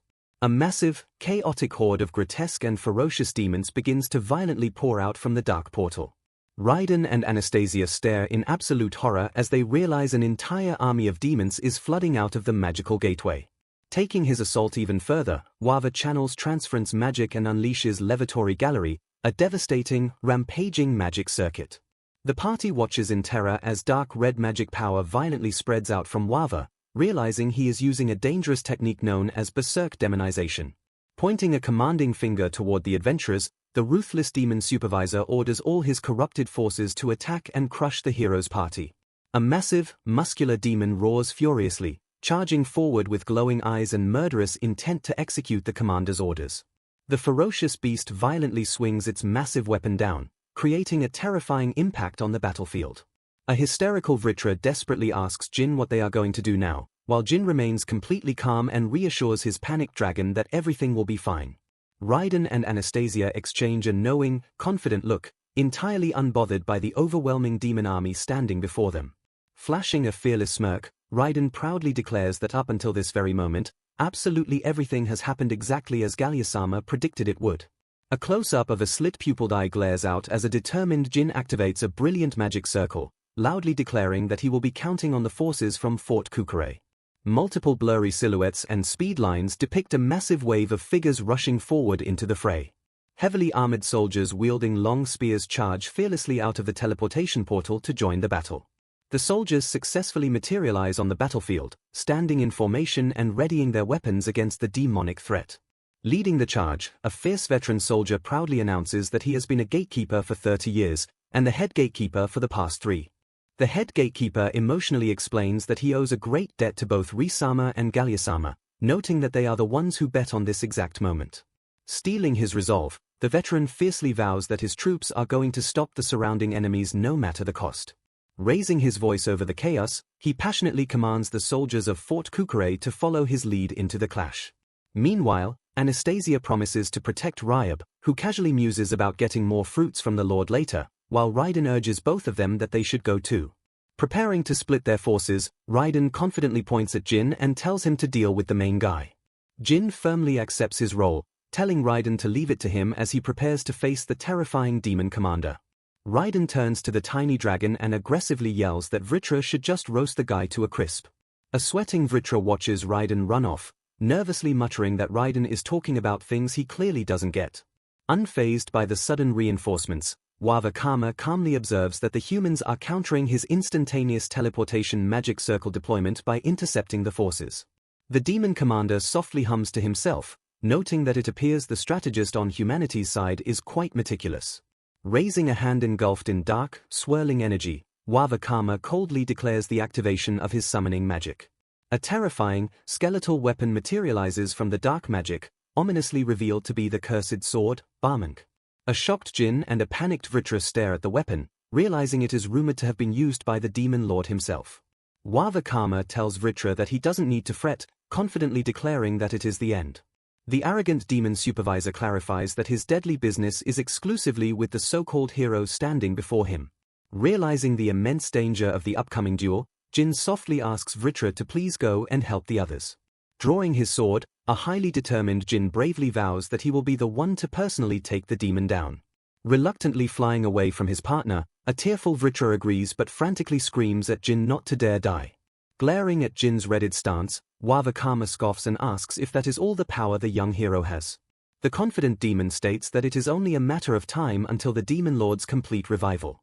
Jin desperately blocks a massive, crushing downward strike from the cursed sword, fiercely declaring that it isn't over yet.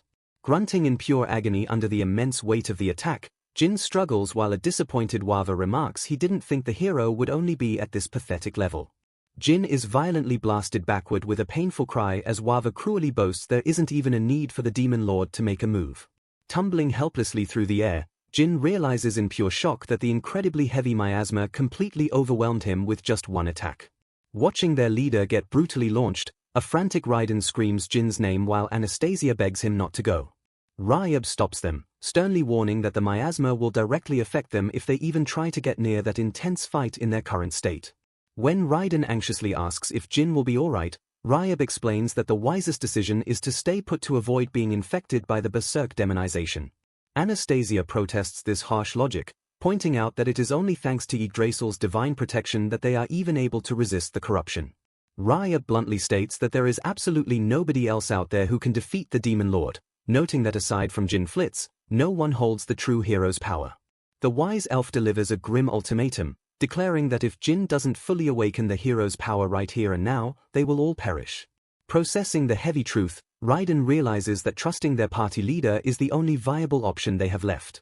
A determined Anastasia turns her back to the duel and bravely faces the demon horde, modestly claiming she is just a healer. Raiden releases a frustrated sigh and curses, while Ryup casually threatens to charge him even more fruits if he becomes a burden to her. Flashing a confident, adrenaline-fueled smile, Raiden yells at the ancient elf to stop trying to take advantage of the deadly situation. Throwing a devastating punch at an incoming demon, an enraged Raiden screams out to his best friend, warning Jin about the dire consequences if he dies there.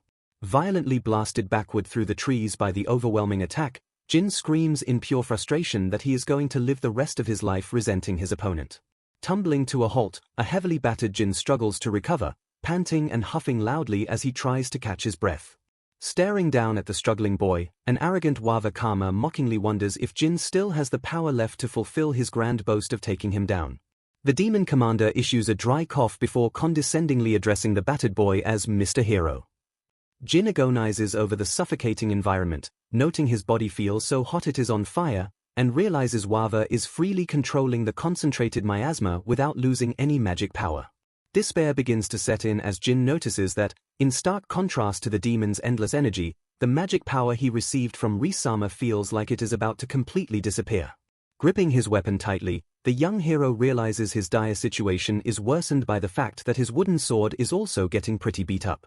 Refusing to give up, Jin bravely stands tall against Wawa, declaring that compared to this miasma, his dream of becoming an adventurer and creating a world where everyone can be happy will not falter.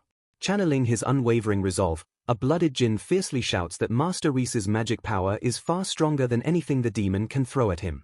Annoyed by the boy's persistence, Wawa notes that the existence called a hero truly is a hindrance, since Jin manages to retain his reason despite being exposed to so much miasma. The demon commander narrows his eyes and asks Jin a probing question, wondering if the boy hasn't ever thought about his own unnatural resilience before. Pressing his psychological attack, Wawa directly questions exactly why Jin's willpower is so incredibly strong in the face of absolute despair. Wawa tries to plant seeds of doubt, asking if there is really any need for Jin to go through so much danger, and questions if the boy genuinely believes that incredible willpower is actually his own. Looming over the battered boy, the demon commander suggests Jin is merely acting out a role, claiming that this twisted world has simply granted him a factor to force him to stand against the demon lord's revival. The psychological warfare hits its mark, leaving a completely stunned and sweating Jin to stammer in confusion over the concept of merely playing a role, while Wawa flashes a highly sinister smile.